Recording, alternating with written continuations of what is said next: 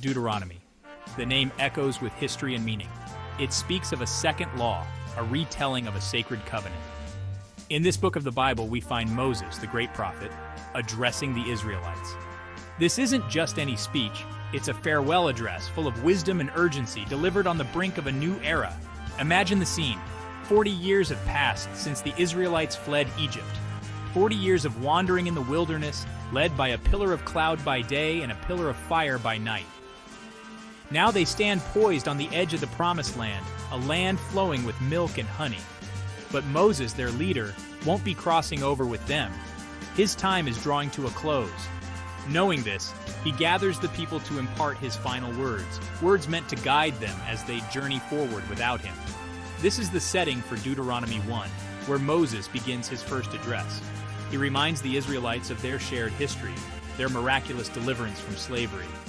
It's a reminder of God's power and faithfulness, a call to remember where they've come from.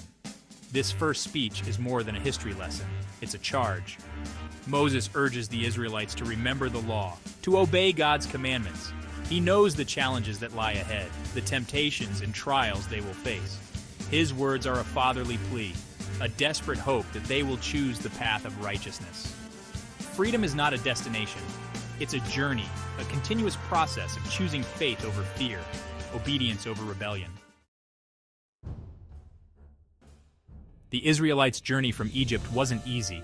It was a journey of hardship and uncertainty, a test of faith and resilience. They faced scorching deserts, hunger, and thirst.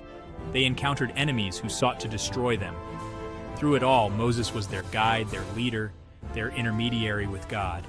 He brought them the 10 Commandments, the foundation of their covenant with God. He interceded on their behalf when they strayed, pleading for God's mercy. He was a symbol of hope, a constant reminder of God's presence. Imagine the Israelites, a vast multitude of men, women, and children, traversing the unforgiving desert landscape. The sun beats down relentlessly, and the wind whips sand into their faces. They are tired, hungry, and afraid, yet they press on, their faith fueled by the promise of a better future. After years of wandering, God directed Moses to lead the Israelites to the edge of the Promised Land. This land, Canaan, represented more than just a physical destination. It was a symbol of God's blessing, a place of abundance and peace. It was a reward for their faithfulness, a testament to God's promise to Abraham. Imagine the anticipation, the excitement as they approached the Jordan River, the boundary separating them from their long-awaited home. The land was described as flowing with milk and honey, a stark contrast to the barren wilderness they were leaving behind. But the promised land wasn't just handed to them. It was a land that needed to be conquered, a challenge that required courage and unity. Before they could experience the fullness of God's blessing, they had to overcome obstacles, fight for their inheritance. Our goals, our aspirations often require us to step outside our comfort zones, to face challenges head-on. As the Israelites prepared to enter the Promised Land, Moses knew he couldn't lead them alone. The task ahead was immense, requiring a different kind of leadership, one that was distributed and shared. So he appointed leaders from each of the 12 tribes of Israel. These weren't chosen based on wealth or social standing. They were chosen for their character, their wisdom, and their commitment to justice. They were to be examples to their tribes, upholding the law, settling disputes fairly, and ensuring the well-being of all. Imagine the weight of responsibility on the shoulders of these newly appointed leaders. They were tasked with guiding their people through uncharted territory, making decisions that would affect generations to come. Their appointment highlights the importance of shared leadership, the idea that true leadership is not about power, but about service. It's about empowering others, sharing responsibility, and working together towards a common goal.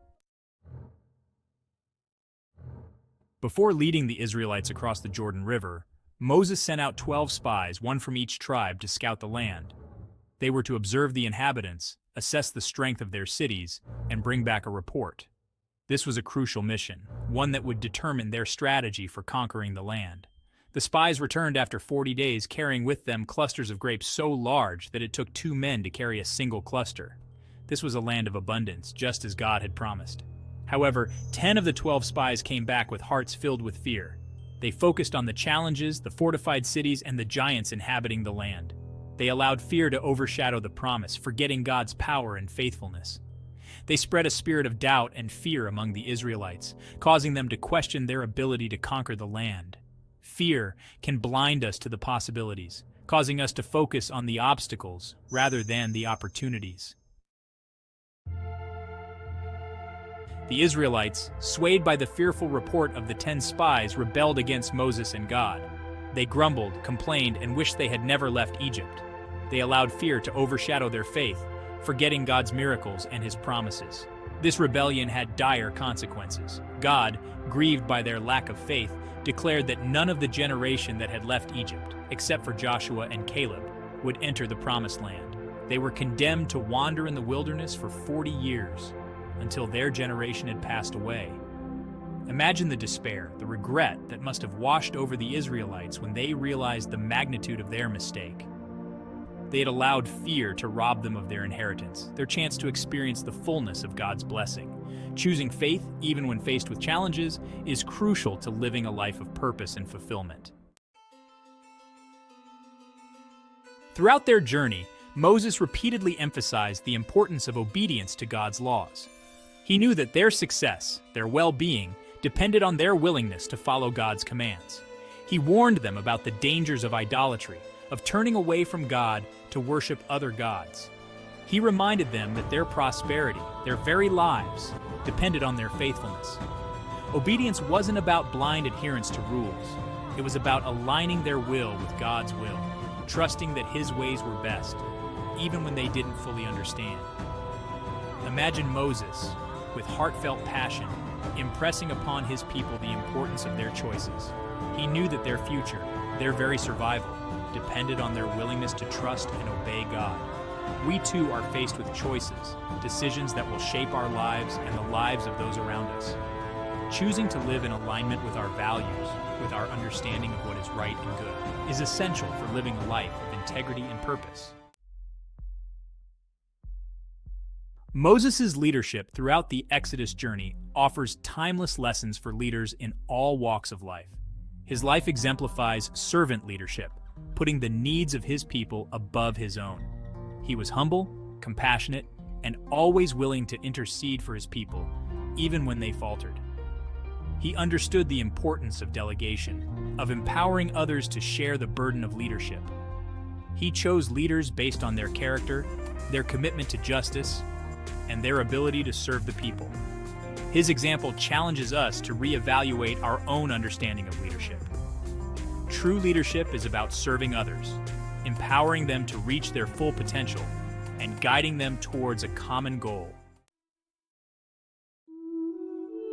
The story of the Exodus and Moses' first address in Deuteronomy highlight the transformative power of faith. Faith enabled the Israelites to leave the comfort of the familiar and embark on a journey into the unknown. It sustained them through trials, gave them hope in the face of adversity, and ultimately led them to the promised land. Their story reminds us that faith is not simply about believing in something we cannot see. It's about acting on that belief, trusting that even when we can't see the path ahead, we are not alone. In our own lives, faith can be a source of strength, resilience, and hope. It can empower us to overcome challenges, pursue our dreams, and make a difference in the world around us. The messages woven throughout Deuteronomy, particularly in Moses' first address, transcend time and culture. They speak to the human condition, our capacity for both greatness and folly. They remind us of the importance of faith, obedience, and leadership in shaping our lives and the world around us. These messages are as relevant today as they were thousands of years ago. The lessons from the Exodus journey, the wisdom imparted by Moses, offer timeless principles for navigating the complexities of life. By reflecting on the experiences of the Israelites, their triumphs and their failures, we gain insights into our own lives, our relationships, and our place in the grand tapestry of human experience. As we reflect on the story of the Israelites and Moses' final words to them, it's important to consider our own journey. We may not be wandering in a physical desert, but we all face challenges, uncertainties, and the constant need to make choices that will shape our future. Just like the Israelites, we have a choice to make. Will we allow fear and doubt to control our lives? Or will we choose faith, trusting in a power greater than ourselves to guide us? The journey ahead may not always be easy, but it is in the challenges, the moments that test our resolve, that we discover our true strength. Let us go forward, not with a spirit of fear, but with courage, compassion, and an unwavering belief in the extraordinary possibilities that lie ahead. A promise kept, entering the promised land, the dawn of a new era, a momentous occasion that had been anticipated for generations. Deuteronomy, the fifth book of the Bible, holds a special place in the hearts of many. It is a book that encapsulates the essence of faith, perseverance, and divine promise. It's a book of remembrance, a reminder of God's faithfulness. It calls us to reflect on the past, to remember the trials and triumphs, and to see the hand of God in every moment. Deuteronomy chapter 2 specifically tells the story of the Israelites finally approaching the promised land. This chapter is a pivotal point in their journey, a culmination of years of wandering and waiting. Imagine their excitement. After years of wandering, they were on the cusp of God's blessing. The air was thick with anticipation, and their hearts were filled with hope and joy. The Israelites had been through so much. Their journey was fraught with challenges, from the harsh conditions of the desert to the internal struggles of doubt and fear. They faced hardship and uncertainty. The desert was unforgiving and the path was often unclear, yet they pressed on, driven by the promise of a better future. Yet through it all, God had been faithful. He provided for their needs, guiding them with a pillar of cloud by day and a pillar of fire by night. He gave them manna from heaven and water from the rock. He promised their ancestors a land flowing with milk and honey, a land of abundance where they would find rest and prosperity. Now that promise was about to be fulfilled. The sight of the lush, fertile land filled them with awe and gratitude. They were on the brink of a new beginning. This chapter is more than just a history lesson. It is a testament to the enduring faithfulness of God and the power of His promises. It's a powerful reminder for us today. God keeps His promises. He guides us. He provides for us. In our own journeys, we can find strength and encouragement in the story of the Israelites. Just like He did for the Israelites, their story is a beacon of hope, showing us that no matter how difficult the journey, God is with us every step of the way. Let's journey with the Israelites, learn from their experiences, and be encouraged by God's faithfulness. As we walk our own path, let us remember that we are never alone. God's promises are true, and His faithfulness endures forever. The story of the Israelites is not just a tale of the past, but a living testament to the power of faith and the unwavering love of God. So as we reflect on their journey, let us also reflect on our own and find comfort in the knowledge that God is always with us, guiding us towards our own promised land. Wilderness wanderings, a test of faith. The journey wasn't easy. It was a long, arduous trek through the barren desert where every step felt like a challenge. The scorching sun was relentless, and the dry, arid air made every breath a struggle. The Israelites were on a journey that would test not only their physical endurance, but also their spiritual resilience. Imagine the Israelites walking through the vast wilderness. The sun beat down mercilessly, and the heat was almost unbearable. Supplies ran low, and the scarcity of water and food made each day a battle for survival.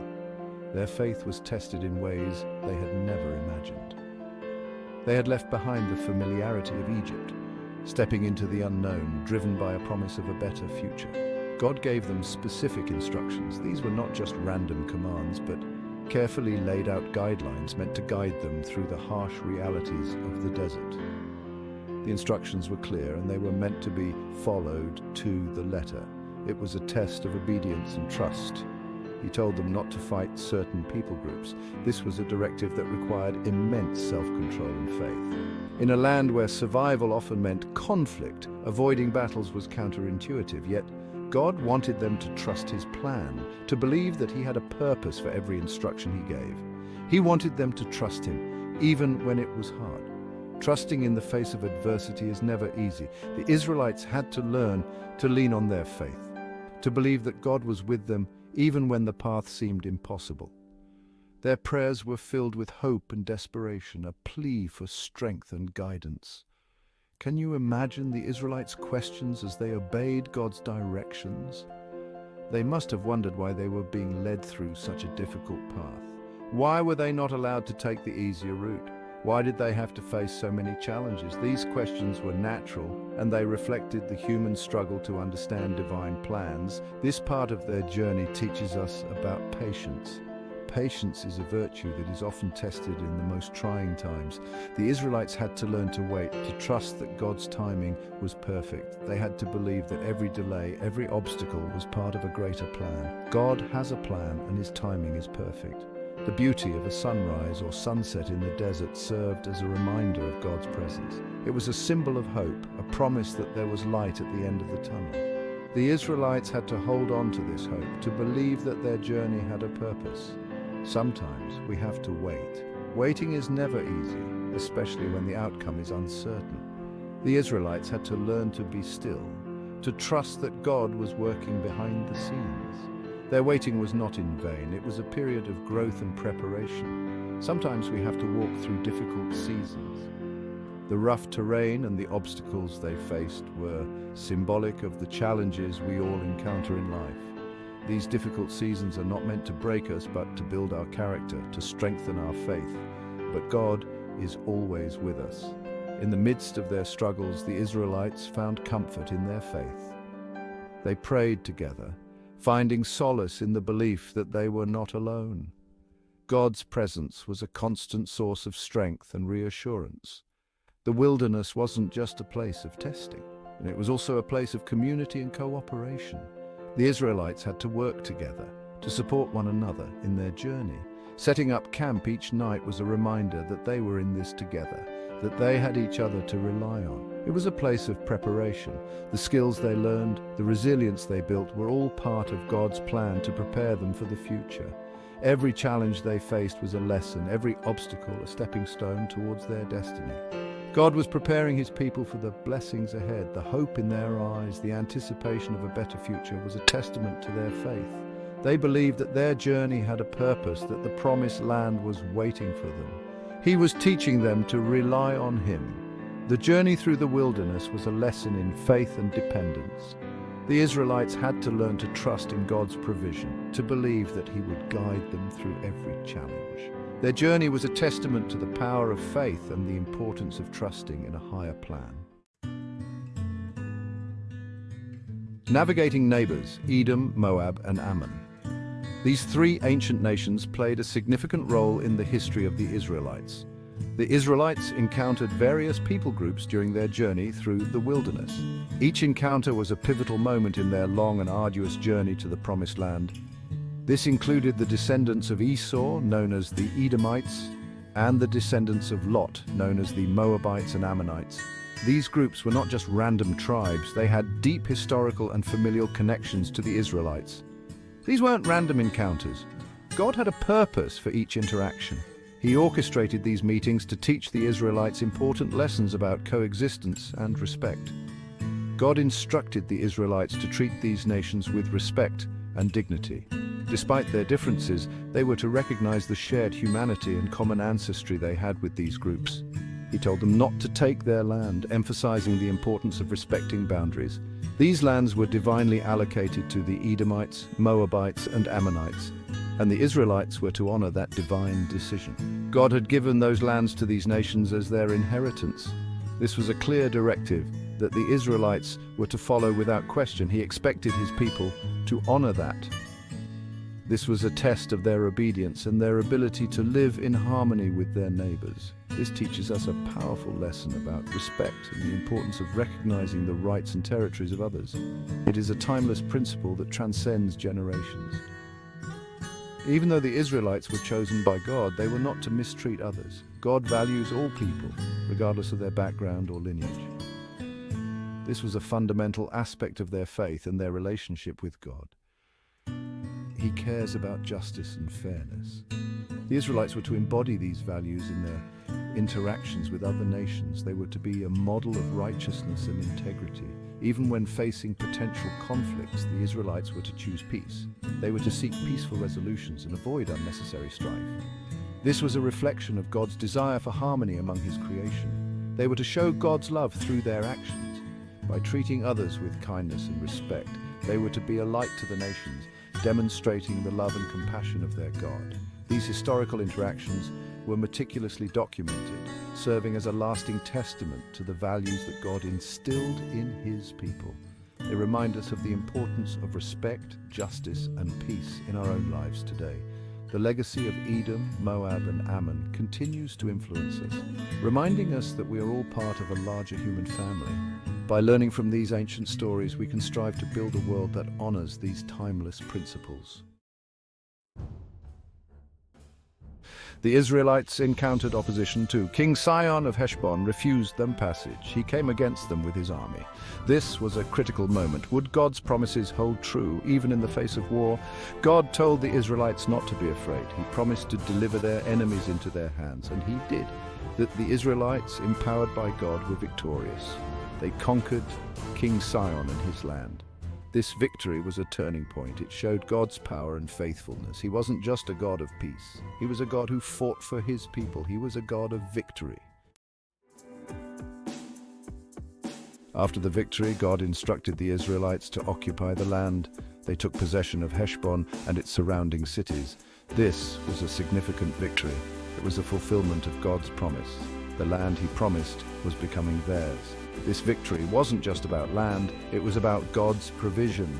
He was providing for their needs. He was giving them a place to call home. He was showing them that he was a God who kept his promises. God's faithfulness was evident, his power undeniable. The victory at Heshbon served as a reminder to the Israelites and to us that God is with us in every battle.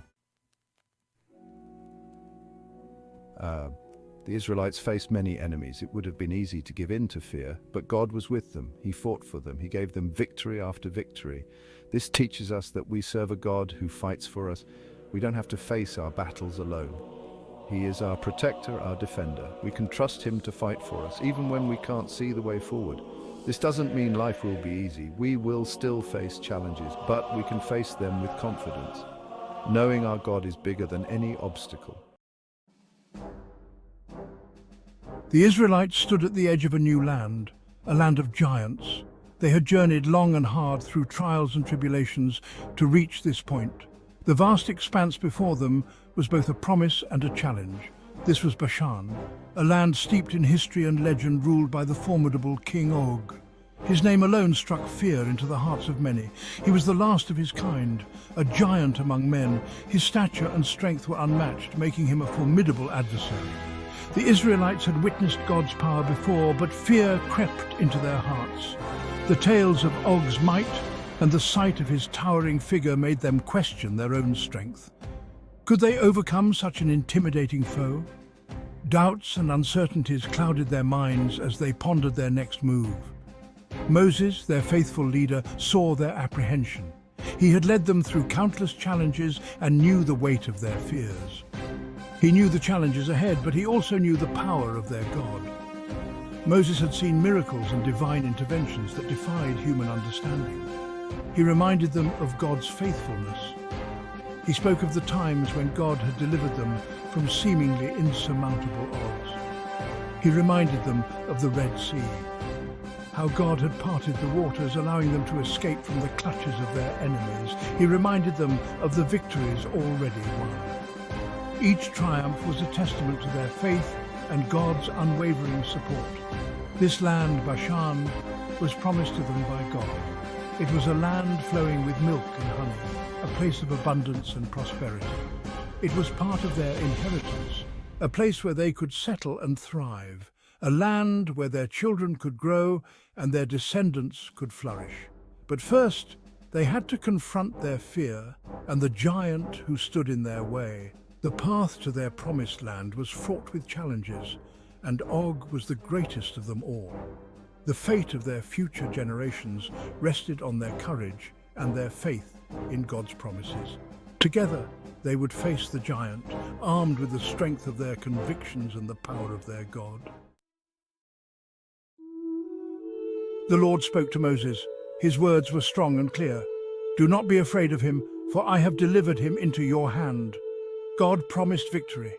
He promised to hand King Og and his kingdom over to them. God would fight for them. They only needed to trust and obey. This reassurance from God ignited a spark of hope in the hearts of the Israelites. They had seen God's power before. They had witnessed his faithfulness. Now they were called to remember and to trust once again. They were not alone in this battle. The God of the universe was on their side. The Israelites, empowered by God's promise, marched into battle. They fought with courage and determination, knowing that God was with them. The victory was swift and decisive. King Og and his army were defeated. Every single one of his cities fell into the hands of the Israelites. This was no ordinary victory. It was a testament to God's power and faithfulness. It was a clear sign that God was with his people, fighting for them and securing their inheritance. The defeat of King Og, the last of the giants, marked a significant turning point in the journey of the Israelites. It was a victory that would echo through generations, a testament to God's faithfulness to his promises. With King Og defeated, the land of Bashan lay open before them. It was a fertile land, rich in resources. Moses divided the land among the tribes of Reuben, Gad, and half the tribe of Manasseh. This was their inheritance, a place to settle and build their lives. The division of the land was not just a practical matter. It was a symbol of God's faithfulness to his promises. Generations earlier, God had promised Abraham that his descendants would inherit this land. Now, that promise was being fulfilled before their very eyes. It was a time of great joy and celebration as they began to establish their homes in this new land. Section 5, Moses' Plea. Moses, the faithful leader who had guided the Israelites for so long, felt a deep longing in his heart. He had been their shepherd through the wilderness, their guide through trials and tribulations, and their voice in times of despair. He longed to cross the Jordan River, the boundary that separated him from the land of promise. He longed to set foot in the promised land, the land that God had promised to Abraham and his descendants. This land, flowing with milk and honey, represented the culmination of a journey that had spanned generations. So he pleaded with God, his voice filled with emotion and reverence. "Please let me go over and see the good land beyond the Jordan," he begged, his words echoing the deep yearning of his soul. Moses' heart yearned to witness the fulfillment of God's promise in its entirety. He had seen the vision of the land, but he longed to experience it firsthand. He had led the people to the very edge of their destiny, and now he desired to share in the joy of entering the land that had been the focus of their journey for so long. The land that symbolized hope, freedom, and a new beginning. His plea was a heartfelt desire to see the culmination of God's faithfulness to his people. It was a request born out of love, dedication, and a lifetime of unwavering faith. Though he knew his time was near, Moses' plea was a testament to his enduring spirit and his deep connection to the divine promise. Section 6. A Faithful Leader. God listened to Moses' plea with compassion. He understood Moses' heart, his longing to enter the promised land. But God, in his wisdom, had a different plan. "You shall not cross over this Jordan," he told Moses. God had ordained that Joshua would lead the people into the promised land. Although Moses would not physically cross the Jordan River, his legacy would forever be intertwined with the promised land. He had led the people to the very edge of their destiny, and his faith and leadership had prepared them for the next chapter in their journey. His story is a powerful reminder that sometimes faithfulness means trusting God's plan, even when it differs from our own desires. Section 7. The Heart of a Servant. Though disappointed, Moses did not question God's decision. He accepted God's will with grace and humility. His heart was not filled with bitterness or resentment, but with a desire to obey and to serve God until the very end. He continued to lead with unwavering faith and to encourage the people to trust in God's promises. Moses' response to God's denial reveals the depth of his character. He was not driven by personal ambition, but by a selfless desire to serve God and to see God's people flourish. His example is a testament to the power of humility and obedience, even in the face of personal disappointment. Section 8. A Promise Kept. God allowed Moses to climb Mount Nebo. From the summit, Moses gazed out at the promised land. He saw the land that flowed with milk and honey, the land that God had promised to Abraham, Isaac, and Jacob. Though he couldn't enter, he saw it, a testament to God's faithfulness. This moment on Mount Nebo served as a powerful affirmation of God's faithfulness. Despite the challenges and setbacks, God had kept his promise. He had brought the Israelites to the very threshold of their inheritance. It was a moment of bittersweet joy for Moses, a testament to God's faithfulness and the culmination of a lifetime of leadership. Section 9. Lessons from the Conquest. The story of the victory over Og of Bashan is more than just a historical account. It is a narrative that transcends time, offering profound lessons that resonate even in our modern world. It is a timeless story of faith, courage, and the faithfulness of God. This tale teaches us that unwavering faith can lead to extraordinary outcomes, even when the odds seem insurmountable. It reminds us that no obstacle is too big for God. Just as the Israelites faced seemingly impossible challenges, we too encounter our own giants in life. Yet with faith, these obstacles can be overcome. It reminds us that God fights for his people. In moments of doubt and fear, we can find solace in knowing that we are not alone. The divine presence is always with us, guiding and protecting. It reminds us that God keeps his promises. Throughout history, God's faithfulness has been a constant, unwavering force. His promises are not just words, they are commitments that he fulfills. This victory, like so many others in the Bible, serves as a source of encouragement and inspiration for people of faith today. It is a testament to the power of belief and the strength that comes from trusting in a higher power. It reminds us that we serve a God who is bigger than any giant we may face. Whether it is personal struggles, societal challenges, or global crises, we can find strength in knowing that our God is greater. It reminds us that we can face our fears with courage, knowing that God is with us every step of the way. In moments of solitude and reflection, we can draw upon this divine assurance to move forward with confidence. It reminds us that God's promises are true and that he can be trusted to fulfill them in his perfect timing. As the sun rises each day, so too does our hope and faith in the promises of God, ever steadfast and true. Section 10. Our God of Impossibility. The Israelites faced a giant. We face giants too. They may not be physical giants, but they are giants nonetheless. Giants of fear, doubt, and uncertainty. But the God who delivered the Israelites is our God too. He is the God of the impossible. Let the story of the victory over Og of Bashan inspire us to face our giants with courage and faith. Let us remember that God is with us, fighting for us, and that he will never leave us nor forsake us. Let us trust in his promises and walk boldly into the future he has planned for us, knowing that he is the God of the impossible, and nothing is too difficult for him. Friends, the story of Moses is powerful. It is a tale of faith, courage, and divine guidance that has inspired countless generations. Moses, a man of humble beginnings, was chosen by God to lead his people out of bondage and into freedom. He was chosen by God. This divine selection was not just a random act, it was a testament to Moses' character and his unwavering faith in the Almighty. From the burning bush to the peak of Mount Sinai, Moses' journey was marked by miraculous events and divine encounters. He led the Israelites out of slavery. This was no small feat. The Israelites had been enslaved in Egypt for centuries, and their liberation was a monumental task. With God's guidance, Moses performed miracles, including the parting of the Red Sea to ensure their safe passage.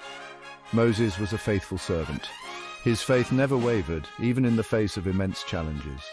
He constantly sought God's guidance and remained obedient to his commands, demonstrating what it means to be a true servant of God. He heard directly from God. This direct communication was a unique privilege that set Moses apart. It was through these divine conversations that Moses received the Ten Commandments, a set of holy laws that would shape the moral and spiritual foundation of the Israelites. God gave Moses the Ten Commandments. These were holy laws. They were not just rules, but a covenant between God and his people, meant to guide them in their daily lives and ensure they lived in accordance with his will. They were meant to guide the Israelites.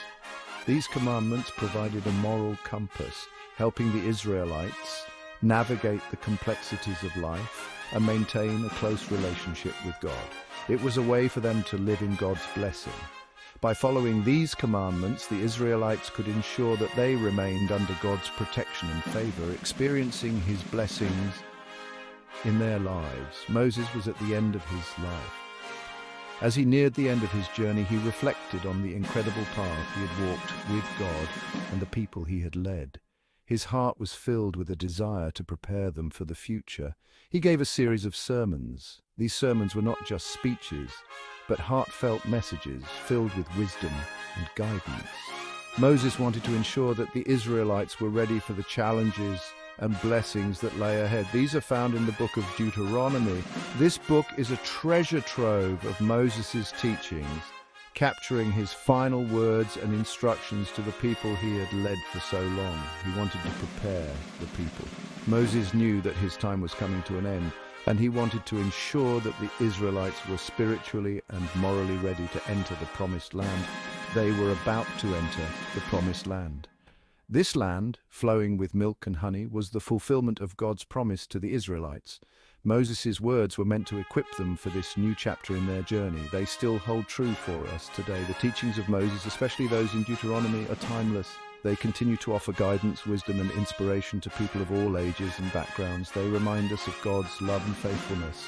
These teachings are a testament to God's enduring love and his unwavering commitment to his people. They encourage us to live lives of faith, obedience, and devotion. Let's explore his powerful message in Deuteronomy 4. As we delve into this chapter, let us open our hearts and minds to the timeless wisdom and divine guidance that Moses imparted to the Israelites and see how it can transform our lives today. Deuteronomy 4 is a call to obedience. Moses reminds the Israelites of God's goodness. God brought them out of Egypt with mighty power. He did miracles, but God had expectations. He gave them laws. These laws were not to restrict them, they were to protect them. They were for their good. Obedience brings blessing. This is a constant theme. When we obey God, we honor him. We show him that we trust him. Moses wanted the Israelites to prosper. He wanted them to experience God's best. He knew that obedience was the key. Moses reminds the people of their past mistakes. He recounts the incident at Baal Peor. This was a low point in their journey. They worshipped false gods. They faced God's judgment. This event serves as a warning. It reminds us of the dangers of disobedience. Turning away from God always leads to trouble. But God is a God of forgiveness. He had spared them. He gave them another chance. Moses wanted them to learn from their mistakes. He pleaded with them to choose a different path. Moses emphasizes the wisdom of God's laws. He says they're not burdensome, they are not too difficult to understand. God's laws are for everyone. They are for all people, in all times. They are a reflection of his love. They provide a framework for a fulfilling life. When we follow God's wisdom, we find life, we find peace, we find joy. This is the path to true fulfillment. This is what God desires for us. Section 5. Passing the torch, securing the future. Moses was concerned about the future. He knew he wouldn't be around forever. He urged the people to teach their children. They needed to pass on God's laws. These truths had to be ingrained in their hearts. They needed to share them with the next generation. This was vital for their survival. We must do the same today. We must teach our children about God's love and faithfulness. We must equip them to live a life of purpose and meaning. Section 6, the peril of idolatry, a dangerous path. Moses warns against idolatry. He knew the temptation. The Israelites were surrounded by pagan nations. It would be easy to fall into that trap. Idolatry is a dangerous path. It leads us away from the one true God. It distracts us from what truly matters. We can have modern idols too. Things can take God's place in our lives. These can be possessions, relationships, or ambitions. We must guard our hearts against anything that could replace God. Section 7. God's everlasting covenant, a beacon of hope. This covenant is not just a historical artifact, it is a living promise that continues to inspire and guide us today. Moses reminds the people of God's covenant. He stood before the Israelites, a people weary from their journey, and spoke words of reassurance and commitment. This is a promise that God made to Abraham. He would bless them. Abraham, a man of great faith, was promised descendants as numerous as the stars in the sky. He would make them a great nation. Despite their trials and tribulations, the Israelites held on to this promise, knowing that their journey had a divine purpose. This covenant was still valid. God is faithful. The Ten Commandments served as a tangible reminder of God's enduring commitment to his people. This covenant is a source of hope. Just as a rainbow follows a storm, God's promises bring light and hope to our darkest moments. It reminds us that God is always with us. In times of joy and sorrow, in moments of doubt and faith, his presence is a constant. He will never leave us or forsake us. This assurance gives us the strength to face life's challenges, knowing we are never truly alone. This covenant extends to us today. It transcends time and culture, uniting believers across generations and geographies. We are children of Abraham through faith. This spiritual lineage connects us to the patriarchs and matriarchs of old, making their stories our own. We are heirs to God's promises.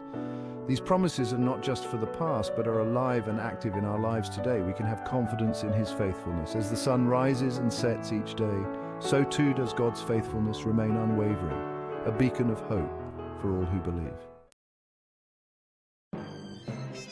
Section 8, the blessings of obedience, reaping the rewards. Moses highlights the blessings of obedience. He promises prosperity, protection, and long life. He paints a beautiful picture of God's favor. These blessings are not just material, they are also spiritual. They include peace, joy, and a close relationship with God. When we obey God, we experience his goodness in every area of our lives. We experience his peace, his joy, and his love. This is God's desire for his children. Section 9, standing out from the crowd. Embracing God's uniqueness. Moses emphasizes the uniqueness of the Israelites.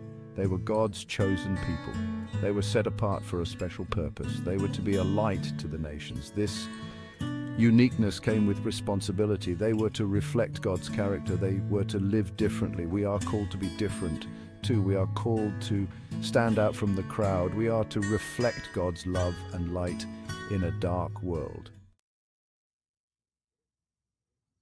Section 10, a call to remember, keeping God's laws close.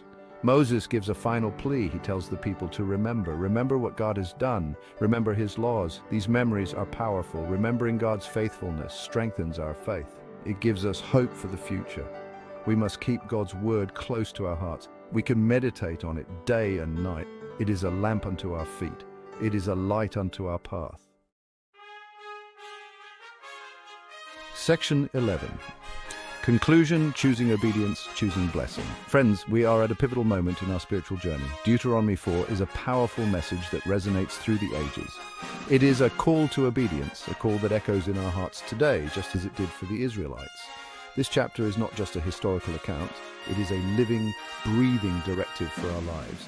It is a call to align our actions with God's will. It reminds us of the importance of God's word, urging us to meditate on it day and night, to let it guide our decisions and shape our character. It highlights the dangers of idolatry, warning us against placing anything above our Creator.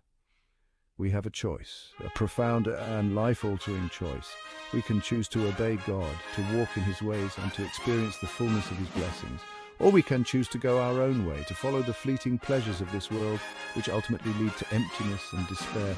Obedience brings blessing. Disobedience leads to trouble and heartache.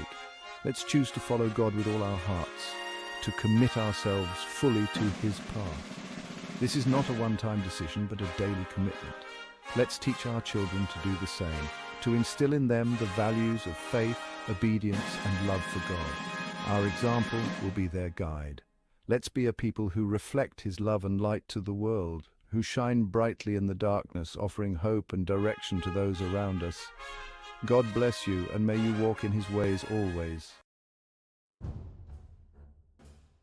Imagine a vast desert, the sun beating down on thousands of Israelites.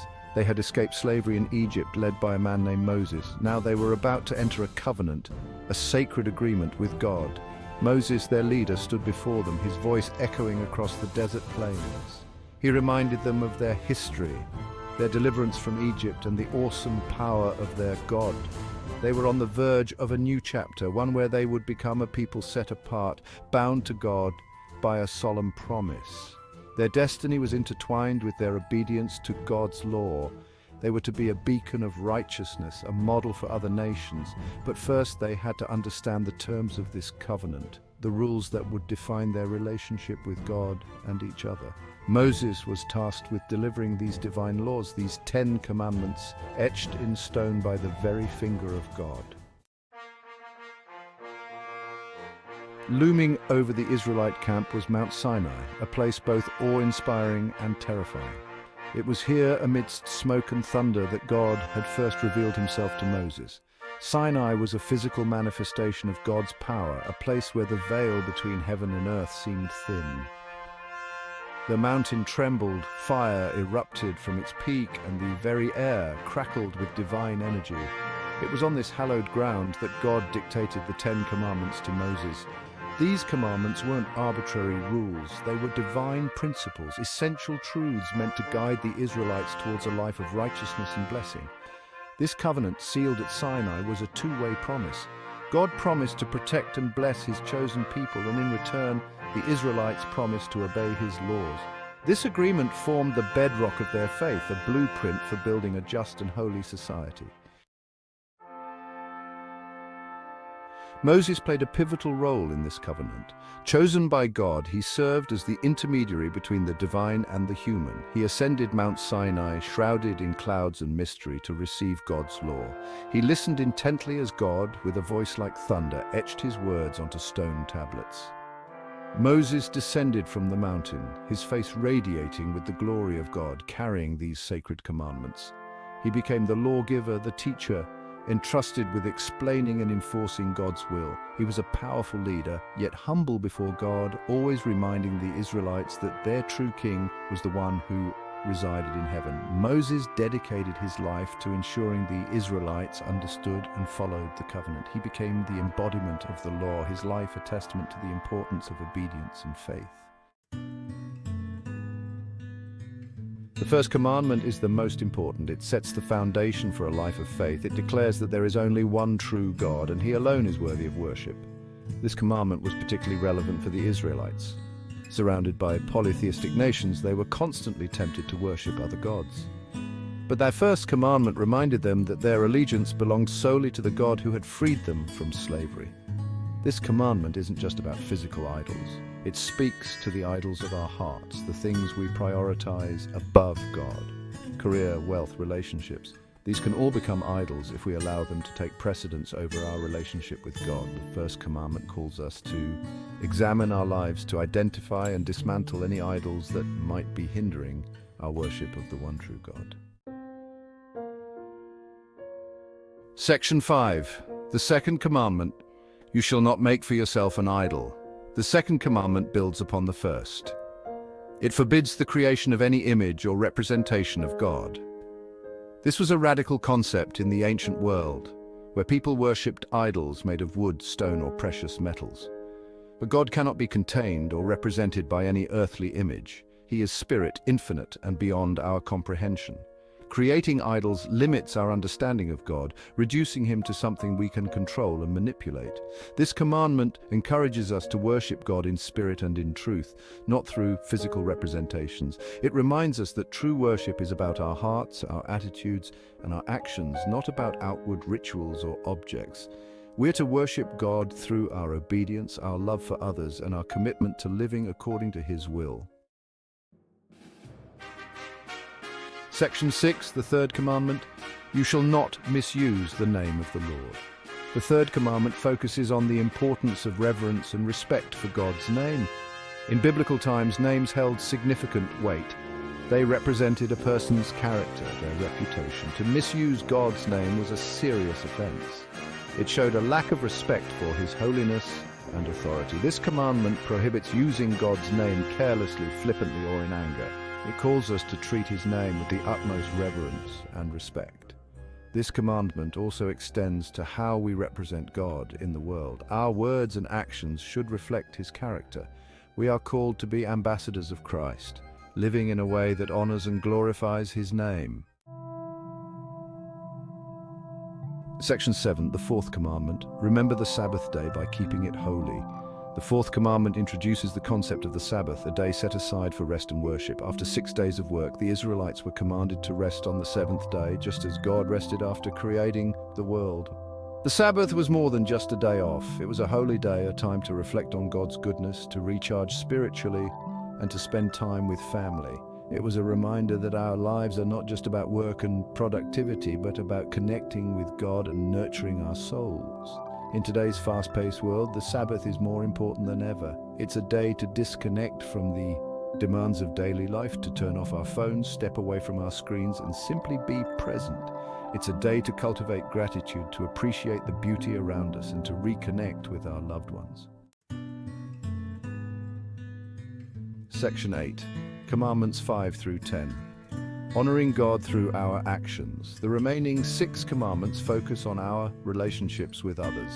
They provide guidelines for living in harmony with our families, our neighbors, and our community. The 5th commandment, honor your father and your mother, emphasizes the importance of respecting and caring for our parents. It recognizes the vital role parents play in our lives and calls us to treat them with love and gratitude. The 6th commandment, you shall not murder, underscores the sanctity of human life. It prohibits taking another person's life, highlighting the inherent value and dignity of every individual.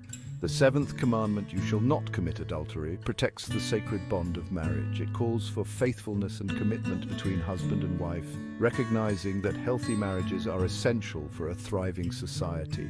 The 8th commandment, you shall not steal, addresses the importance of honesty and integrity. It prohibits taking what rightfully belongs to another person, emphasizing the value of hard work, fairness, and respecting other people's property. The 9th commandment, you shall not give false testimony against your neighbor, focuses on the power of words.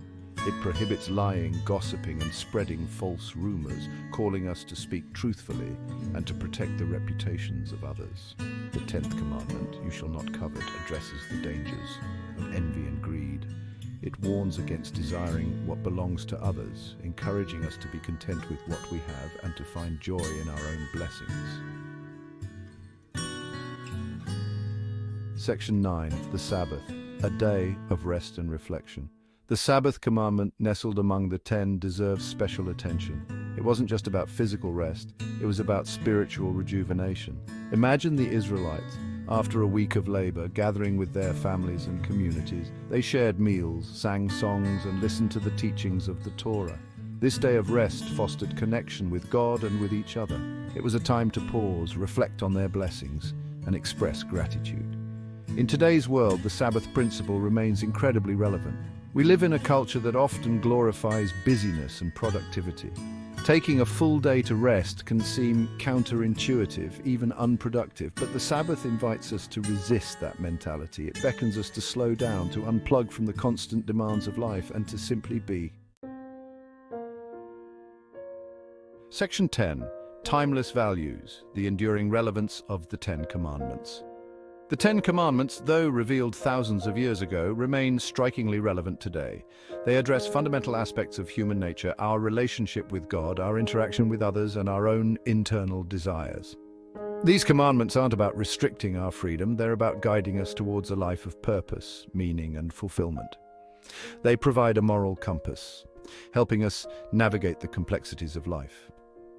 In a world often characterized by moral ambiguity, the 10 Commandments offer clarity and direction. They remind us that there are universal truths, principles that transcend time and culture. Whether we're grappling with issues of integrity, faithfulness, or respect for others, these ancient commandments offer wisdom and guidance. They remind us of the importance of living with intention, treating others with kindness, and striving to be the best versions of ourselves. Section 11. Our Guiding Light. Living by the Commandments today. The 10 Commandments are not just ancient rules, they are timeless principles that can enrich our lives today. They challenge us to examine our hearts, our motivations, and our actions. They call us to live with integrity, to treat others with respect, and to strive for justice. Living by these commandments isn't always easy. We will stumble, we will fall short. But the beauty of God's grace is that it's always available to us. When we mess up, we can ask for forgiveness, learn from our mistakes, and strive to do better. The Ten Commandments are not a burden, they are a blessing, a gift from a loving God who desires our flourishing. They are a roadmap to a life of purpose, meaning, and fulfillment. By embracing these principles, we can experience the joy of living in harmony with God, with others, and with ourselves. Commitment. It's a word that carries weight, a promise whispered in the stillness of the heart, a decision that shapes destinies. In the tapestry of life, our commitments form the threads that bind us. And when it comes to faith, commitment takes on a profound significance, becoming the very cornerstone upon which we build our lives. Deuteronomy 6 speaks volumes about the importance of commitment to God. It's a chapter brimming with urgency and tenderness, echoing God's deep desire for an unwavering bond with his people. Imagine the Israelites poised on the brink of the Promised Land. For 40 long years they had wandered the wilderness. Now, as they prepared to inherit the land, God, through Moses, gave them a set of instructions, a blueprint for a life of blessing and abundance. These weren't just arbitrary rules, but loving guidelines. Hear, O Israel, the Lord our God, the Lord is one. Love the Lord your God with all your heart and with all your soul and with all your strength. These words, etched in the annals of history, are as relevant today as they were millennia ago. They remind us that true commitment to God is not a casual affair, but a passionate pursuit, an unwavering devotion that permeates every aspect of our being. The commandments and decrees God gave to the Israelites weren't meant to stifle their joy or limit their freedom. On the contrary, they were a pathway to an abundant life, a life lived in harmony with the Creator and in the flow of His blessings. These directives covered various areas of life, from worship and family to social justice and personal conduct. They were a blueprint for a society founded on righteousness and love. A society where God's presence would be central and His glory evident in every aspect. God, in His infinite wisdom, knew that true fulfillment and lasting happiness could only be found within the boundaries of His loving design. He yearned for His children to experience the fullness of life that comes from walking in obedience to His word. Like a loving parent setting guidelines for a child's well-being, God's commandments were a testament to His deep love and concern for His people. The beauty of God's design is that obedience to His commands isn't a burden, but an invitation to a life overflowing with blessings. Deuteronomy 6 verse 3 promises, "Hear, O Israel, and be careful to obey, so that it may go well with you, and that you may increase greatly in a land flowing with milk and honey, just as the Lord, the God of your ancestors, promised you." Obedience, in essence, becomes the key that unlocks the storehouse of God's blessings. When we align our lives with His will, we position ourselves to receive His favor, His protection, and His abundant provision. When we trust in His wisdom and follow His guidance, our lives become a testament to His faithfulness and goodness. It's important to remember that God's blessings aren't limited to material prosperity. They encompass every aspect of our well-being: peace, joy, wisdom, strength, and the assurance of His constant presence in our lives. At the heart of Deuteronomy 6 lies a profound and beautiful truth. God desires our wholehearted love. Love the Lord your God with all your heart and with all your soul and with all your strength. This isn't a casual suggestion, but a passionate plea from a loving God who desires nothing less than the fullness of our affection. To love God with all our heart is to center our affections on Him, to make Him the object of our deepest desires and longings. To love Him with all our soul is to surrender our very being to Him, acknowledging His lordship over every aspect of our lives. And to love Him with all our strength is to live each day with a passionate commitment to honor Him in all we do, our actions reflecting the depth of our devotion.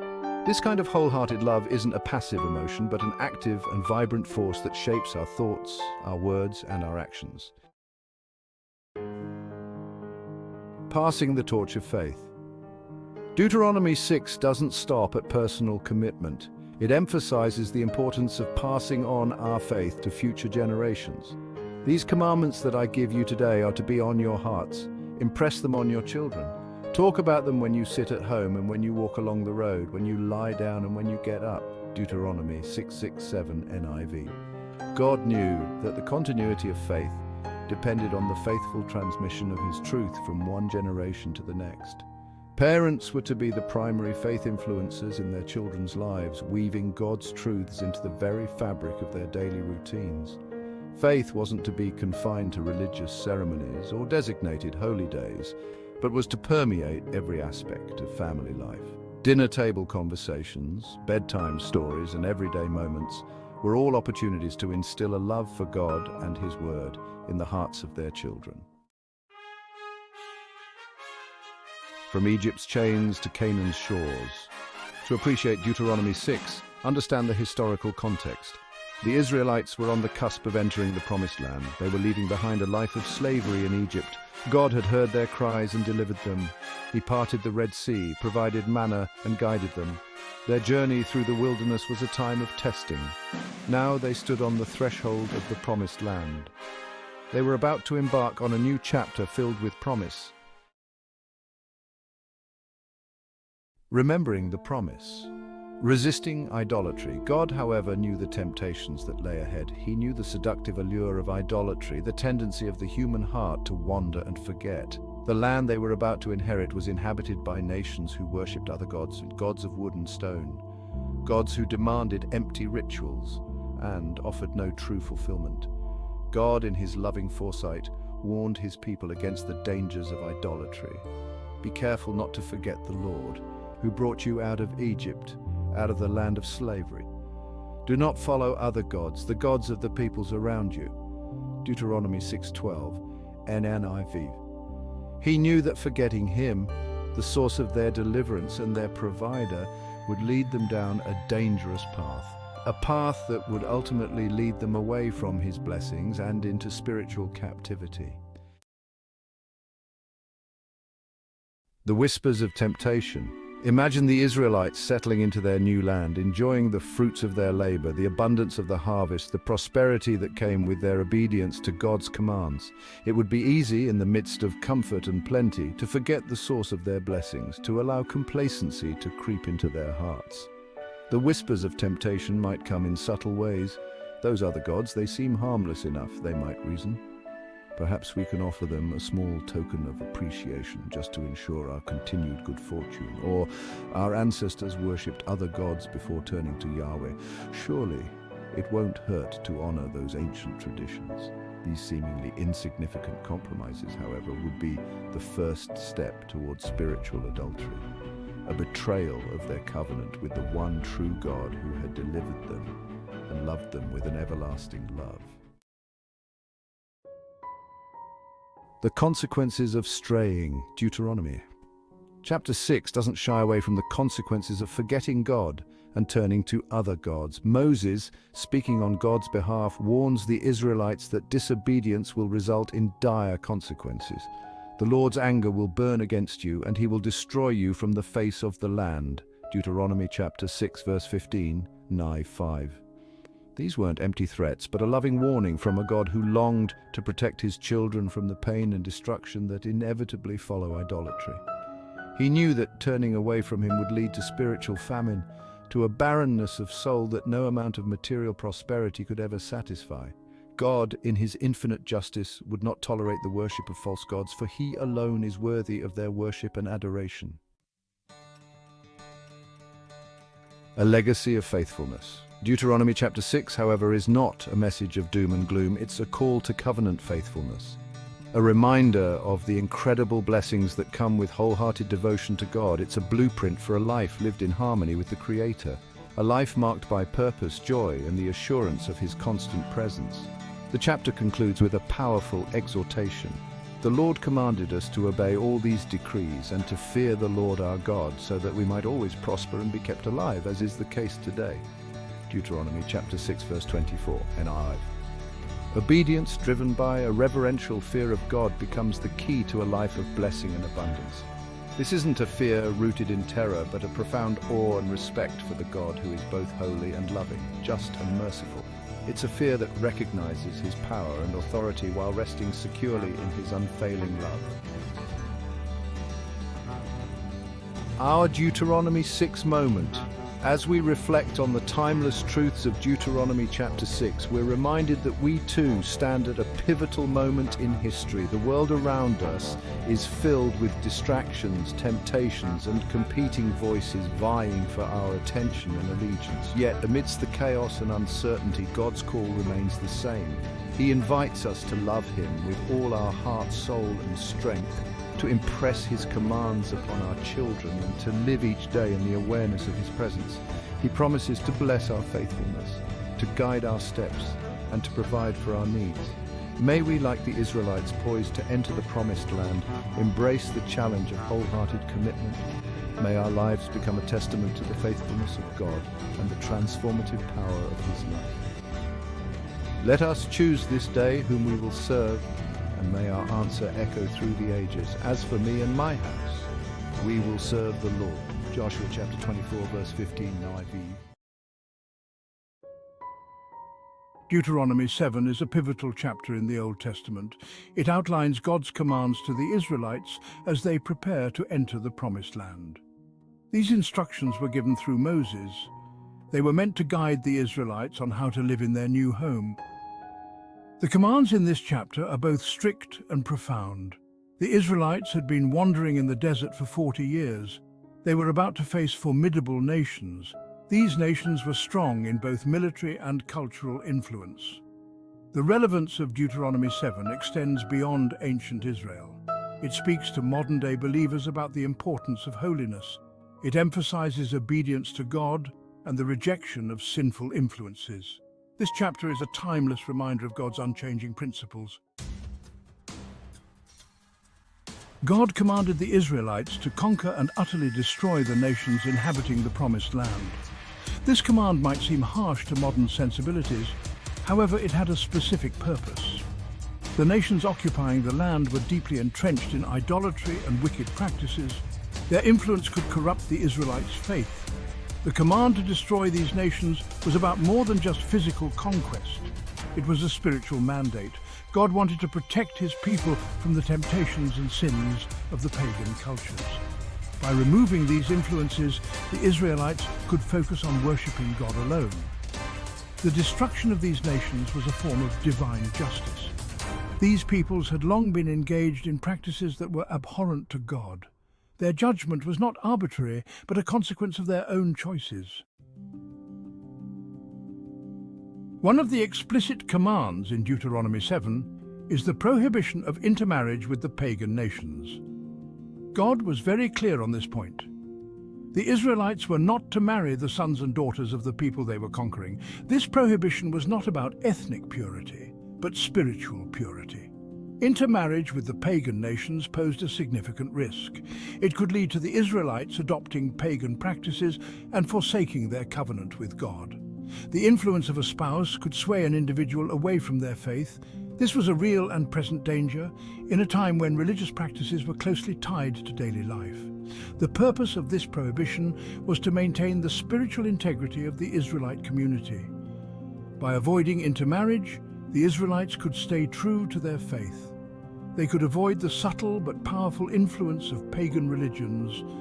This command was a protective measure for their spiritual well-being. Deuteronomy 7 also commands the Israelites to break down pagan altars and idols. This was a direct attack on the physical symbols of pagan worship. God wanted his people to dismantle the structures that represented false gods.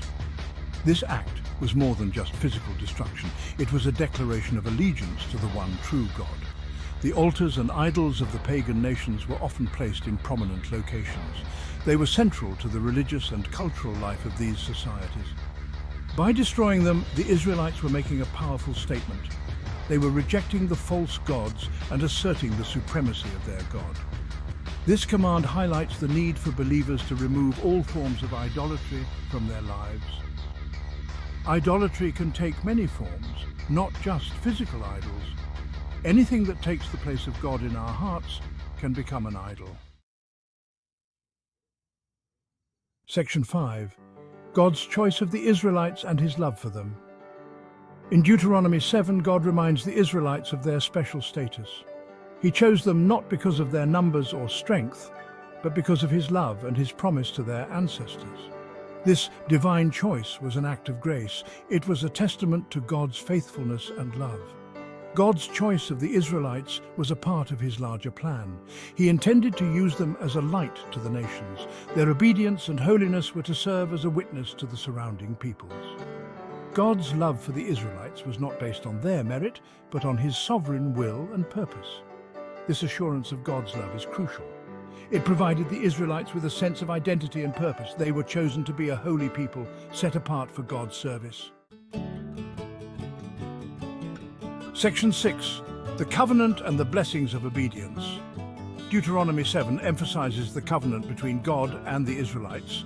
This covenant was a binding agreement. It required the Israelites to obey God's commands fully. In return, God promised to bless them abundantly. The blessings included prosperity, health, and protection from their enemies. Obedience to God's commands was the key to experiencing these blessings. The covenant was not just a legal contract, but a relational agreement. It was based on love, trust, and faithfulness.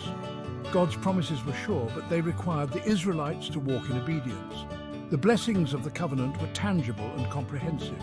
They affected every area of the Israelites' lives. Section 7. Consequences of disobedience and rejection of God.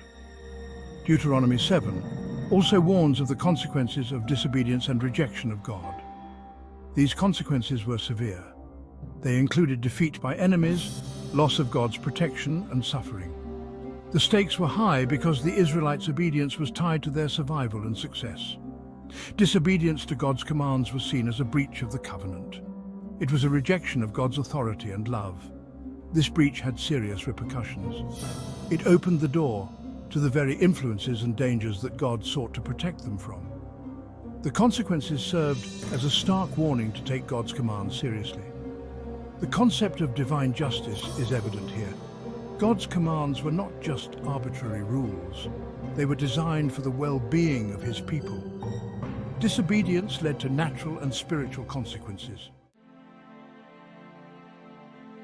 Section 8, relating ancient instructions to modern spiritual practices. The instructions in Deuteronomy 7 might seem distant and ancient. However, their principles are highly relevant today.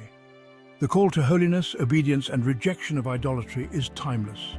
These principles guide our spiritual practices and shape our relationship with God. Modern believers can relate to the need for spiritual purity. In a world filled with distractions and temptations, the call to remain focused on God is crucial.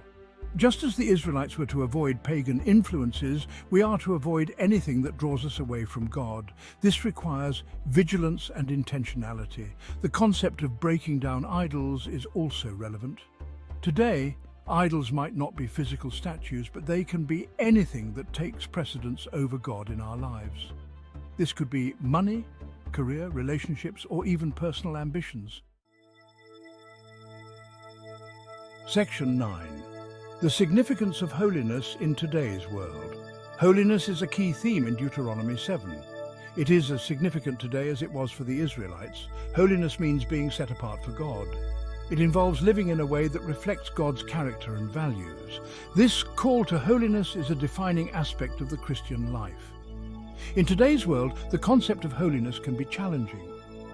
Society often promotes values that are contrary to God's standards. However, the call to holiness requires us to stand firm in our faith. It requires us to be different, to be a light in the darkness. Holiness affects every aspect of our lives.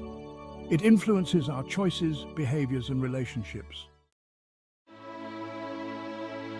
Section 10, concluding thoughts on spiritual purity and faithfulness. As we conclude our exploration of Deuteronomy 7, the importance of spiritual purity and faithfulness stands out. God's commands to the Israelites were clear and uncompromising. They were designed to protect and bless his people. These commands are relevant to us today as we navigate our spiritual journeys. Spiritual purity involves removing anything that hinders our relationship with God. It requires us to identify and tear down the idols in our lives. This process is ongoing and requires diligence and dedication. Purity is not just about avoiding wrong, but wholeheartedly pursuing what is right. Faithfulness to God is essential. It involves obedience to His commands and trust in His promises. This faithfulness is a testament to our love and commitment to God. It is the foundation of a vibrant and fulfilling spiritual life. In a world filled with distractions and challenges, the call to holiness and faithfulness is more important than ever.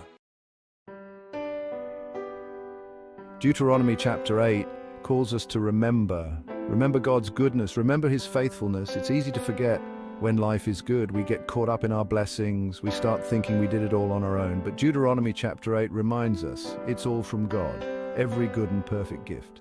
This chapter takes us back to the Israelites' journey. They wandered in the wilderness for 40 years. God provided for their every need. He gave them manna to eat and water to drink. He led them with a cloud by day and a fire by night, yet they still grumbled and complained. They forgot God's goodness. They took His blessings for granted. We are just like the Israelites. We face challenges and experience God's favor. It's easy to forget His faithfulness when times are tough. We grumble and complain, we lose sight of His blessings. But Deuteronomy chapter 8 calls us to remember. Remember His provision. Remember His protection. Remember His love. This call to remember is not just about the past, it's about the present and the future. When we remember God's faithfulness, it fuels our faith for today. It gives us hope for tomorrow. It reminds us that God is always with us. He will never leave us nor forsake us. Imagine walking through a barren desert for 40 years. That was the reality for the Israelites. They had been freed from slavery in Egypt. God had promised them a land flowing with milk and honey. But there was a problem. A vast wilderness stood between them and their promised land. This wilderness journey was not a luxury cruise. It was tough, it was challenging. It was a test of their faith. They faced scorching heat during the day and freezing cold at night. They encountered dangerous enemies and faced their own fears and doubts. This journey was designed by God. It wasn't to punish them, but to prepare them. He knew that they weren't ready to inherit the promised land. They had the slave mentality of Egypt ingrained in their hearts. They needed to learn dependence on God. Their clothes didn't wear out. Their sandals didn't give way. God provided for them in supernatural ways. He wanted them to understand that He was their provider. He was their protector. He was their everything. Why did the Israelites have to go through the wilderness? Why couldn't they just go straight to the promised land? Because God uses trials to test us, to refine us, to make us more like Him. The wilderness was their training ground. Think of it like an athlete training for the Olympics. They push their bodies to the limit. They endure pain and fatigue. They face setbacks and disappointments, but they know it's all part of the process. The Israelites were being trained in the wilderness. They were learning to trust God, to obey His commands, to rely on His strength. Every challenge, every obstacle was an opportunity for growth. We all face trials in our lives. Some are big, some are small. But God uses them all for our good. He's not trying to punish us. He's trying to prepare us for the blessings He has in store. Every morning something miraculous happened in the wilderness. A fine, flaky substance covered the ground. It was like nothing they had ever seen before. They called it manna, which means, what is it? This manna was a gift from God. It was their daily bread. It sustained them physically. It was a tangible reminder of God's love and care. He provided for them in a way they never could have imagined. But there were rules attached to the manna. They could only gather enough for each day. If they tried to hoard it, it would rot. This taught them to trust God daily, to rely on His provision every single day. Manna is a beautiful picture of God's provision in our lives. He may not send manna from heaven, but He provides for our needs. He gives us the strength to face each day. He opens doors of opportunity. He surrounds us with people who love and support us. Section 5, Blessings of Obedience. Deuteronomy chapter 8 is not just a history lesson, it's a blueprint for living. It teaches us that obedience to God brings blessings. When we follow His commands, we open ourselves up to His favor. God promised the Israelites a land flowing with milk and honey, a land of abundance and prosperity. But this promise was conditional. It was based on their obedience to his commands. The same is true for us today. God wants to bless us. He wants to pour out his favor in our lives. But we have a part to play. We need to obey his commands. We need to live our lives according to his will. This doesn't mean we have to be perfect. We all make mistakes. But it does mean we need to have a heart that wants to please God, a heart that desires to follow his ways. Section 6, Dangers of Prosperity. It's easy to be grateful when times are tough. We cry out to God for help. We promise to serve him if he delivers us. But what happens when the storm passes, when the prayers are answered, when we experience success and prosperity? Deuteronomy chapter 8 warns against the dangers of prosperity. It's easy to forget God when things are going well. We become self-sufficient. We start thinking we did it all on our own. We forget the source of our blessings. The Israelites experienced this firsthand. When they entered the promised land, they enjoyed a time of peace and prosperity. They accumulated wealth and possessions. But in the process, they forgot about God. They stopped worshiping him. They stopped following his commands. They started serving other gods. They allowed prosperity to lead them astray. Section 7, Remembering God's Faithfulness. We need to remember God's faithfulness in the good times and the bad. When we're on top of the mountain, it's easy to forget the valleys we've walked through. But it's in those valleys that we learn to depend on God. When we achieve success, it's easy to take the credit for ourselves. We forget that it was God who gave us the talent, the ability, the opportunity. We need to remember that every good and perfect gift comes from him. Remembering God's faithfulness keeps us humble. It keeps us grounded. It reminds us that we are not self-made. We are God-made, and everything we have is a gift from his hand. So the next time you achieve a goal, thank God. When you receive a promotion, give him the glory. When you experience a financial breakthrough, acknowledge his hand in your life. Section 8, The Deceitfulness of Wealth. Wealth itself is not evil. It's a tool that can be used for good or for evil. The problem is that wealth has a way of deceiving us. It whispers lies into our hearts. It tells us that we don't need God, that we can handle things on our own, that we've arrived, that we're better than others. It can lead to pride, greed, and a sense of entitlement. The Bible warns us, "For the love of money is a root of all kinds of evil." 1 Timothy 6:10. Money is not the root of all evil, but the love of money is. When we make wealth our God, we are headed for trouble. We need to be careful not to allow wealth to define us. Our identity is not found in our bank accounts or our possessions. Our true identity is found in Christ. Section 9, The Consequences of Forgetting God. Deuteronomy 8 ends with a sobering warning. It reminds us of the consequences of forgetting God. When we turn away from him, we are choosing to go our own way. And our own way always leads to destruction. The Israelites experienced this firsthand. When they forgot God, they turned to idolatry, they worshipped false gods, they abandoned his commands, and as a result they experienced judgment and captivity. The same is true for us today. When we forget God, we open ourselves up to all sorts of problems. We experience broken relationships, we make poor choices, we wander aimlessly through life, searching for fulfillment in all the wrong places. But when we remember God, we experience his blessing. We find our purpose. We experience true joy and fulfillment. We live lives that are pleasing to him. Section 10, Choosing Gratitude and Obedience. Deuteronomy 8 is a call to action. It's a call to choose gratitude and obedience. It's a call to remember God's faithfulness and to live our lives in response to his love. Gratitude should be our default setting. We should be thankful for his blessings, big and small. We should cultivate a heart of thankfulness in all circumstances. Obedience is not about earning God's love. We already have his love. It's about honoring him with our lives. It's about aligning our will with his will. When we choose gratitude and obedience, we position ourselves for blessing. We open ourselves up to his favor. We experience the fullness of life that he has for us. Section 11, Our Faithful Provider. The message of Deuteronomy 8 is timeless. It's as relevant today as it was thousands of years ago. We serve a God who never changes. He is the same yesterday, today, and forever.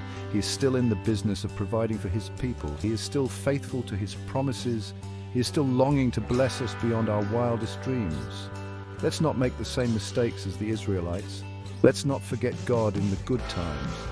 Let's choose to remember His faithfulness, to obey His commands, to live our lives in gratitude for all He has done. He is our faithful provider. He is our protector. He is our guide. Let's trust Him with our lives and experience the abundance He has in store for us. In the book of Deuteronomy, we find a powerful message woven through the words of Moses. This message is not just a historical account, but a divine promise that transcends time and space. It's a message of God's unwavering faithfulness, human frailty, and the incredible victory that comes through divine grace. These themes resonate deeply, reminding us of the eternal truths that guide our lives. This ancient story, though thousands of years old, speaks directly to our lives today.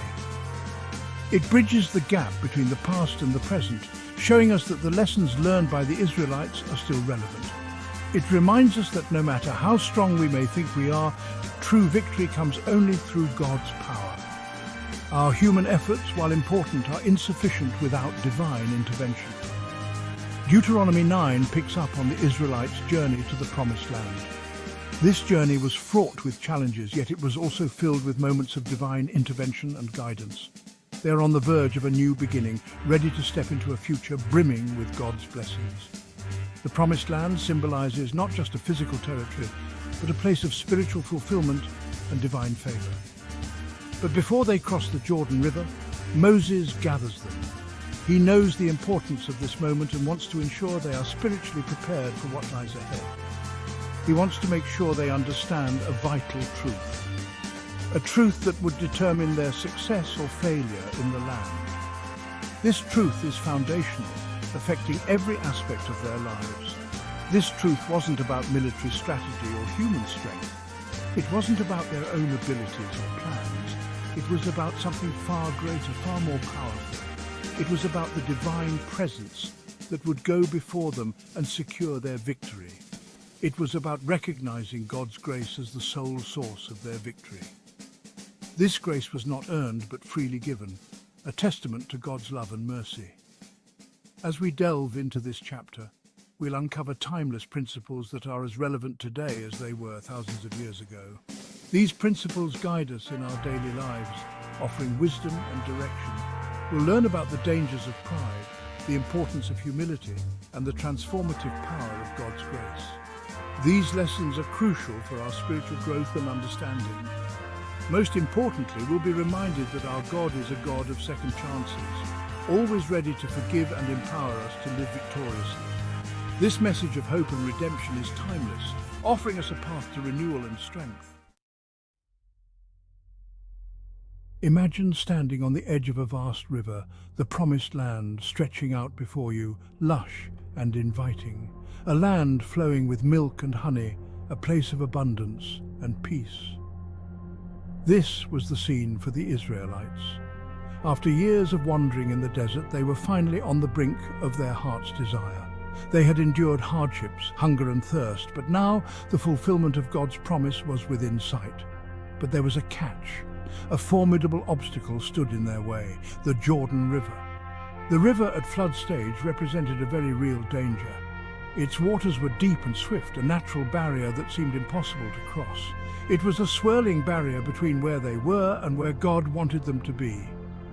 A test of their resolve and trust in divine guidance. It was a test of their faith, a moment where fear could have easily taken root and paralyzed them. The sight of the raging waters could have filled their hearts with doubt and hesitation. But God, in His infinite mercy, had a plan that required their active participation and unwavering faith. He didn't part the waters immediately. The river continued to flow, its currents undeterred. He didn't remove the challenge. Instead, He called them to face it head-on. Instead, He instructed the priests to step into the raging river, carrying the Ark of the Covenant, a symbol of His presence. This act of faith was crucial, and as their feet touched the water, something miraculous happened. The waters began to recede, creating a path where there was none. The waters parted, creating a dry path for the entire nation to cross, a path that led them to their long-awaited promise. This powerful image serves as a reminder for us today, a reminder that faith can move mountains and part waters. We too face our own Jordan rivers, challenges, fears and uncertainties that stand between us and the promises of God. These obstacles can seem insurmountable, but they are not. But this story encourages us to step out in faith even when we don't see the whole picture, to trust in God's plan and timing. It reminds us that God is with us, ready to make a way where there seems to be no way.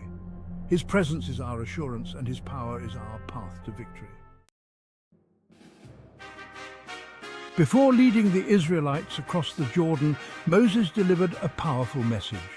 He wanted to ensure they understood one crucial truth. Their victory was not a result of their own righteousness or strength. It was purely and simply by the grace of God. He reminded them of their past failures, their rebellion, and their tendency to stray from God's commands. He knew the human heart was prone to pride and self-reliance, easily forgetting the source of their blessings. It is not because of your righteousness or your upright heart that you're going in to possess their land, Moses declared, but because of the wickedness of these nations that the Lord your God is driving them out from before you, and that he may confirm the word which the Lord swore to your fathers, to Abraham, Isaac, and to Jacob. Deuteronomy 9, verse 5. This message is crucial for us today. We are all susceptible to taking credit for our successes, attributing our achievements to our own abilities. But true success, true victory comes from recognizing our dependence on God. It's about acknowledging that without His grace, we are nothing and can achieve nothing of lasting value. Section 4. The Golden Calf, a lesson in idolatry, Deuteronomy. Chapter 9 serves as a stark reminder of human fallibility and the ease with which we can stray from our spiritual path. It recounts the Israelites' grave sin with the golden calf, an event that exposed the fragility of human faithfulness and the ever-present temptation to turn away from God. This moment in history is not just a story of the past, but a reflection of the ongoing struggle within the human heart. While Moses was on Mount Sinai receiving the 10 Commandments, the Israelites, impatient and fearful, constructed a golden calf to worship. They sought a tangible representation of the divine, something they could see and touch, forgetting the invisible yet omnipresent God who had led them out of Egypt. They allowed their hearts to be swayed by immediate gratification, forgetting the God who had delivered them from slavery and promised them a land flowing with milk and honey. Their actions were driven by a desire for comfort and security, revealing how easily we can be led astray when we lose sight of our faith.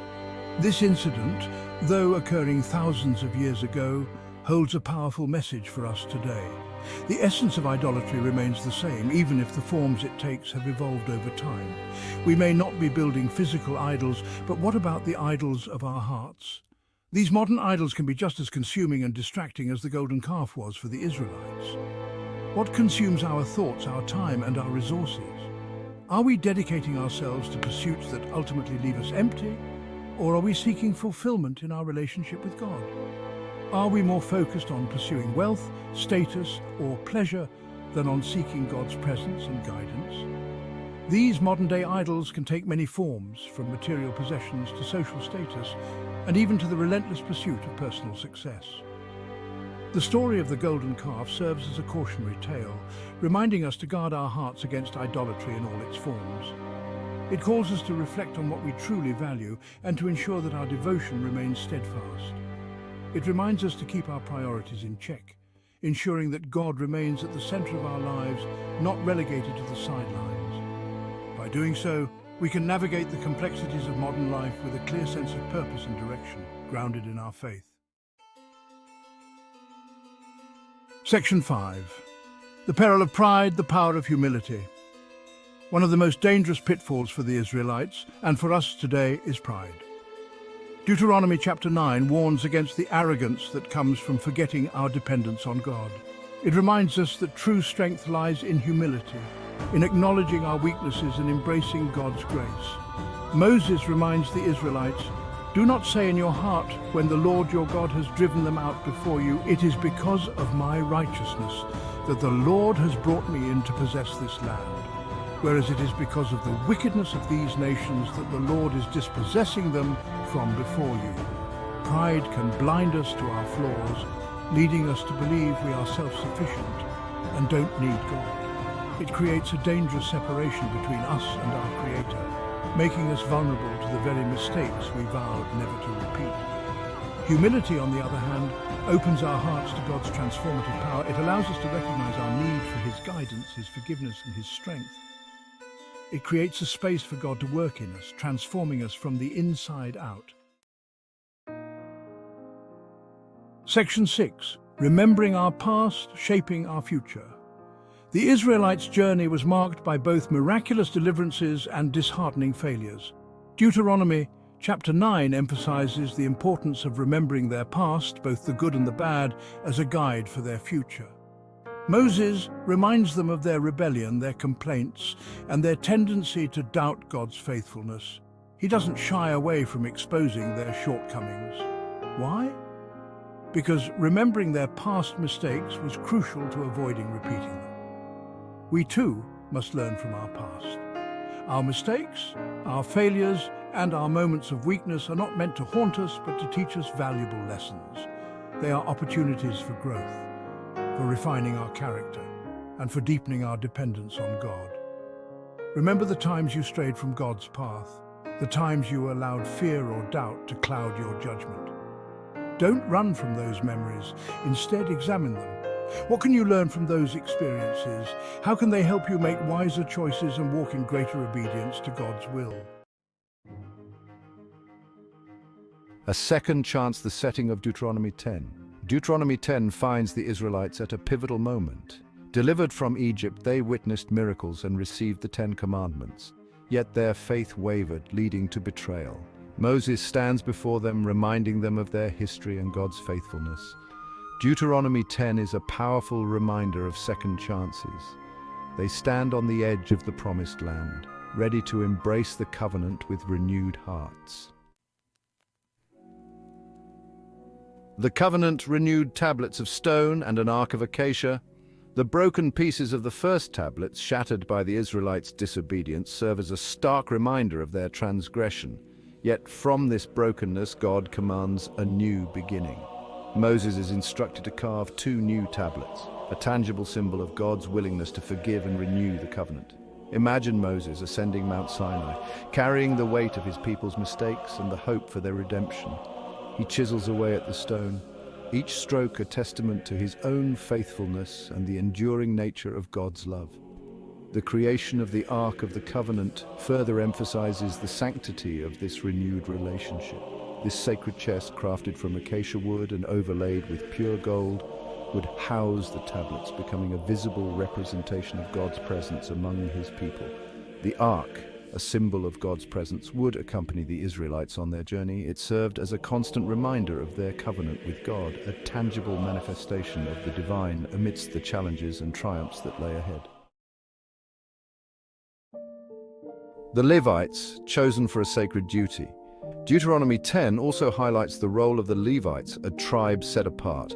They are chosen not for earthly power or possessions, but for a sacred duty to serve as keepers of the Ark of the Covenant and attendants to the sanctuary. This selection underscores a crucial aspect of the covenant service to God. The Levites, entrusted with preserving the very words of God and maintaining the holiness of his sanctuary, embody the spirit of devotion and reverence that lies at the heart of the covenant.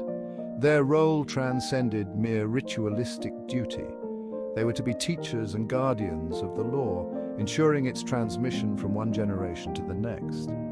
The Levites, in their dedicated service, became living embodiments of the covenant, their lives dedicated to upholding its principles. This call to service resonates deeply today. We are all invited to become keepers of the covenant in our own way, to be vessels of God's love and justice in a world often shrouded in darkness. 40 days and nights, communion and commandment. Moses spends 40 days and nights on Mount Sinai, a time of profound communion with God. He receives new tablets and guidance for the Israelites. This mirrors the Israelites' 40 years in the wilderness. Moses' isolation and communion with God prepare him to lead with clarity. We too must seek solitude to connect with the divine and find purpose. Section 5. Love and Obedience, the Heart of the Covenant. The heart of Deuteronomy 10 pulses with a profound message. Love and obedience are inseparable. It is not enough to simply follow the letter of the law. God desires a deeper commitment, a heartfelt dedication that flows from love. These words are now, Israel, what does the Lord your God require of you but to fear the Lord your God, to walk in all his ways, to love him, to serve the Lord your God with all your heart and with all your soul, resonate with timeless power. This emphasizes the relational aspect of the covenant. God desires not mindless obedience, but a love-driven commitment. True obedience, Deuteronomy teaches, is a natural outpouring of a heart overflowing with love for God. This message transcends time and culture. It's a universal call to embrace a faith that is both deeply personal and outwardly expressed through acts of love and service. Section 6. Justice for all, God's compassion for the vulnerable. Deuteronomy 10 paints a picture of a God who is not distant or indifferent, but deeply invested in the well-being of all people. Throughout this chapter, there's a clear emphasis on justice, particularly for the most vulnerable members of society, the orphans, the widows, and the foreigners. God's concern for these marginalized groups reveals a profound sense of compassion. It reminds the Israelites and us that true faith is not merely an individual pursuit, but a collective responsibility. We are called to be agents of God's justice, to stand up for those who are oppressed and marginalized. The command to care for the vulnerable is woven throughout the fabric of Deuteronomy. It speaks to a God who sees and hears the cries of the marginalized. This theme challenges us to examine our own hearts to ensure that our faith translates into tangible acts of love and justice. This timeless message resonates deeply in our modern world, where issues of social justice and equality continue to demand our attention and action. Section 7. From Generation to Generation, a Legacy of Faithfulness. Deuteronomy 10 concludes with a powerful image of continuity and growth. The Israelites, once a small group of 70 people, have multiplied into a vast multitude. This growth serves as a testament to God's faithfulness and the fulfillment of his promises. This numerical expansion signifies more than just physical growth. It represents the flourishing of faith across generations. It underscores the importance of passing down the stories, the laws, and the love for God to future generations. It's a reminder that faith is not static. It's a living legacy that we are called to embrace, nurture, and pass on. We become links in a chain of faith, connecting the generations that came before us to those who will come after. This image serves as a powerful reminder of our own responsibility to nurture the seeds of faith within our families and communities, ensuring that the legacy of the covenant continues to flourish. Section 8. Ancient Words, Modern Hearts Applying Deuteronomy Today. Thousands of years after it was written, Deuteronomy 10 still speaks with remarkable relevance. Its themes of renewal, obedience, justice, and intergenerational faithfulness resonate deeply in our modern world. The call to chisel new tablets on our own hearts, to embrace the spirit of the law, to act justly, and to love deeply. These are not ancient relics of a bygone era, but timeless principles that can guide us toward a more just and compassionate world. The challenges faced by the Israelites may seem distant, but the human heart remains unchanged. We still wrestle with temptation, doubt, and the complexities of living out our faith in a world that often feels at odds with our values. Deuteronomy 10 reminds us that the journey of faith is not a solitary pursuit. We are part of a larger narrative, a tapestry woven together by generations of faith and faithfulness. Section 9. The Power of Choice, Embracing Love and Justice.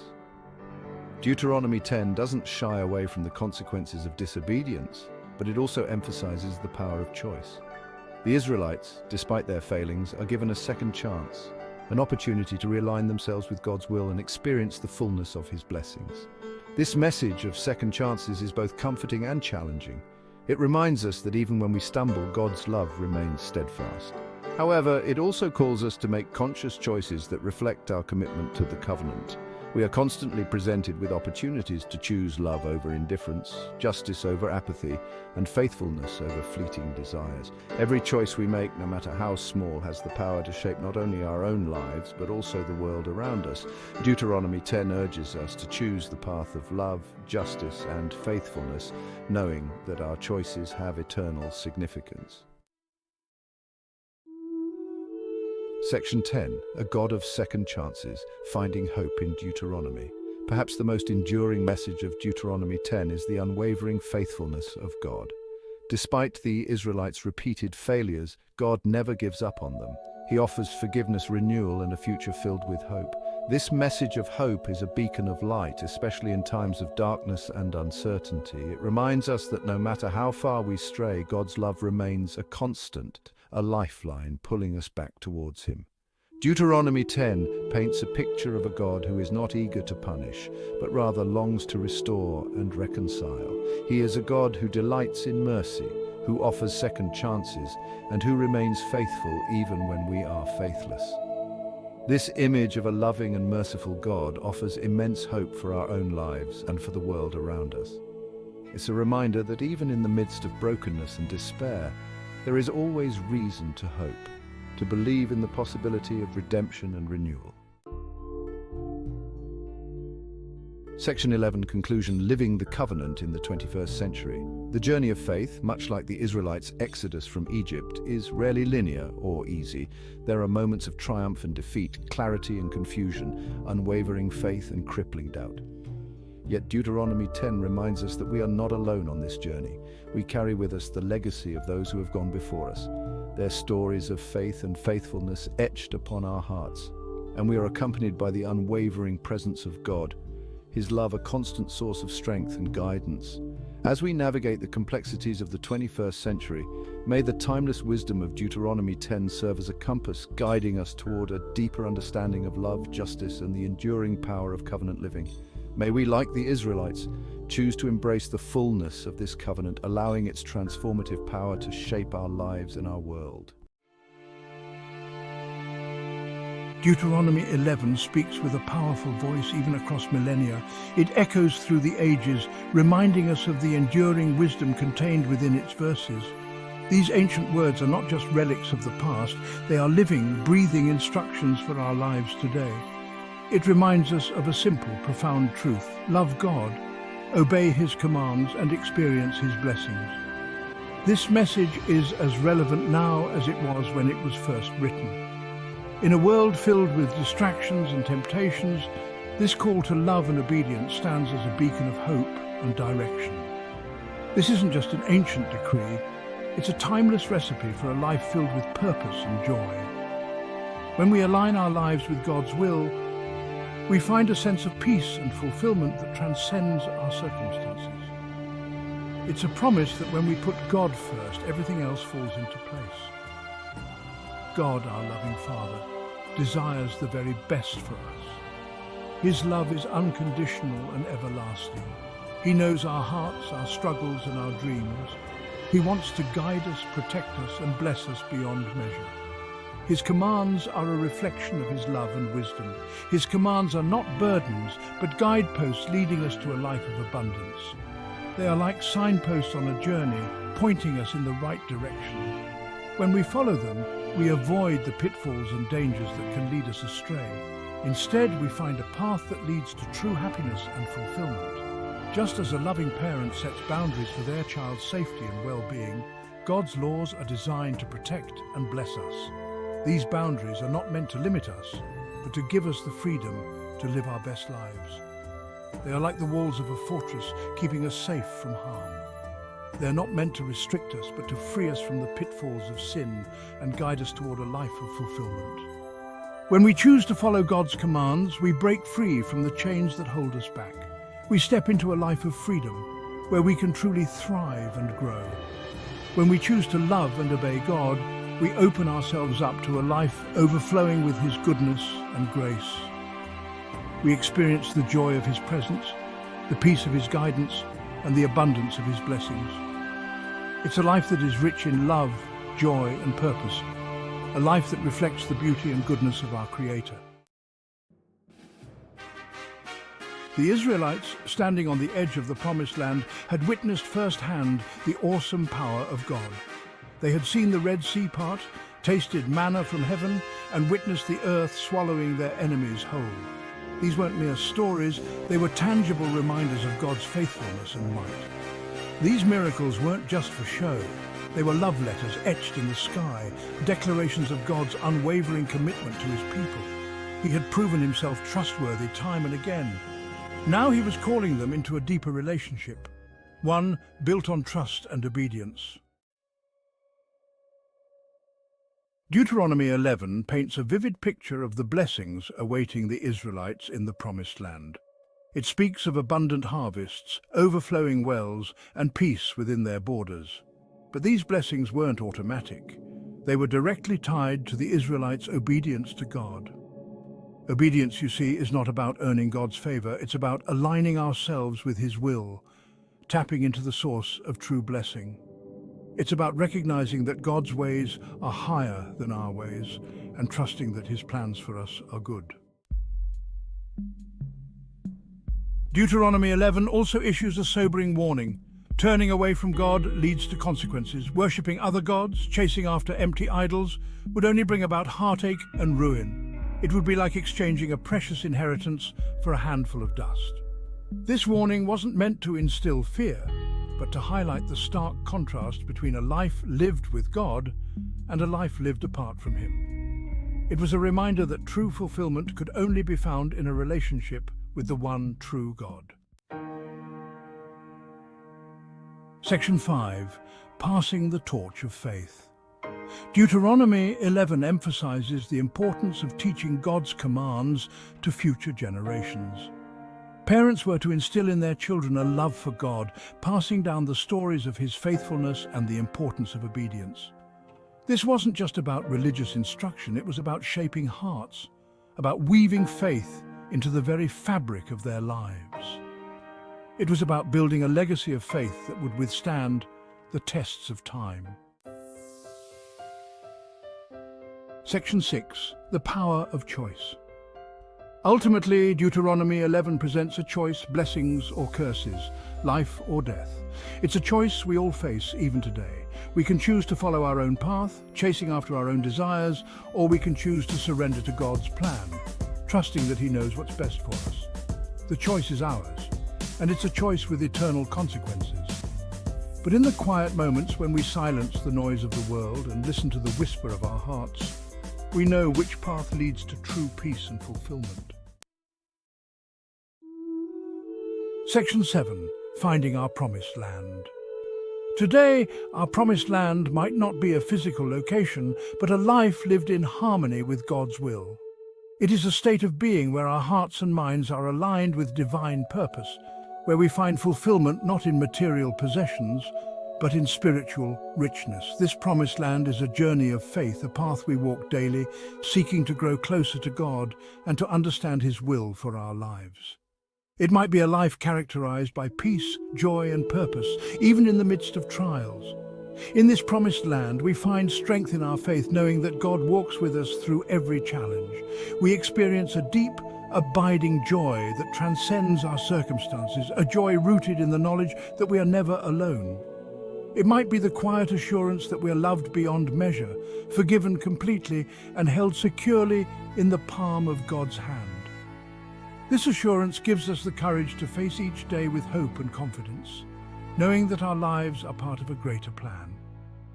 We are reminded that our worth is not defined by our achievements, but by the unconditional love of our Creator. This is the life God desires for us, a life overflowing with blessing and purpose.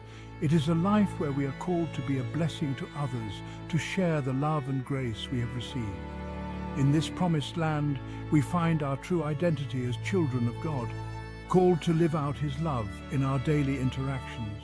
It's a life available to all who choose to follow him, to trust in his promises, and to walk in obedience to his word. This journey is open to everyone, regardless of their past or present circumstances. It is an invitation to experience the fullness of life that God offers, a life marked by love, peace, and eternal hope. As we walk this path, we are transformed, becoming more like Christ and reflecting his light to the world around us. Section 8. A tapestry of faithfulness. As we look back on the tapestry of our lives, we can see the threads of God's faithfulness woven throughout. We can recall moments when he answered prayers, provided for our needs, and guided our steps. These moments serve as reminders of his unwavering love and his desire to bless us. Even in the midst of trials and disappointments, we can hold fast to the truth that God is with us. He has promised never to leave us nor forsake us, and he is faithful to fulfill his promises. Section 9. The whisper of his promises. In the quiet moments when the world fades away, we can hear the whisper of God's promises. Promises of hope, of peace, of a love that knows no bounds. These promises are not empty words, but anchors for our souls, reminding us of God's unchanging character and his unwavering commitment to us. These promises are our inheritance, our source of strength, and our guide through life's journey. They are a testament to God's love for us, a love that pursues us relentlessly and desires to bless us abundantly. Section 10. Choosing blessing. Today, let us choose blessing. In a world filled with challenges and uncertainties, the act of choosing blessing is a powerful declaration of faith and hope. It is a conscious decision to align our hearts and minds with the divine will of God. Let us choose to love God with all our hearts, souls, and minds, embracing his presence in every aspect of our lives. This love is not just an emotion, but a commitment to live according to his teachings and to seek his guidance in all that we do, and to walk in obedience to his commands. Obedience is a journey, a daily walk where we strive to follow the path laid out for us, trusting that it leads to a life of fulfillment and purpose. Let us trust that his ways are higher than our ways, acknowledging that his wisdom surpasses our understanding. In moments of doubt and confusion, let us lean on his promises and find peace in his sovereignty, and that his plans for us are good. Even when we face trials, we can hold on to the assurance that he is working all things for our good, shaping us into the people he created us to be. Let us live each day with hearts overflowing with gratitude, for gratitude transforms our perspective, allowing us to see the beauty and blessings in every situation. It opens our eyes to the countless ways God is at work in our lives. Recognizing the countless ways God is at work in our lives, from the small everyday moments to the significant milestones, his hand is evident, guiding and providing for us. Let us be a people marked by love, faithfulness and obedience, embodying the values that reflect the very heart of our Father. Our actions and words should be a testament to his love and grace, reflecting the very heart of our Father. In our interactions with others, let us show compassion, kindness and understanding, mirroring the love that he has so freely given to us. For in choosing him, we choose life, we choose blessing, and we choose a path that leads to eternal joy and peace. This choice is a daily commitment, a continuous journey of faith, and we choose a love that will never let us go. This divine love is steadfast, unwavering, and eternal, offering us a foundation upon which we can build our lives. Let us embrace this love and let it guide us in all that we do. Deuteronomy 12 is a key chapter in the Bible. It gives detailed instructions on how the Israelites should worship God in the Promised Land. This chapter is important because it sets the rules for worship. The Israelites were about to enter a land filled with different cultures and religions. Deuteronomy 12 helped them understand how to stay true to God. The chapter emphasizes the need for proper worship. It explains that worshiping God isn't just about rituals, it's about the heart and obedience. This chapter warns against imitating the worship practices of other nations. Instead, the Israelites are to follow God's specific instructions. Understanding Deuteronomy 12 helps us see the importance of worship. It's not just an ancient rule, it has principles that apply today. For example, it reminds us to worship God in spirit and truth. Knowing this chapter can deepen one's faith and commitment. Overall, Deuteronomy 12 is a guide for true worship. It teaches us to be careful in how we worship. It shows us the importance of doing things God's way. This sets the stage for understanding the specific commands in the chapter. One major command in Deuteronomy 12 is to destroy places of pagan worship. God wanted the Israelites to break down their altars. He told them to smash their sacred stones and burn their Asherah poles. This was to ensure that the Israelites wouldn't fall into idolatry. Idolatry was a big temptation. The surrounding nations worshipped many gods. Their worship practices were attractive but wrong. Destroying these places helped the Israelites avoid this trap. It was a way to keep their hearts focused on the Lord. This command also shows the seriousness of worship. God didn't want his people mixing true worship with false practices. He wanted them to be pure and dedicated. This is a good lesson for us today.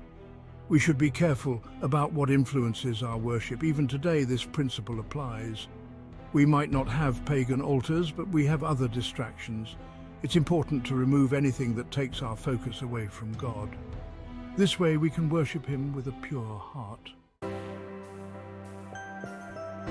Another key command in Deuteronomy 12 is to centralize worship. God told the Israelites to worship him in a specific place he would choose.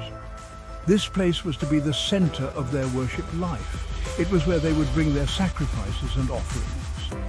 Centralized worship helped maintain unity. It kept the Israelites from creating their own ways of worship. By coming to one place, they stayed connected to God and each other. This place would later be known as Jerusalem, where the temple was built. This command also points to the idea of special places for worship. While God is everywhere, he set apart specific places for his people to meet him. This reminds us that worship is a communal activity. It's about coming together as God's people. Today we gather in churches to worship. This reflects the principle of centralized worship. It helps us stay connected to God and each other. It reminds us that worship is not just personal, it's also communal. When the Israelites entered the Promised Land, their worship patterns changed. In the desert, they had the tabernacle. It was a movable tent where they met with God, but in the Promised Land, worship became more permanent. God's instructions in Deuteronomy 12 prepared them for this change. They were to shift from temporary to permanent worship structures. This was important for their spiritual growth. It helped them understand the permanence of God's presence. These changes also included new rituals and practices. They had to adapt to a new lifestyle in the Promised Land. This meant understanding and following God's commands more closely. It was a time of learning and growth for the Israelites. This teaches us that worship can evolve. As our lives change, our worship might look different, but the heart of worship remains the same. It's about meeting with God and honoring him. Deuteronomy 12 helps us see the importance of adapting our worship to fit our current context. Section 5, Celebrating in God's Presence. Deuteronomy 12 emphasizes celebrating in God's presence. God wanted the Israelites to rejoice before him. This included feasts and festivals. These celebrations were a way to remember God's goodness and provision. Everyone was included in these celebrations. The Levites, who served in the temple, were especially mentioned. God wanted them to be taken care of. This shows the importance of community in worship. It wasn't just about individual joy, but collective celebration. This principle is still relevant today. Worship should be joyful and inclusive. Celebrating God's goodness together strengthens our faith. It helps us remember his blessings and stay connected as a community. When we gather for worship, we should remember to include everyone. Just as the Israelites included the Levites, we should look out for those who serve. Worship is a time to come together, rejoice, and support each other. Section 6. Eating meat and blood restrictions. Deuteronomy 12 also addresses eating meat. God allowed the Israelites to eat meat in their towns, but there were restrictions. They were not allowed to consume blood. This was a significant command that showed respect for life. The command against consuming blood was tied to the belief that life is in the blood. By avoiding blood, the Israelites showed reverence for life, which is sacred to God. This restriction set them apart from other nations. This command teaches us about respect and reverence. Even in something as simple as eating, there are ways to honor God. It shows that every part of our lives can reflect our worship and obedience. Today, we might not follow the same dietary laws, but the principle remains: we should respect what God has created. This includes being mindful of how we live and what we consume. It's a way to honor God in our daily lives. Section 7. Sacrifices at God's chosen place. One specific command in Deuteronomy 12 is to offer sacrifices only at God's chosen place. This was to ensure that sacrifices were done correctly. It also kept the Israelites from adopting pagan practices. This command highlighted the importance of proper worship. Sacrifices were a central part of Israelite worship. Offering them in the right place showed obedience to God's instructions. It was a way to honor Him and seek His favor. This command also protected the Israelites from false worship. By having a designated place, they avoided the confusion of multiple altars. It kept their worship focused and pure. For us today, this principle teaches us to be mindful of how we worship. We should ensure our practices align with God's word. It's about offering our best to God in the way He has commanded. This keeps our worship true and pleasing to Him. Section 8. Avoiding pagan practices. Deuteronomy 12 warns against adopting pagan practices. God cautioned the Israelites not to be curious about how other nations worshipped. He didn't want them to follow those practices. This was important for maintaining their faithfulness. Pagan practices were often detestable to God. They included things like child sacrifice and immoral rituals. By avoiding these, the Israelites kept their worship pure. It showed their commitment to God's ways. This command is a reminder for us today. We live in a world with many different beliefs and practices. It's important to stay true to our faith. We should avoid anything that goes against God's word. Staying away from harmful practices protects our faith. It helps us stay focused on God. Deuteronomy 12 teaches us to be discerning. It's about keeping our worship and lives aligned with God's commands. Section 9. The importance of obedience. Obedience is a central theme in Deuteronomy 12. God's commands were not just rules, they were guidelines for living a blessed life. Obedience to these commands brought blessings. Disobedience, on the other hand, led to trouble. Following God's instructions was crucial for the Israelites. It kept them safe and prosperous. It ensured they remained in God's favor. This is a theme that runs throughout the Bible. Obedience brings blessings. For us, obedience is still important. It shows our trust in God. When we follow His commands, we align ourselves with His will. It brings peace and blessings into our lives. Deuteronomy 12 reminds us that God's ways are best. Obeying His commands leads to a fulfilling life. It helps us avoid the pitfalls of disobedience. This is a powerful lesson for anyone seeking to live a godly life. Section 10. Conclusion, well-being and avoiding detestable acts. In conclusion, Deuteronomy 12 is about the right way to worship. It teaches us to destroy anything that leads us away from God. It emphasizes centralized worship and the importance of community. It gives guidelines for celebrating, eating, and offering sacrifices. The chapter also warns against adopting pagan practices. It highlights the importance of obedience. Following God's commands brings blessings and well-being. It protects us from detestable acts. Understanding and applying these principles helps us worship God correctly. It keeps our faith strong and pure. Deuteronomy 12 is a timeless guide for anyone seeking to honor God with their life. The Book of Deuteronomy, the fifth and final book of the Torah. It holds a special place in the hearts and minds of the Jewish people, a bridge between the Exodus generation and the Promised Land.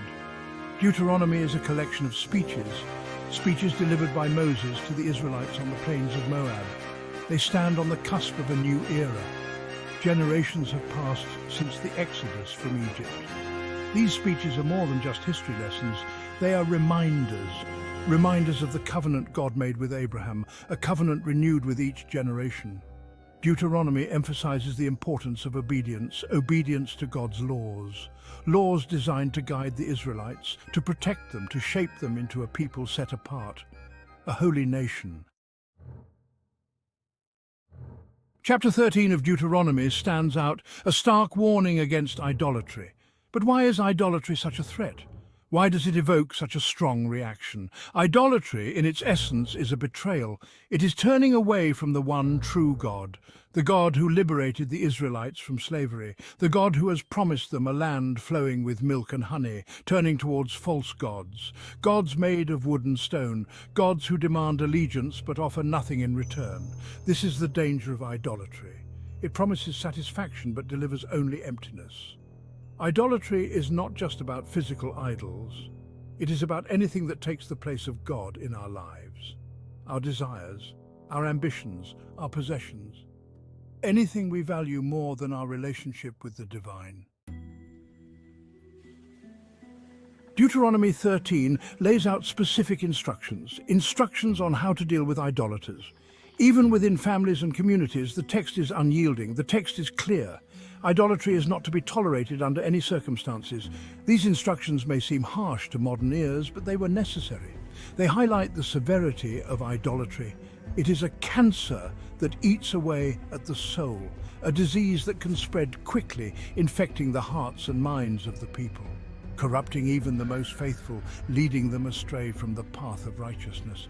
The Israelites are commanded to resist idolatry, to report it without hesitation, to remove it from their midst, no matter the cost. This is not cruelty, but a necessity.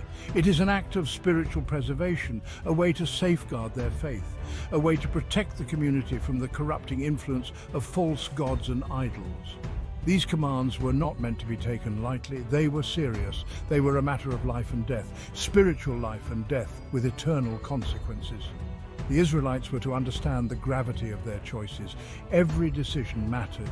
To choose God was to choose life, a life of faith and devotion. To choose idolatry was to choose death, a path leading to spiritual ruin and separation from God.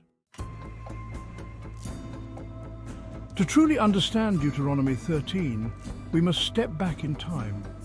Imagine the world of the ancient Israelites, surrounded by polytheistic cultures that embraced a pantheon of gods. The Israelites were constantly tempted to turn away from the one true God, to adopt the practices of their neighbors, practices that promised prosperity and security. In this context, the warnings of Deuteronomy 13 take on a new urgency. They are a lifeline, a way to keep the Israelites from being swept away by the tide of idolatry. This historical context helps us understand the severity of the instructions. The Israelites were fighting for their spiritual survival. Their very identity as God's chosen people was at stake. Section 5. The idols we face today. Relevance for the modern world. Centuries have passed since the time of Moses, and the world has changed in countless ways. But the message of Deuteronomy 13 remains as relevant today as it was back then. We may not worship idols of wood and stone, but we still face the temptation of idolatry in different forms. Our modern world is filled with false gods, the gods of wealth and status, which lure us with promises of success and recognition. Then there are the gods of power and pleasure, enticing us with the allure of control and indulgence. They promise happiness but deliver only emptiness, leaving us feeling more isolated and unfulfilled. Like the Israelites, we are constantly bombarded with messages from every direction. Messages that contradict God's truth and challenge our beliefs. Messages that tempt us to compromise our faith, to chase after fleeting pleasures that never satisfy. We are encouraged to put our trust in things that cannot save, like material possessions and social status. These things may offer temporary relief, but they ultimately lead to stress and disappointment. Deuteronomy 13 challenges us to examine our own hearts and question our priorities. What idols are we tempted to worship in our daily lives? What things have we allowed to take the place of God in our lives, perhaps without even realizing it? These are questions we must all ask ourselves as we navigate the complexities of the modern world and strive to stay true to our faith. Section 6. The enduring message, a call to faithfulness. The message of Deuteronomy 13 is ultimately a message of hope. It is a reminder that God is faithful even when we are not. He is always ready to forgive, to welcome us back into his loving embrace. But this forgiveness does not come without a cost. It requires repentance, a turning away from our idols, a turning back to God with all our hearts, souls and minds. The choice is ours. We can continue to chase after the empty promises of this world, or we can choose to follow the one true God, the God who offers us life in all its fullness. Section 7. The dangers of compromise. How idolatry slips in. Idolatry rarely announces itself with fanfare. It doesn't arrive with flashing lights and blaring trumpets. Instead, it creeps in silently, often disguised as something desirable, even noble. We might tell ourselves we're just pursuing success, security, or happiness. But when these pursuits become all-consuming, when they overshadow our relationship with God, they morph into idols. Compromise plays a key role. We justify small deviations, telling ourselves they're harmless. But these small compromises can pave the way for larger ones, gradually leading us further from God. Deuteronomy 13 reminds us that idolatry is not a victimless crime. It affects our relationship with God, our families, and our communities. It erodes trust, fosters division, and ultimately leads to spiritual emptiness. Section 8. Standing firm. Cultivating discernment and resistance. How do we resist the insidious nature of idolatry? Deuteronomy 13 provides guidance. It calls for discernment, courage, and unwavering commitment to God. Discernment allows us to recognize the subtle forms idolatry can take in our lives. It involves honestly evaluating our priorities, motivations, and desires. Courage empowers us to confront idolatry, both within ourselves and in our communities. It means standing up for what's right, even when it's unpopular or uncomfortable. Unwavering commitment to God forms the bedrock of our resistance. When our hearts are firmly fixed on God, we are less susceptible to the allure of idols. Section 9. The promise and the warning, choosing faithfulness today. Deuteronomy 13 presents both a promise and a warning. The promise is clear. Faithfulness to God brings blessings both in this life and the next. The warning is equally stark. Turning away from God, embracing idolatry, leads to destruction and separation from Him. This ancient message resonates with timeless power. It reminds us that the choices we make have eternal consequences. Today, we stand at the same crossroads as the Israelites. We can choose to chase after the fleeting idols of this world, or we can choose to walk in faithfulness with the one true God. The choice is ours. Section 10. Conclusion. The unchanging God of a changing world. The world has changed dramatically since the time of Moses. From the ancient sands of the Middle East to the bustling cities of today, the landscape of human civilization has transformed in ways unimaginable. But the human heart, with its capacity for both great love and profound error, remains much the same. Our emotions, our struggles, and our desires echo those of our ancestors. Deuteronomy 13, though rooted in an ancient context, speaks with timeless relevance.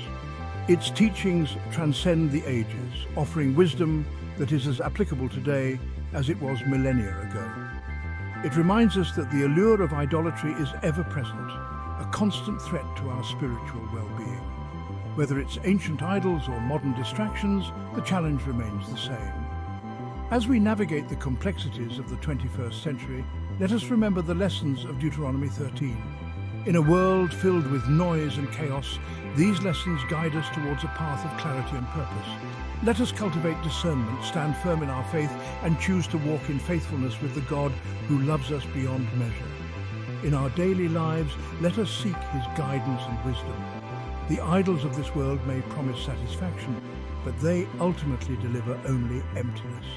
They leave us searching for more, never truly fulfilling the deep longings of our souls. It is in God alone that we find true fulfillment, lasting joy, and eternal life.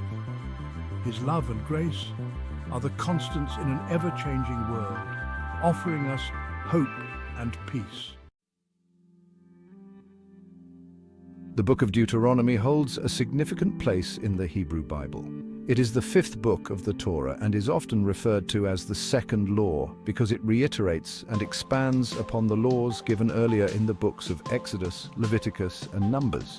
It presents a collection of speeches and laws delivered by Moses to the Israelites on the verge of entering the Promised Land.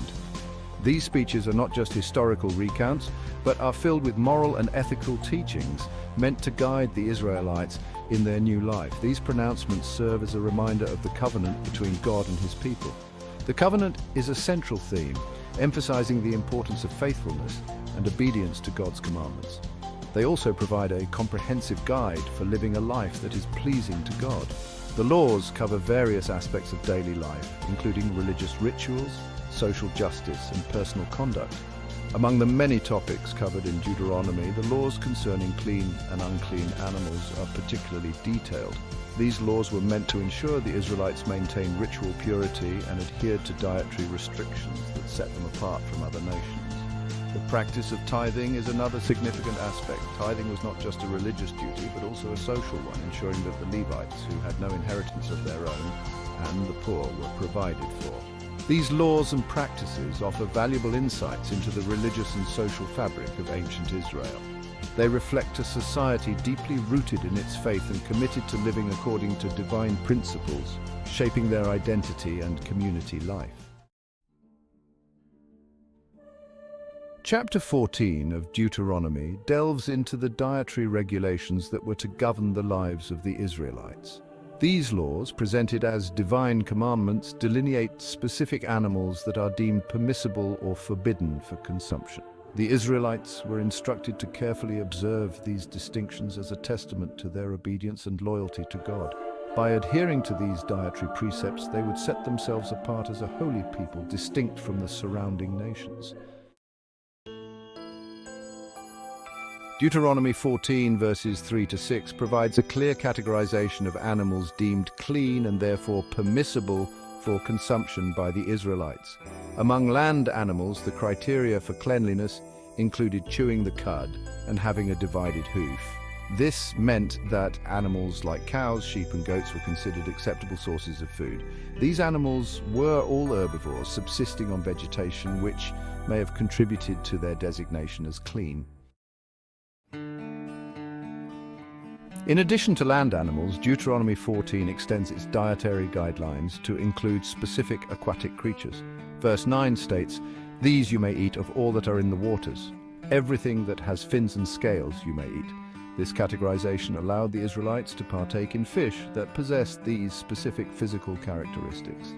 Examples of permitted fish likely included species commonly found in the Mediterranean Sea, such as tuna, salmon, and sardines. Section 5, unclean animals forbidden as food. In contrast to the animals deemed clean, Deuteronomy 14 verses 7 to 8 enumerates those considered unclean and therefore forbidden for consumption. This list includes animals such as pigs, camels, and rabbits. The criteria for uncleanliness often related to an animal's diet or physical characteristics. For instance, pigs, known for their omnivorous diet, were deemed unfit for consumption. Section 6, unclean animals, examples and their significance. The prohibition against consuming certain animals extended beyond land-dwelling creatures. Deuteronomy 14 verse 10 states, "And all that do not have fins and scales you shall not eat. They are unclean for you." This encompassed a wide range of aquatic life, including shellfish, eels, and sharks. The consumption of these creatures was strictly prohibited, reinforcing the Israelites' distinct identity and their adherence to divine law. Section 7. The rationale behind dietary laws, purity, holiness, and identity. The dietary laws outlined in Deuteronomy 14 served a multifaceted purpose within the context of ancient Israelite society. One prominent interpretation is that these regulations were intended to promote purity and holiness among the Israelites. By consuming only clean animals, they were symbolically separating themselves from anything considered impure or profane. This emphasis on ritual purity was deeply intertwined with their covenant with God, who demanded holiness from his chosen people. Section 8, Tithing in Deuteronomy, a sacred obligation. Alongside the dietary laws, Deuteronomy 14 also emphasizes the importance of tithing as a fundamental practice in the Israelites' relationship with God. Tithing involved setting aside 1/10 of their agricultural produce, grain, wine and oil, as well as a portion of their livestock. This practice served as a tangible expression of gratitude for God's blessings and acknowledged His sovereignty over their lives and livelihoods. Section 9, the purpose of tithing, supporting the Levites and celebrating abundance. The tithes collected from the Israelites were designated for specific purposes. A significant portion was allocated to the Levites, the priestly tribe who dedicated themselves to the service of the tabernacle and later the temple. This provision ensured their sustenance and acknowledged their vital role in maintaining the religious life of the community. Tithing also facilitated communal feasts and celebrations, fostering a spirit of unity and gratitude among the Israelites. Section 10, Provisions for Distance ensuring inclusivity in tithing. Deuteronomy 14, verses 22 to 29, addresses the practical challenges faced by Israelites living far from the designated place of worship where tithes were to be brought. This section of the scripture is particularly insightful as it highlights the importance of inclusivity and adaptability in religious practices. The text recognizes that long distances and geographical constraints might hinder some from transporting their agricultural produce. It acknowledges the reality of the Israelites' daily lives, where traveling long distances with heavy loads of produce could be impractical and burdensome. In such cases, they were permitted to convert their tithe into silver and then use the money to purchase food and drink at the central sanctuary. This conversion process was a thoughtful solution, allowing the faithful to fulfill their religious obligations without undue hardship. This provision ensured that all Israelites, regardless of their location, could participate in the practice of tithing and partake in the communal celebrations. It fostered a sense of unity and community as everyone, no matter how far they lived from the sanctuary, could join in the festivities and worship together. This approach not only maintained the spiritual integrity of tithing, but also promoted social cohesion and inclusivity within the Israelite community. Section 11, Conclusion. The enduring legacy of Deuteronomy's laws. The laws concerning clean and unclean animals, as outlined in Deuteronomy, were not merely dietary restrictions. They were deeply symbolic, reflecting the Israelites' understanding of purity and their relationship with the divine. The practice of tithing, as presented in Deuteronomy 14, was more than an economic transaction. It was a spiritual act, a way for the Israelites to acknowledge God's provision and to support the community, especially the Levites, who had no inheritance of their own. These practices offer a glimpse into the intricate tapestry of ancient Israelite religion and society. They reveal a community deeply connected to their land, their God, and each other. These regulations, rooted in the covenant between God and His people, served as tangible expressions of obedience, purity, and gratitude. They were a constant reminder of the Israelites' unique identity and their special relationship with the divine. The laws were not just about individual piety, but about creating a just and holy society. They emphasized communal responsibility and the importance of living in harmony with God's will. While the specific dietary laws may no longer be binding for all faith traditions, their influence persists. The principles of mindful consumption and ethical eating continue to resonate with many people today. The idea of being mindful about what we consume, recognizing the sacredness of food, and making ethical choices about our diet is a legacy that endures.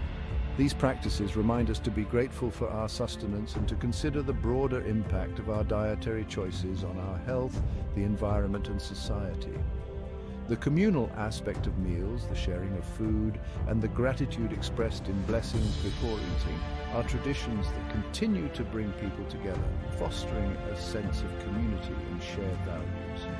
Similarly, the concept of tithing, though interpreted and practiced diversely across different faiths, remains a powerful expression of generosity and communal responsibility.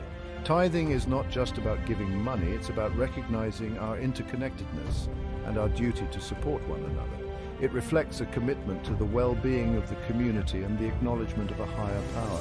This practice endures as a testament to the importance of generosity, communal responsibility, and acknowledging a higher power. It encourages us to look beyond our own needs and to contribute to the greater good. The spiritual principles underlying these laws continue to inspire people of various faiths to live lives of integrity, compassion, and service. The legacy of Deuteronomy's laws is not confined to ancient history. It continues to shape ethical, social, and spiritual values in the modern world. These ancient teachings influence contemporary discussions on ethics, justice, and community. They remind us of the enduring importance of living in accordance with our values and beliefs. In a world that is increasingly interconnected, the principles of Deuteronomy offer timeless wisdom on how to build a just and compassionate society. They challenge us to consider how we can apply these ancient teachings to address modern issues and to create a better future for all. The book of Deuteronomy is like a final speech, a heartfelt farewell from Moses to the people he has led for so long. Moses, the great leader, gives it to the Israelites, his voice filled with wisdom and urgency. They are about to enter the Promised Land, a place of hope and new beginnings. It's a reminder of their covenant with God, a sacred bond that has guided them through trials and triumphs. It lays out the laws for a just and compassionate society. Deuteronomy means second law, a reiteration and expansion of the principles that have shaped their journey. It restates the laws given at Mount Sinai, the foundational commandments that define their faith and conduct. But it also adapts them for a new generation, ensuring that these timeless truths remain relevant. These laws cover many aspects of life, from daily routines to profound spiritual practices. This includes worship, social justice, and personal conduct. Deuteronomy 15 stands out as a beacon of ethical guidance. It deals with debt, poverty, and slavery, addressing the harsh realities of the ancient world. These were major issues in the ancient world, affecting countless lives and shaping society. They still resonate deeply today, reminding us of the ongoing struggle for justice and equality. It's a powerful testament to the enduring relevance of biblical law, a bridge between past and present. The laws in Deuteronomy 15 may seem radical, challenging the status quo and pushing for transformative change. But they were designed to create a more equitable society, one where resources were shared and fairness prevailed. One where everyone had a chance to flourish, to live with dignity and purpose. It's a radical vision that continues to inspire and challenge us today, urging us to reflect on our values and strive for a better world. To understand Deuteronomy 15, we must understand ancient Israel. It was an agrarian society. Most people were farmers. They worked their own small plots of land. They relied on the land for their livelihood. A bad harvest could spell disaster. In such a society, debt was a constant threat. Farmers often had to borrow. They borrowed to buy seed, tools, or food. If the harvest was bad, they couldn't repay their debts. This could lead to a spiral of debt. They might even lose their land. The laws of Deuteronomy 15 were designed to prevent this. They aimed to create a safety net for the poor and vulnerable. They recognized the importance of economic justice for the well-being of the entire community. Every 7 years, the Israelites observed a sabbatical year. This was a year of rest for the land. No crops were sown, no debts were collected. It was a time for the land to regenerate. It was also a time for social and economic renewal. The sabbatical year was a powerful symbol. It showed that the Israelites trusted in God's provision. They believed that God would provide for them, even if they didn't work the land for a whole year. This practice had profound social implications. It prevented the endless accumulation of debt. It gave debtors a chance to get back on their feet. It was a powerful expression of social solidarity. Even more radical was the Year of Jubilee. This occurred every 50 years. It was a year of liberation and restoration. All debts were cancelled. All land that had been sold was returned to its original owners.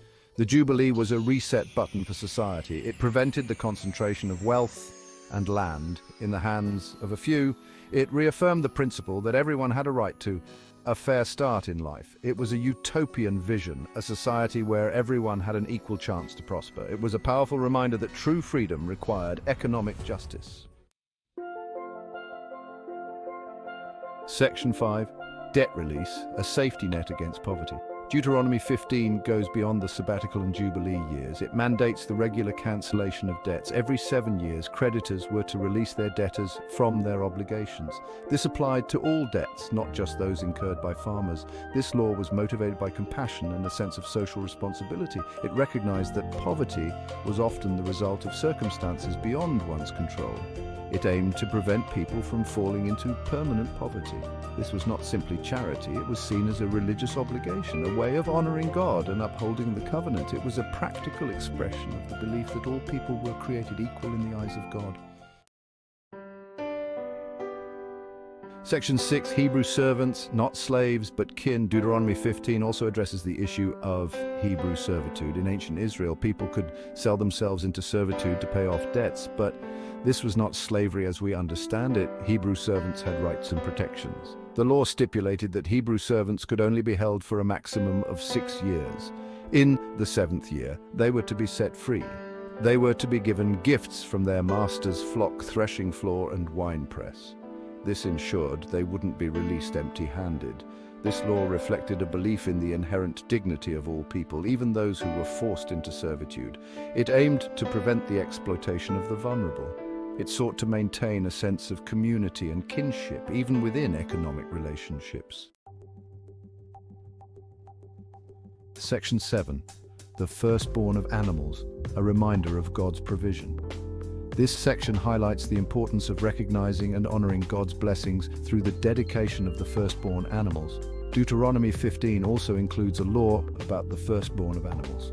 This law was a significant part of the Israelites' covenant with God, emphasizing their dependence on His provision. The firstborn male of all clean animals was to be dedicated to the Lord. This dedication was a way to show gratitude and acknowledge that all blessings come from Him. This could be a calf, lamb, or kid. These animals were considered valuable and represented the best of what the flock had to offer. The animal was to be sacrificed at the sanctuary. This act of sacrifice was a solemn and sacred ritual, symbolizing the people's devotion and obedience to God. Then it was shared in a communal meal. This meal was not just a physical nourishment, but also a spiritual one, bringing the community together in unity and faith. This law served as a reminder of God's provision. It was a constant reminder that everything they had, from their flocks to their fields, was a gift from God. The firstborn animal was considered the best of the flock. Offering the best to God was a way of showing reverence and acknowledging His supreme authority. Offering it to God was a way of acknowledging His blessings.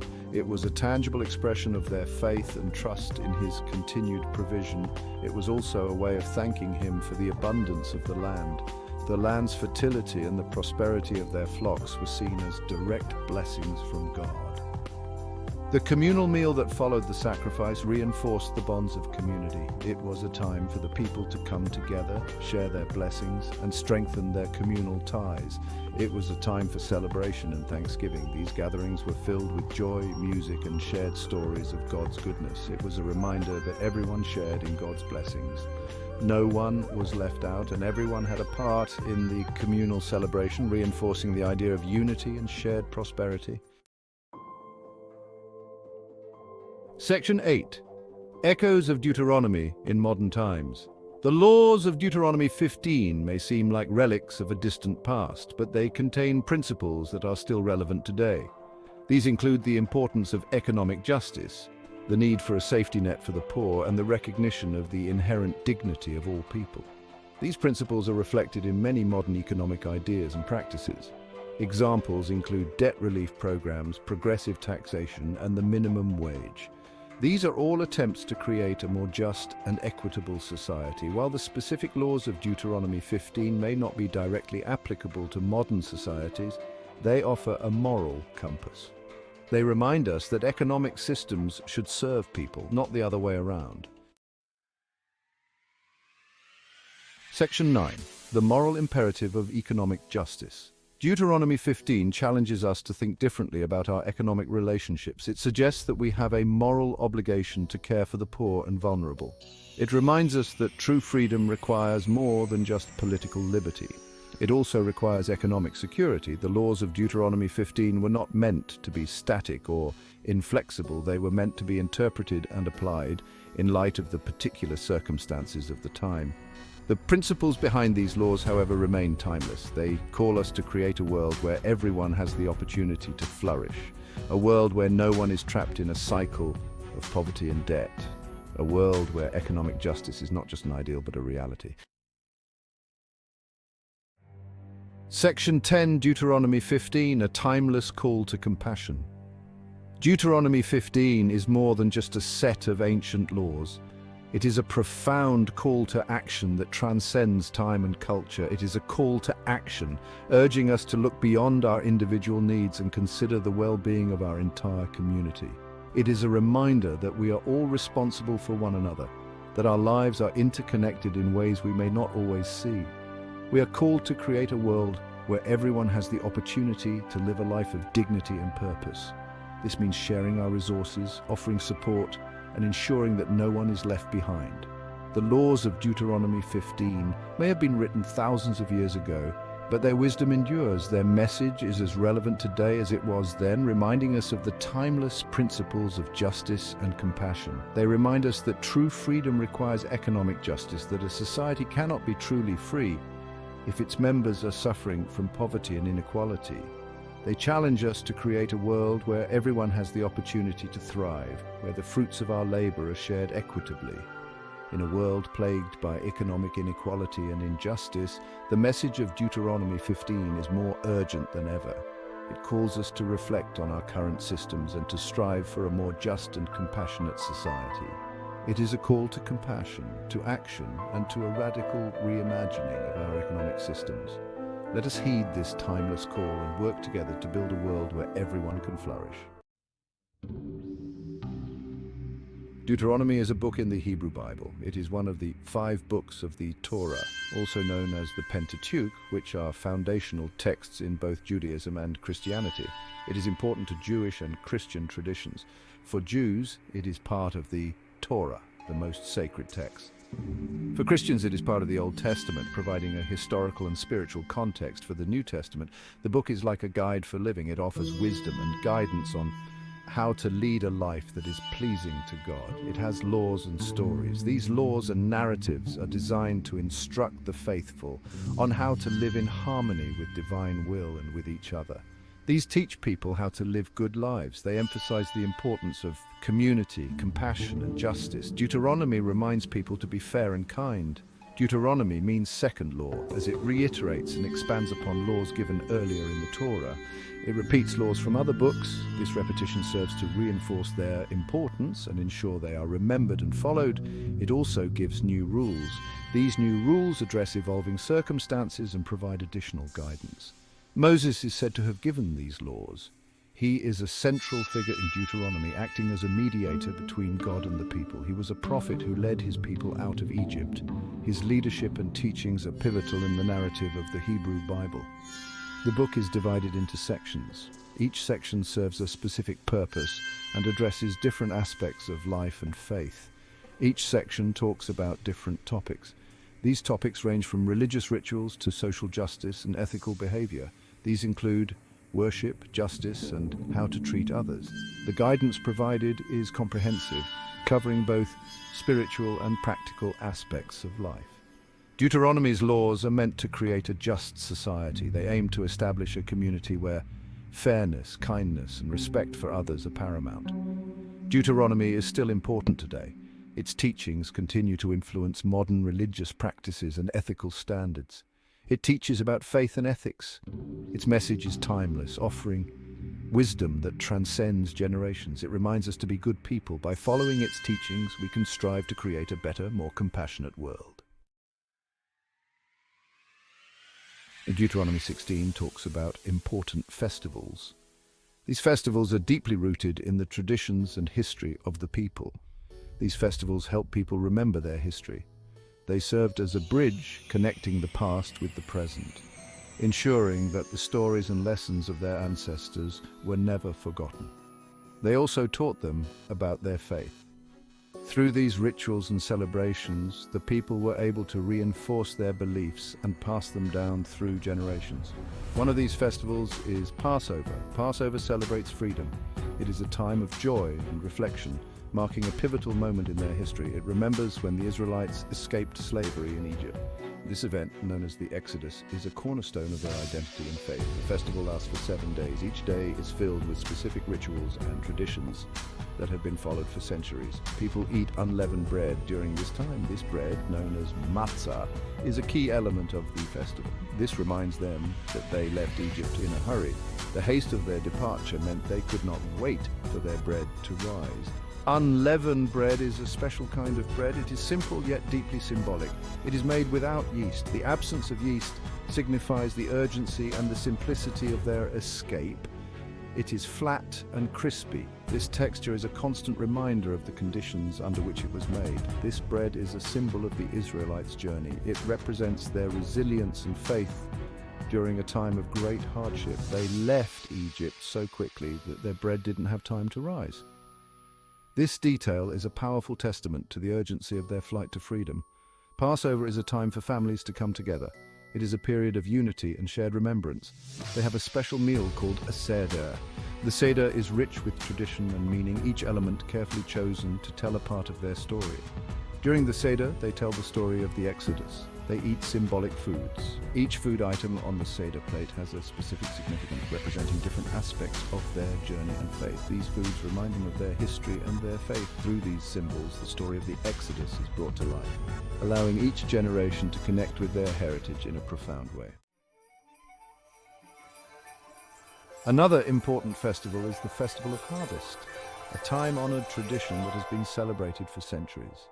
This festival is also known as Shavuot, a name that resonates deeply within the Jewish community.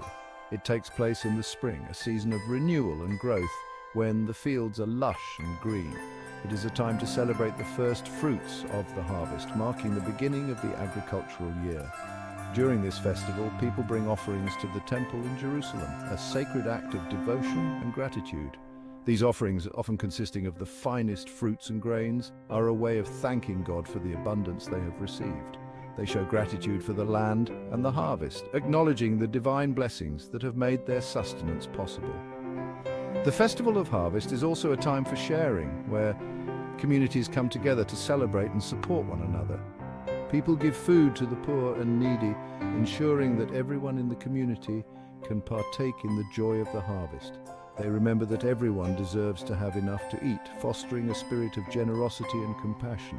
They show compassion for those less fortunate, embodying the values of kindness and empathy. The festival reminds people that they depend on God for everything, reinforcing their faith and trust in divine providence. It teaches them to be grateful for what they have, encouraging a mindset of thankfulness and appreciation.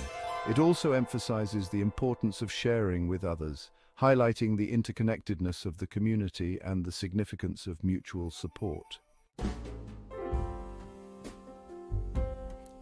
The Festival of Shelters is another important festival in Deuteronomy. It is also known as Sukkot. This festival lasts for 7 days. It happens in the fall after the harvest. During Sukkot, people build temporary shelters. These shelters are called sukkahs. They are made of branches and leaves. People eat their meals and sometimes even sleep in these sukkahs. The sukkahs remind people of the time when the Israelites wandered in the desert. They had to build temporary shelters for protection. The festival teaches them to remember their history and to rely on God. Sukkot is a joyous festival. People celebrate with family and friends. They eat special foods and sing songs. They decorate their sukkahs with fruits and vegetables. It is a time for community and togetherness. Section 5, Justice for All, a central theme. Deuteronomy emphasizes the importance of justice. It says that everyone deserves to be treated fairly. This includes the poor, the widowed, and the orphaned. The book has many laws about justice. These laws cover topics like property rights, loans, and fair treatment in court. Deuteronomy says that judges should not be biased. They should not accept bribes. Deuteronomy also stresses the importance of helping those in need. It says that people should give generously to the poor. They should not oppress the vulnerable. Justice is not just a matter of following laws. It is about creating a just society. It is about treating everyone with dignity and respect. It is about ensuring that everyone has what they need to live a good life. Section 6, Ancient Festivals, Modern Meaning. The festivals described in Deuteronomy are still relevant today. They may be celebrated differently, but their core message remains the same. They teach us about gratitude, compassion, and justice. Passover reminds us of the importance of freedom. It encourages us to fight for justice and equality. It teaches us to remember those who are still enslaved. The Festival of Harvest reminds us to be grateful for what we have. It encourages us to share our bounty with others. It reminds us of our responsibility to care for the earth. The Festival of Shelters reminds us of the importance of community. It encourages us to come together and support each other. It reminds us that we are all interconnected. Section 7, the enduring power of ritual. The festivals in Deuteronomy are more than just celebrations. They are rituals that connect us to our past, present, and future. They help us to remember our history and our values. Rituals provide structure and meaning to our lives. They help us to connect with something larger than ourselves. They offer a sense of belonging and continuity. The rituals of Deuteronomy teach us about gratitude, humility, and compassion. They remind us of our responsibility to care for others and for the world around us. They offer a path to spiritual growth and transformation. Section 8, Lessons in Gratitude and Compassion. The festivals of Deuteronomy are filled with lessons for modern times. They teach us to appreciate the simple things in life, such as food, shelter, and community. They remind us to be thankful for the blessings we often take for granted. These festivals also emphasize the importance of compassion. They teach us to care for the poor, the sick, and the marginalized. They remind us that we are all connected and that we have a responsibility to help those in need. The values of gratitude and compassion are essential for building a more just and equitable world. They remind us that we are all part of something larger than ourselves. Section 9, Building a Just Future. Deuteronomy's message of justice is as relevant today as it was thousands of years ago. We live in a world where injustice and inequality are still rampant. We must continue to fight for a world where everyone is treated with dignity and respect. We can draw inspiration from the laws and teachings of Deuteronomy. We can work to create a society where everyone has equal opportunities. We can speak out against injustice and oppression. By living out the values of Deuteronomy, we can create a brighter future for all. Section 10, Conclusion, Deuteronomy's timeless message. Deuteronomy is a powerful book with a timeless message. Its teachings on festivals, justice, and compassion are as relevant today as they were thousands of years ago. By studying Deuteronomy and living out its values, we can enrich our lives and make the world a better place. The festivals of Deuteronomy remind us of the importance of gratitude, community, and justice. They offer a path to spiritual growth and transformation. They inspire us to build a world where everyone can flourish. A Covenant Renewed, setting the stage for Deuteronomy 17. Written by Morgan Freeman. Deuteronomy 17 finds its place within a pivotal moment in the biblical narrative, a moment that is both historical and deeply spiritual. The Israelites, after their exodus from Egypt, stand poised to enter the Promised Land, a land flowing with milk and honey, a land promised to their ancestors.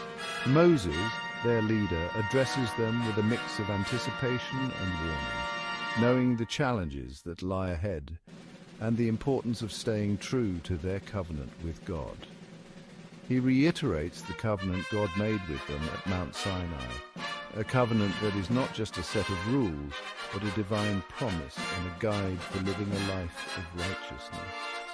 This covenant, a sacred agreement, lays out the terms of their relationship with God, emphasizing mutual commitment and faithfulness. It promises blessings for obedience and consequences for disobedience, making it clear that their choices will shape their destiny. Deuteronomy, meaning second law, serves as a reminder and a restatement of this covenant, reinforcing the laws given earlier and adapting them for a new generation. It emphasizes the importance of remembering and upholding God's laws as they enter a new land, a land where they will face new challenges and temptations. These laws are not merely a set of rules, but a blueprint for a just and righteous society, a society that reflects God's holiness and justice. They encompass every aspect of life, from worship and sacrifice to social justice and governance, ensuring that every part of their lives is aligned with divine principles. Deuteronomy 17 in particular delves into the principles of justice and leadership, providing guidance on how to maintain integrity and fairness in their community. It addresses specific issues like dealing with idolatry and administering justice in difficult cases, ensuring that the community remains faithful and just. This chapter also outlines guidelines for appointing a king, emphasizing the importance of humility and adherence to God's law, reminding the Israelites that their leaders must be servants of the law, not above it. The context of Deuteronomy, with its emphasis on covenant and responsibility, is crucial for understanding the significance of chapter 17, as it sets the foundation for a society built on divine principles. It reminds us that true freedom comes not from the absence of rules, but from living in alignment with divine principles, principles that bring order, peace, and prosperity. These principles, rooted in justice, truth, and humility, are essential for the flourishing of individuals and societies alike, guiding them towards a life of harmony and fulfillment. Beyond ritual, the deeper meaning of unblemished sacrifice. Deuteronomy 17 begins by addressing the proper protocol for sacrifice. It strictly prohibits the offering of blemished animals to God. This seemingly specific instruction holds a deeper symbolic meaning. The unblemished animal represents wholeness, purity, and a complete dedication to God. This concept extends beyond the physical act of sacrifice. It speaks to the condition of our hearts when we approach God. Our worship, our actions, and our very lives should be an offering of our best selves, free from the blemishes of sin and hypocrisy. The unblemished sacrifice also foreshadows the ultimate sacrifice of Jesus Christ. He, the perfect and blameless Lamb of God, offered himself as atonement for the sins of humanity. His sacrifice, once and for all, fulfilled the requirements of the law and opened the way for us to approach God with confidence and gratitude. This principle of offering our best to God is a timeless one. It challenges us to examine our lives and strive for integrity in all that we do. Just as the Israelites were to offer unblemished sacrifices, we too are called to live lives of purity, dedication, and wholehearted devotion to God. Justice and truth, upholding righteousness in the land. These are not just lofty ideals, but foundational principles that have guided societies for millennia. Deuteronomy 17 then delves into the critical issue of idolatry, a grave sin in the eyes of God. Idolatry was more than just a religious misstep. It was a betrayal of the covenant between God and his people. Idolatry in the biblical context represents the worship of anything or anyone other than the one true God. This act of turning away from God was seen as a direct affront to his sovereignty and love. It is a turning away from the source of life and truth to pursue false gods and empty promises. These false gods could be anything that takes the place of God in one's heart, leading people astray. The text is clear. Idolatry is not to be tolerated within the community. The community was expected to uphold the sanctity of their relationship with God by rejecting all forms of idolatry. It is a cancer that can corrupt the very fabric of society, leading to injustice, oppression, and spiritual decay. When a society turns away from God, it loses its moral compass, resulting in widespread corruption. The punishment for such an act was severe, reflecting the seriousness of this offense against God and the covenant. This severity underscored the importance of maintaining purity and devotion within the community. Beyond the specific act of idolatry, this passage highlights the importance of upholding justice and truth within the community.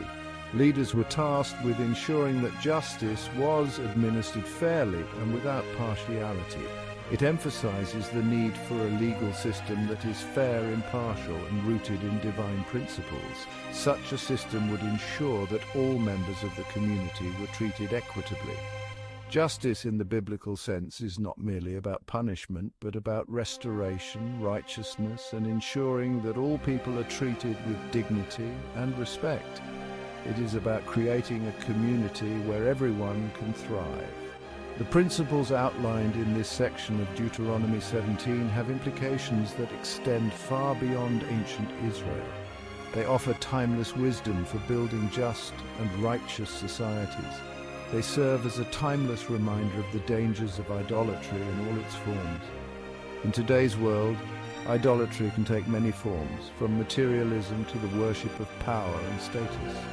They call us to be vigilant in guarding our hearts against false gods, and to stand firm in our commitment to truth, justice, and righteousness in our own time. Upholding these values is essential for the well-being of any society, both ancient and modern. Witnesses to truth safeguarding justice in capital cases. The pursuit of justice has always been a cornerstone of civilized societies, and nowhere is this more evident than in the handling of capital cases. Deuteronomy 17 continues by outlining the procedures for dealing with criminal accusations, particularly in cases involving capital punishment. These ancient texts provide a framework that emphasizes the importance of thorough and fair legal processes. The emphasis here is on ensuring fairness and preventing wrongful convictions. The ancient laws were designed to protect individuals from the devastating consequences of false accusations and to uphold the integrity of the judicial system. The text mandates that no one can be put to death based on the testimony of a single witness. This rule serves as a critical safeguard against the potential for error or malice in the judicial process. At least 2 or 3 witnesses are required to establish the validity of an accusation. This requirement ensures that the evidence is corroborated and that the decision to impose the ultimate penalty is not taken lightly. This requirement reflects a deep concern for justice and a recognition of the fallibility of human judgment. It acknowledges that even well-intentioned individuals can make mistakes, and that the stakes are too high to rely on a single perspective. It serves as a safeguard against false accusations, hasty judgments, and the potential for personal vendettas to corrupt the pursuit of justice. By requiring multiple witnesses, the system aims to minimize the risk of wrongful convictions and ensure that justice is truly served. The requirement of multiple witnesses highlights the weightiness of taking a human life. It underscores the gravity of the decision and the need for a careful and deliberate process. It underscores the sanctity of life and the need for extreme caution and certainty in matters of life and death. The ancient laws reflect a profound respect for human life and a commitment to ensuring that the ultimate penalty is only imposed when absolutely necessary. This principle has resonated throughout history, influencing legal systems and ethical frameworks across cultures. The idea that justice must be carefully and fairly administered is a universal value that transcends time and place. This emphasis on due process and the need for multiple witnesses reflects a commitment to justice that is as relevant today as it was in ancient Israel. Modern legal systems continue to grapple with these same issues, striving to balance the need for justice with the protection of individual rights. It reminds us of the importance of careful investigation, fair trials, and the presumption of innocence until proven guilty. These principles are foundational to any just society and are essential for maintaining public trust in the legal system. These principles are essential for upholding the rule of law and protecting the rights of all individuals. By adhering to these ancient guidelines, we can continue to strive for a more just and equitable society, where the rights of every individual are respected and protected. The book of Deuteronomy holds a special place in the Bible. It is not just another book, it is a profound collection of speeches and teachings that encapsulate the essence of God's covenant with his people. It's like a final message from Moses to the Israelites before they enter the Promised Land. Moses, the great leader and prophet, knew his time was coming to an end, and he wanted to ensure that the Israelites were prepared for the future. Imagine, after 40 years of wandering in the wilderness, they were about to step into a new chapter, a land flowing with milk and honey. This was a momentous occasion, a fulfillment of God's promise to their ancestors, Abraham, Isaac, and Jacob. Deuteronomy is Moses' heartfelt reminder of God's faithfulness and his laws. He emphasizes the importance of obedience and the blessings that come with it, as well as the consequences of disobedience. It's a call to remember their covenant with God and live according to his ways. This covenant was not just a set of rules, but a relationship built on love, trust, and commitment. In Deuteronomy 18, we find crucial instructions on how to live a life pleasing to God. These instructions were meant to guide the Israelites in their daily lives and ensure that they remained faithful to God. This chapter is divided into 3 main parts. Each part addresses a different aspect of their spiritual and communal life, providing a comprehensive guide for the Israelites. First, we see how God provides for the Levites, the tribe chosen to serve in the temple. They were given specific duties and privileges, ensuring that they could focus on their spiritual responsibilities without worrying about their material needs. Second, we're given a list of practices that God considers detestable and should be avoided. These included various forms of idolatry and pagan rituals that were prevalent in the surrounding nations. Lastly, Moses gives instructions on how to distinguish between true and false prophets. This was crucial for maintaining the purity of their faith and ensuring that they were not led astray by false teachings. These guidelines are just as relevant today as they were thousands of years ago. They remind us of the importance of staying true to our faith, discerning truth from falsehood, and living a life that honors God in every aspect. In ancient Israel, God chose a specific group of people, the Levites, to serve him in the temple. This was a significant honor and responsibility, as they were set apart from the other tribes for this sacred duty. This tribe, descended from Jacob's son Levi, had special responsibilities. They were entrusted with the spiritual well-being of the nation, a role that required dedication and reverence.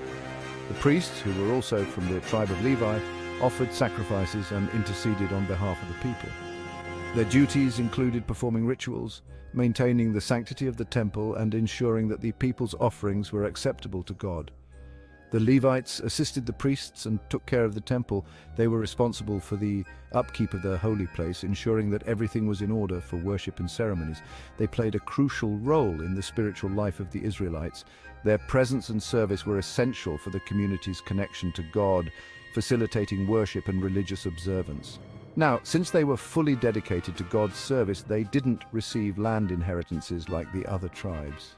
This was a unique arrangement, emphasizing their complete devotion to their sacred duties. Instead, God provided for them in a unique way. He ensured that their needs were met through the contributions of the other tribes. The other Israelites were commanded to give a portion of their crops, livestock, and other offerings to the Levites. This system of tithing was a practical means of support, ensuring that the Levites could focus on their spiritual responsibilities without worrying about their material needs. This demonstrated honor and respect for God's chosen servants. It was a tangible way for the people to show their appreciation and acknowledge the Levites' vital role in their spiritual lives. This practice highlights an important principle. Those who serve God faithfully should be honored and supported. It underscores the value of recognizing and sustaining those who dedicate their lives to spiritual service. It reminds us to value and appreciate those who dedicate their lives to ministry and spiritual leadership today. Just as the ancient Israelites supported the Levites, we too should ensure that our spiritual leaders are cared for and respected, acknowledging their contributions to our spiritual well-being. Deuteronomy 18 doesn't just talk about priestly duties, it dives into the heart of what it means to live a holy life. God, through Moses, clearly outlines practices that were strictly forbidden among the Israelites. These included things like child sacrifice, divination, sorcery, and necromancy. These practices were seen as abominations, things that were completely against God's character and would defile the land. God wanted his people to be different, set apart from the surrounding nations. These nations often practiced these detestable things, but the Israelites were called to a higher standard. These prohibitions might seem obvious to us today, but it's important to understand why they were so significant. Child sacrifice, for example, was a horrific practice that showed a complete disregard for human life. Divination, sorcery, and necromancy were all attempts to gain knowledge or power through forbidden means. These practices relied on occult powers and often involved manipulating or exploiting others. God wanted his people to trust in him alone, not in dark, manipulative powers. He is the source of all knowledge, power, and true blessing. He wanted to protect them from the spiritual harm and deception that came with these practices. He knew that dabbling in these things would lead them away from him and into darkness. These prohibitions were given out of love and a desire for their well-being. Section 5. Discerning true voices, recognizing authentic prophets. In a world filled with conflicting voices, it's crucial to be able to discern the truth. Deuteronomy chapter 18 provides vital guidance on identifying true prophets from false ones. A true prophet, according to this chapter, is someone who speaks God's words accurately and faithfully. Their words will always align with God's character and his revealed will. A true prophet wouldn't dare to speak their own ideas or promote their own agenda. Their authority comes solely from God. Section 6. Testing the spirits, guarding against false prophecies. In this section, we delve into the importance of discernment and vigilance in the face of misleading voices. The Bible warns us that in the last days, many false prophets will arise, seeking to deceive even the elect. These false prophets will come with convincing words and seemingly miraculous signs, but their intentions are far from divine. So how do we protect ourselves from deception? It is crucial to be rooted in the Word of God and to have a deep understanding of the Scriptures. This foundation will help us recognize when something is amiss. Deuteronomy 18 verse 22 gives us a clear test. If what a prophet proclaims in the name of the Lord does not take place or come true, that is a message the Lord did not speak. This is a straightforward and practical guideline for testing the authenticity of a prophet's message. That prophet has spoken presumptuously, so do not be afraid of them. Their words hold no power and their influence should be disregarded. In other words, look for the evidence of God's backing. True prophets will have their words validated by the fulfillment of their prophecies and the alignment of their messages with the teachings of the Bible. A true prophet's words will be confirmed by their alignment with Scripture and by the manifestation of God's power. Miracles, healings, and other divine signs will accompany their ministry, serving as a testament to their authenticity. Their prophecies will come to pass. The fulfillment of their words will bring joy and confirmation to the believers, reinforcing their faith in God's promises. This doesn't mean every word a true prophet speaks will be a prediction of the future. Prophets also play a crucial role in guiding the community, offering wisdom and providing spiritual insight.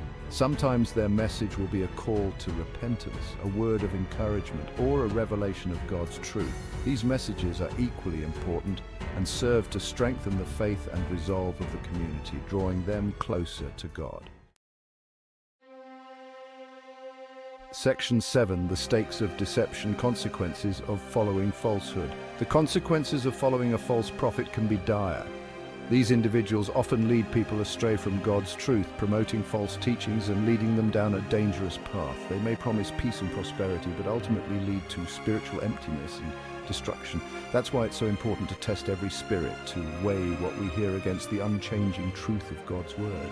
We must be like the Bereans in the book of Acts, who examined the scriptures every day to see if what Paul said was true.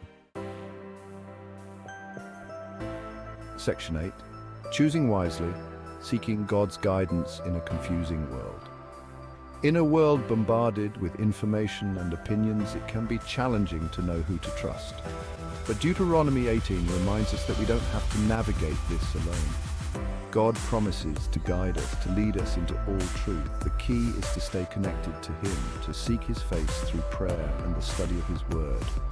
When we make seeking God our priority, He promises to direct our paths, giving us wisdom and discernment to make sound judgments. Section 9. Timeless truths for today, applying ancient wisdom in modern times. These principles from Deuteronomy 18 are just as relevant today as they were thousands of years ago. We may not have a physical temple or a Levitical priesthood, but the principles of honoring God's servants and living a holy life still apply. We are called to support those who minister to us spiritually and to reject anything that goes against God's character. We live in a world saturated with spiritual deception. False teachings and counterfeit spirituality abound, but we have been given the tools to discern truth from error. By studying God's Word, testing the spirits, and seeking His guidance, we can stand firm in our faith and avoid being led astray. Section 10. Living a life of obedience. Experiencing the blessings of following God. Deuteronomy 18 is a powerful reminder that God desires our obedience and our well-being. When we choose to follow His commands, we are not doing so out of obligation, but out of love and trust. We trust that He knows what is best for us and that His ways lead to life and blessing. As we apply the teachings of Deuteronomy 18 to our lives, we can experience the fullness of God's blessings and live lives that bring Him glory. The book of Deuteronomy holds a special place in the Hebrew Bible. It presents a collection of speeches and laws delivered by Moses to the Israelites just before they enter the Promised Land. Chapter 19 delves into the cities of refuge, designated safe havens for individuals who had unintentionally killed another person. Imagine a time when life was more precarious and accidents could easily turn fatal. A misplaced axe head, a sudden fall, any of these could result in an unintentional death. The ancient Israelites recognized the need for a system that balanced justice with mercy. The cities of refuge offered protection to those who had taken a life without malicious intent. This sophisticated legal system acknowledged the complexities of human actions, ensuring fairness and protection for all. By exploring the concept of cities of refuge, we gain a deeper understanding of the values and societal structures that shaped ancient Israel. The cities of refuge were not havens for criminals or murderers, but for individuals who had committed accidental homicide. Deuteronomy 19, verse 4, describes a scenario where a person, while working with an axe, accidentally causes the axe head to fly off and strike someone fatally. In such a case, the person responsible was not deemed a murderer, but rather an unfortunate individual caught in a tragic accident. Even unintentional killing carried serious consequences in ancient Israel. The deceased's family might seek revenge, leading to a cycle of violence. To prevent such cycles, the cities of refuge offered sanctuary. Someone who had accidentally killed another could flee to one of these cities and find protection from retaliation. This system allowed time for a fair trial, ensuring justice while preventing unnecessary bloodshed. Deuteronomy 19 provides vivid examples to illustrate unintentional killing and the need for refuge.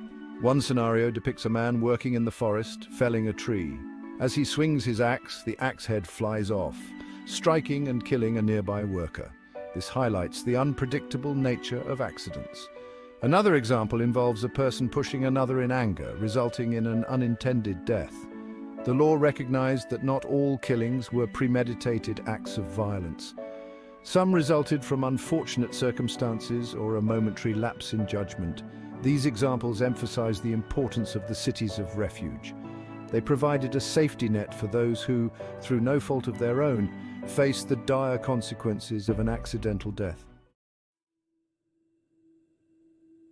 Deuteronomy 19, verses 8 and 9, introduces a provision regarding the cities of refuge. If God were to bless the Israelites by expanding their territory, they were obligated to designate 3 more cities as cities of refuge. As the Israelites conquered more land, the distance between cities would increase. This expansion meant that someone who had accidentally killed another person might have to travel a considerable distance to reach a city of refuge. The commandment to establish additional cities ensured that these safe havens remained accessible. This stipulation underscores the compassionate nature of this ancient legal system.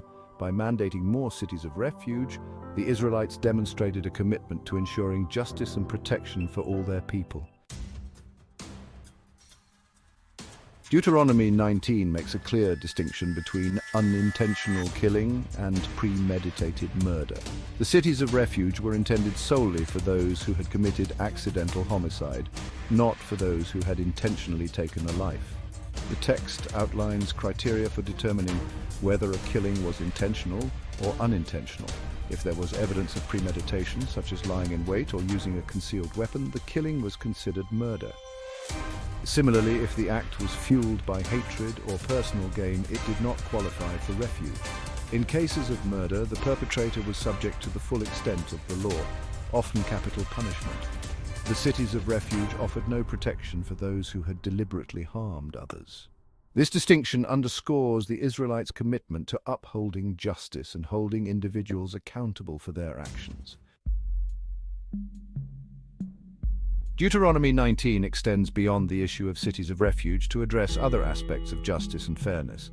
The text emphasizes the importance of respecting property rights, even in seemingly minor matters. Deuteronomy 19:14 warns against moving a neighbor's boundary marker, which could result in land disputes. The text also highlights the significance of witnesses in legal proceedings. Deuteronomy 19:15 establishes that an accusation must be supported by at least 2 or 3 witnesses. This requirement aimed to prevent false accusations and ensure judgments were based on reliable evidence. Furthermore, the law addressed the issue of false accusations, outlining severe consequences for those who deliberately gave false testimony. These laws demonstrate a concern for justice that extended to all members of society, rich and poor, powerful and marginalized. The cities of refuge stand as a testament to the Israelites' commitment to balancing justice with mercy. This unique legal concept recognized the complexities of human actions, acknowledging that not all killings were driven by malicious intent. By providing a safe haven for those who had accidentally caused a death, the Israelites sought to prevent cycles of revenge and allow for a fair trial. The principles underlying the cities of refuge resonate even in modern times. While the specific laws may seem archaic, the values of compassion, fairness, and the protection of human life remain relevant. The concept of sanctuary, the importance of due process, and the need to balance punishment with rehabilitation continue to shape legal systems. The cities of refuge remind us that justice is not always about retribution, but also about restoration and the preservation of human dignity. They offer a glimpse into a society grappling with maintaining order and fairness in a world often marked by violence and uncertainty. While the cities of refuge might seem like a relic, the concept of seeking sanctuary continues to resonate. Throughout history, individuals facing persecution, violence, or injustice have sought refuge in various forms. From churches to designated safe zones, the desire for a safe haven remains a powerful human need. The modern refugee crisis highlights the ongoing relevance of seeking sanctuary. Individuals fleeing their homes in search of safety often face perilous journeys and bureaucratic hurdles. Their plight underscores the importance of international cooperation and compassionate policies. The concept of sanctuary has also found expression in movements advocating for the protection of vulnerable populations. Sanctuary cities, for example, offer a degree of protection to undocumented immigrants facing deportation. Though the cities of refuge no longer exist, echoes of their principles can be found in modern legal systems. The concept of manslaughter reflects the ancient distinction between intentional and unintentional killing. Modern legal systems recognize that not all killings are created equal, and the severity of punishment varies. The emphasis on due process and the presumption of innocence until proven guilty can be traced back to the cities of refuge. The requirement for multiple witnesses and the protection against false accusations are cornerstones of modern legal systems. The concept of restorative justice shares similarities with the intent behind the cities of refuge. While primarily serving to protect the unintentional killer, they also provided a space for reflection, reconciliation, and reintegration into society. The evolution from cities of refuge to modern legal systems reflects a broader shift in societal structures. In ancient Israel, the cities of refuge served a vital role in maintaining order and preventing cycles of violence. As societies became more centralized, the need for physical safe havens diminished. Modern justice systems rely on a complex interplay of laws, courts, and law enforcement to address crime. The focus has shifted from personal retribution to a more impartial approach to punishment and rehabilitation. Despite challenges, the legacy of the cities of refuge reminds us that justice is an ongoing pursuit. The principles of compassion, fairness, and the protection of human life continue to inspire efforts to create a more just world. The cities of refuge offer a fascinating glimpse into the legal and social landscape of ancient Israel. They highlight a society grappling with the complexities of human behavior and the need to balance justice with mercy. While the specific practices may seem distant, the underlying values continue to resonate. The concept of seeking sanctuary, the importance of due process, and the recognition that justice should be tempered with compassion transcend time and culture. The legacy of the cities of refuge serves as a reminder of the enduring human quest for a just and equitable society. By understanding the historical context, we gain a deeper appreciation for the evolution of law and the desire for a world where everyone can find refuge in justice and mercy. The book of Deuteronomy stands as a pivotal point in the Hebrew Bible, serving as a bridge between the Israelites' journey from slavery in Egypt to their entry into the Promised Land. This book is not just a historical account, it is a profound narrative that encapsulates the essence of a people's faith, their struggles, and their hopes for the future. It is structured as a series of speeches delivered by Moses to the Israelites on the plains of Moab, just east of the Jordan River. These speeches are more than mere words. They are a heartfelt plea from a leader who has guided his people through the wilderness, a leader who knows he will not cross the Jordan with them. In essence, Deuteronomy is a farewell address, a final transmission of laws, wisdom, and exhortations from their leader before they embark on a new chapter in their history. Moses, standing on the cusp of the Promised Land, pours out his soul, reminding the Israelites of their covenant with God and the responsibilities that come with it. This book reiterates and expands upon the laws given at Mount Sinai, emphasizing covenant faithfulness, obedience to God, and the importance of preserving their cultural and religious identity. It is a call to remember their past, to honor their heritage, and to stay true to the commandments that define them as a people. Deuteronomy chapter 20, nestled within this larger narrative, focuses specifically on the laws governing warfare. These laws are not arbitrary rules. They are divinely inspired guidelines meant to ensure that even in the chaos of battle, the Israelites remain a people set apart. These regulations, delivered on the precipice of conquest, offer a glimpse into the moral and ethical framework that the Israelites were commanded to uphold even amidst the brutal realities of ancient warfare.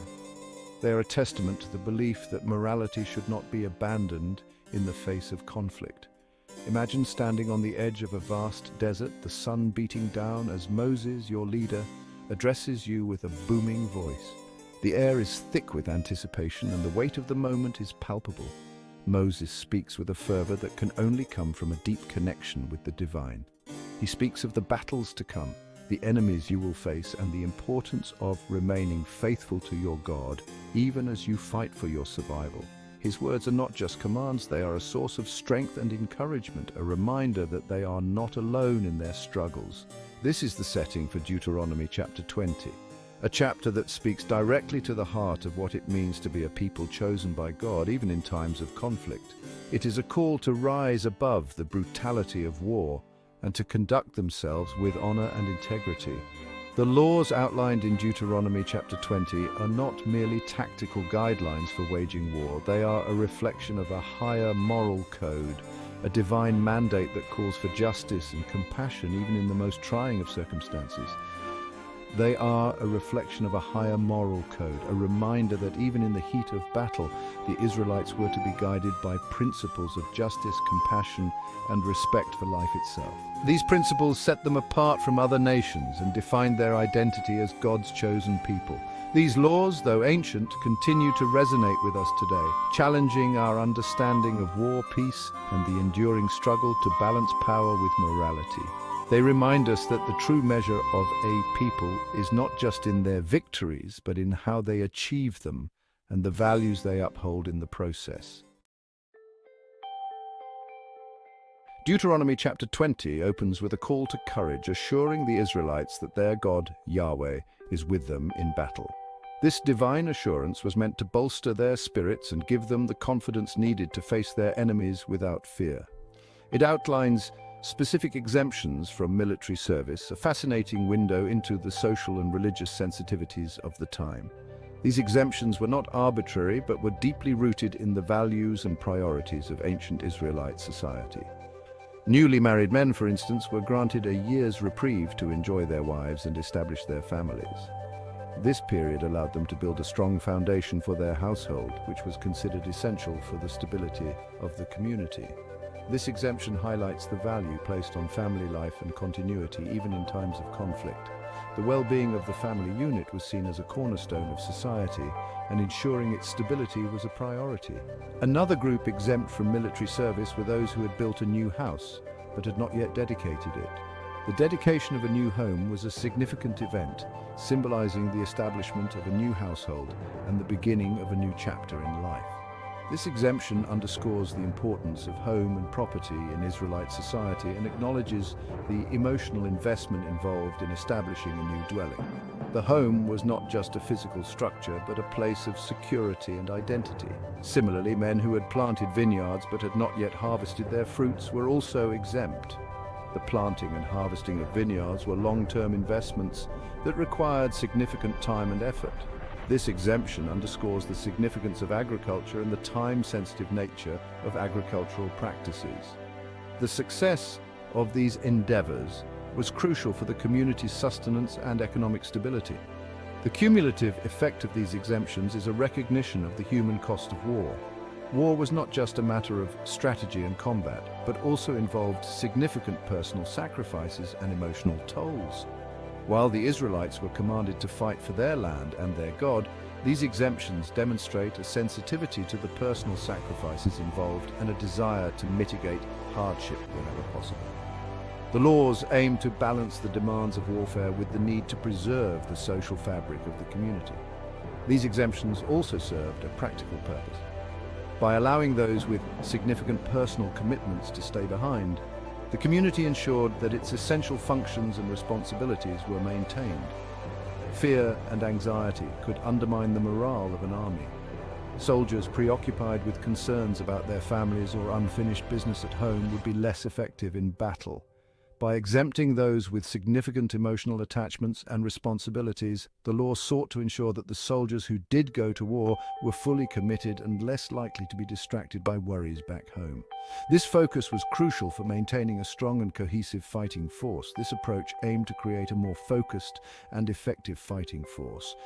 By carefully selecting who would go to battle, the Israelites could maximize their chances of success while minimizing the potential for internal strife and distraction. In essence, these exemptions reflect a profound understanding of human nature and the complexities of life. They reveal a society that valued both its collective security and the well-being of its individual members, striving to achieve a delicate balance between the two. Before engaging in battle, the Israelites were commanded to offer terms of peace to their enemies. This directive was not merely a formality, but a genuine attempt to avoid bloodshed and destruction. The offer of peace was a critical step, reflecting a deep-seated belief in the value of human life and the importance of exhausting all non-violent options before resorting to conflict. This seemingly counterintuitive act, especially in the context of ancient warfare, underscores a key principle. War was to be a last resort, not the first option. The Israelites were taught that the path to peace was paved with dialogue and negotiation, not with the clashing of swords. This approach was revolutionary for its time, setting a precedent for future generations on the ethics of war. The Israelites were to exhaust all peaceful avenues before resorting to violence, reflecting a belief that bloodshed should be avoided whenever possible. This principle was embedded in their laws and traditions, emphasizing that the sanctity of life was paramount. The act of offering peace was a testament to their commitment to these values, even when faced with the threat of war. Even when battle was unavoidable, Deuteronomy chapter 20 lays out specific regulations for conducting warfare. These regulations were designed to ensure that the conduct of war remained within ethical boundaries, protecting both combatants and non-combatants. The rules provided a framework for maintaining humanity and compassion, even in the heat of battle. It prohibits the destruction of fruit-bearing trees, a rule rooted in both practical and ethical considerations. Fruit trees were a vital source of food and sustenance, and their destruction would have long-term consequences for the community. This rule highlighted the importance of preserving resources and ensuring the survival of future generations. Trees provided sustenance and were considered essential for the long-term well-being of a community. The preservation of fruit trees was not just about immediate survival, but also about maintaining the ecological balance and ensuring that the land could continue to support life. This rule demonstrated a forward-thinking approach to environmental stewardship.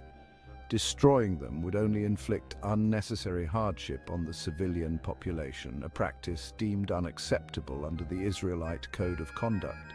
The protection of civilians and their means of sustenance was a priority, reflecting a compassionate approach to warfare. This rule served as a safeguard against the indiscriminate destruction that often accompanied war. The prohibition against destroying fruit trees also carries a deeper symbolic meaning. Trees, especially those bearing fruit, were seen as symbols of life and abundance. Their preservation was a reminder of the interconnectedness of all living things and the importance of respecting the natural world.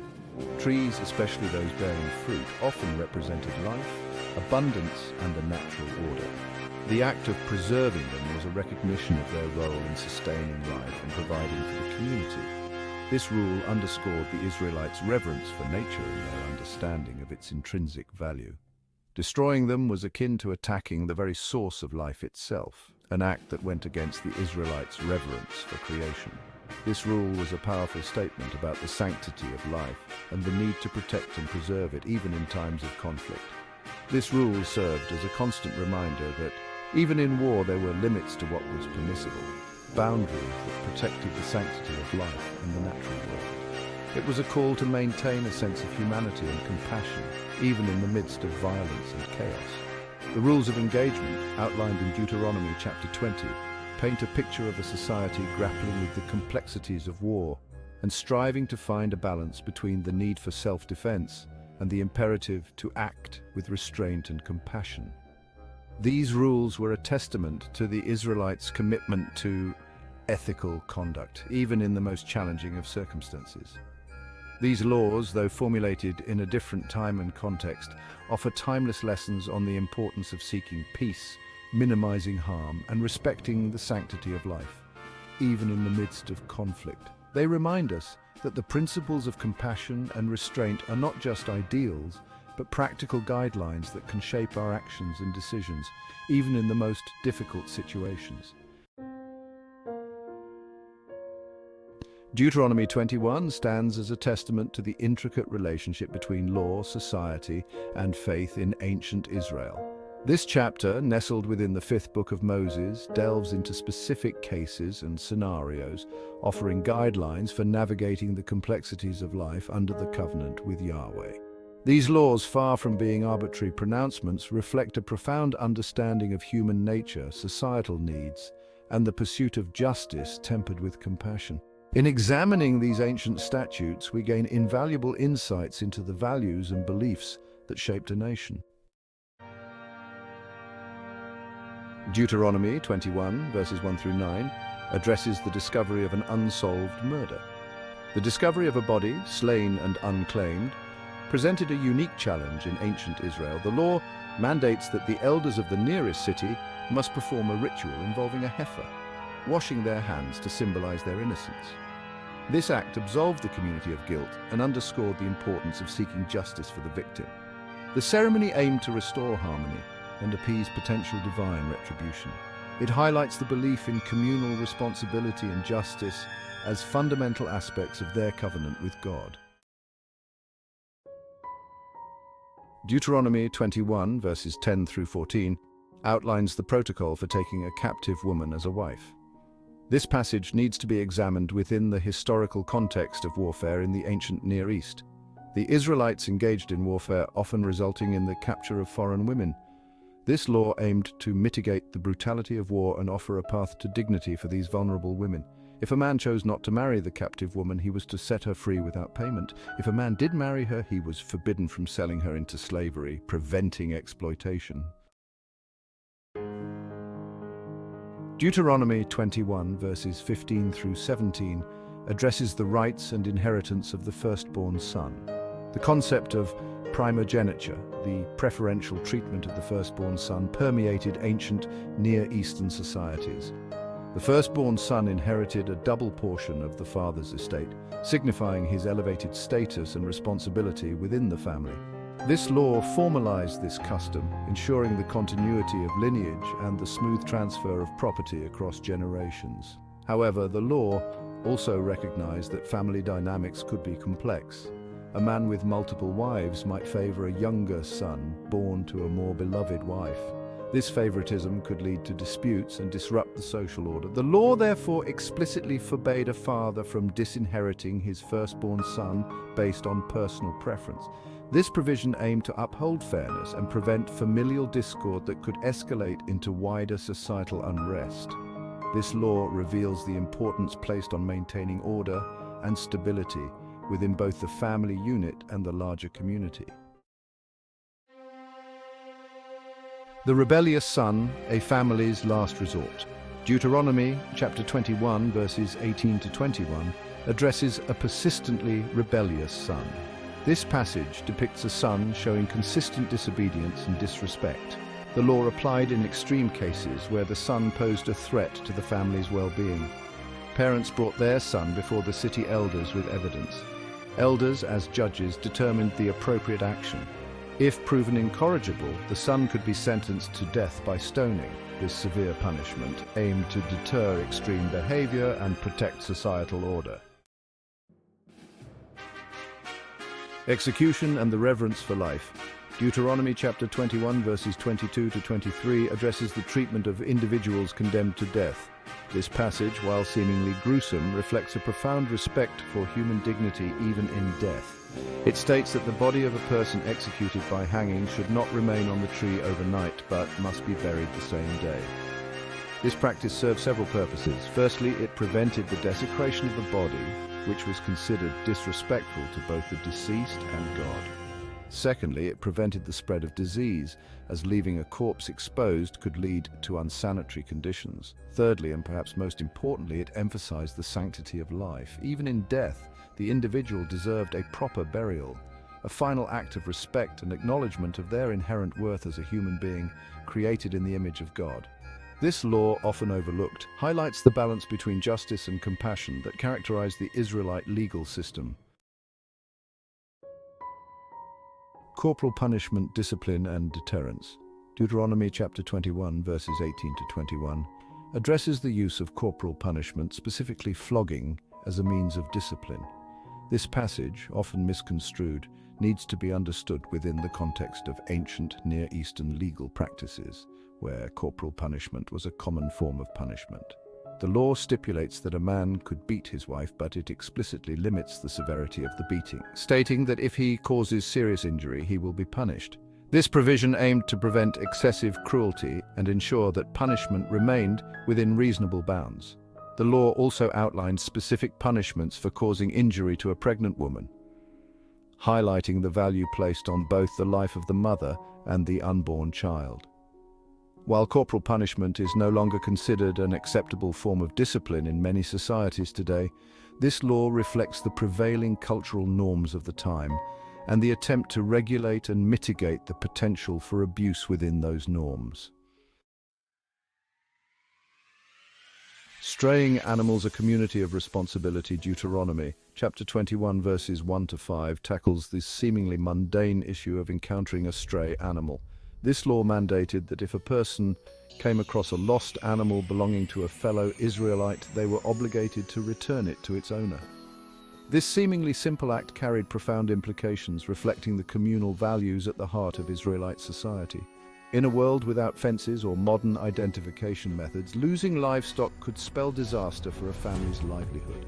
By requiring the return of stray animals, the law fostered a spirit of cooperation and mutual support among community members. It recognized the interconnectedness of their lives and the importance of looking out for one another's well-being. This seemingly minor regulation reveals the emphasis placed on empathy, responsibility, and the creation of a just and compassionate society. Accidental death, protecting the innocent. Deuteronomy chapter 21, verses 6 to 9 deals with cases of accidental death, specifically those caused by negligence. This law recognizes that not all deaths were intentional and establishes a system for distinguishing between murder and accidental manslaughter. If a person was killed due to the negligence of another, such as an unsecured ox goring someone, the law provided a refuge for the perpetrator. They could flee to a designated city of refuge where they would be protected from vengeance killings by the victim's family. This provision acknowledged the devastating impact of unintentional killings on both the victim's family and the perpetrator. It sought to prevent cycles of revenge and bloodshed by offering a path to justice that considered the circumstances of the crime. This law highlights the importance of due process, the need to differentiate between intentional and accidental harm, and the pursuit of restorative justice rather than solely punitive measures. Justice for all widows, orphans, and the vulnerable. Deuteronomy chapter 21, verses 10 to 14 emphasizes the importance of protecting the most vulnerable members of society, widows, orphans, and the poor. This passage reflects a deep concern for social justice and the equitable treatment of all members of the community. It explicitly forbids the mistreatment or exploitation of these vulnerable groups, who were often subject to abuse and neglect in the ancient world. The law mandated that loans should not be made with exorbitant interest to the poor, and that fair wages should be paid to hired workers regardless of their social standing. It also emphasized the importance of providing for the needs of widows and orphans, ensuring they were not left destitute or forgotten. This concern for the marginalized reflects the compassionate heart of the Israelite legal system, which sought to create a society where all members were treated with dignity and respect, regardless of their circumstances. This law serves as a timeless reminder of the importance of social responsibility and the pursuit of justice for all. Conclusion: a timeless tapestry of justice and compassion. The laws enshrined in Deuteronomy 21, while rooted in the specific historical and cultural context of ancient Israel, offer enduring lessons for navigating the complexities of human interaction and the pursuit of a just and compassionate society. These laws, far from being archaic relics of a bygone era, provide insights into the timeless challenges of upholding justice, maintaining order, and caring for the vulnerable. They remind us that laws, at their best, should reflect a deep understanding of human nature, a commitment to fairness, and a profound respect for the dignity of every individual. As we grapple with the complexities of our own time, the wisdom embedded within these ancient statutes continues to offer guidance and inspiration for building a world where justice and compassion prevail.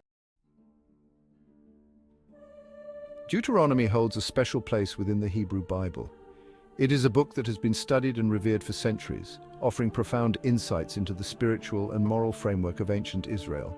It is the fifth and final book of the Torah, also known as the Pentateuch, which is the foundational text of Judaism. The Torah is the most sacred text in Judaism, containing the laws and teachings that guide the Jewish faith and way of life. Deuteronomy means second law or repeated law, reflecting its role in reiterating and expanding upon the laws given earlier in the Torah. It presents a collection of speeches and sermons delivered by Moses to the Israelites, his final words to them before they enter the Promised Land. These speeches were given as the Israelites prepared to enter the Promised Land, a momentous occasion in their history. The book revisits and expands upon the laws and covenant established at Mount Sinai, where the Israelites first received God's commandments. Its purpose is to remind the Israelites of their obligations to God, emphasizing the importance of faithfulness and obedience. Deuteronomy emphasizes the importance of following God's laws, which are seen as the path to a righteous and fulfilling life. It promises blessings for obedience, assuring the Israelites that their faithfulness will be rewarded with prosperity and peace. It also warns of consequences for disobedience, highlighting the serious repercussions of straying from God's commandments. Deuteronomy 22, in particular, delves into various aspects of daily life, offering detailed guidance on how to live in accordance with God's will. It covers topics like social responsibility, property rights, and sexual conduct, providing a comprehensive ethical framework for the community. By examining these laws, we can glean insights into the values and societal norms of ancient Israel, understanding how they sought to create a just and compassionate society. We can also consider their relevance to modern ethical discussions, exploring how these ancient teachings can inform contemporary debates on morality and justice. Deuteronomy serves as a bridge between the Israelites' past experiences and their future in the Promised Land, linking their history with their destiny. It emphasizes the covenant relationship between God and his people, a central theme in the Hebrew Bible that underscores the mutual commitments and responsibilities of this sacred bond. It calls for a life of faithfulness, justice, and compassion, urging the Israelites to embody these virtues in their daily lives. By studying Deuteronomy, we can gain a deeper understanding of the ethical and religious foundations of ancient Israelite society, appreciating the depth and complexity of their moral vision. We can also appreciate its enduring legacy on Western thought and values, recognizing how these ancient teachings continue to influence our world today. Deuteronomy 22 emphasizes the importance of communal responsibility. It stresses the need to care for one another within the Israelite community. The laws in this chapter highlight the significance of actively helping those in need. This fosters a sense of collective well-being. One example of this principle is the law concerning lost property. Deuteronomy January 4th, 22 states that if someone finds a lost ox or donkey, they're obligated to return it to its owner. Ignoring a neighbor's lost animal is unacceptable. This law underscores the value of empathy and compassion. It promotes a sense of shared responsibility for each other's belongings. Another example is the law concerning a fallen animal. Deuteronomy 22:4 instructs that if someone sees their neighbor's donkey or ox fallen under a load, they are to help lift it up. This law transcends mere courtesy. It illustrates the importance of actively assisting those facing difficulties. These commandments, seemingly simple, reflect a profound ethical principle. They promote a society where individuals are not indifferent to each other's struggles. Instead, they are compelled to act with kindness, empathy, and a willingness to extend a helping hand.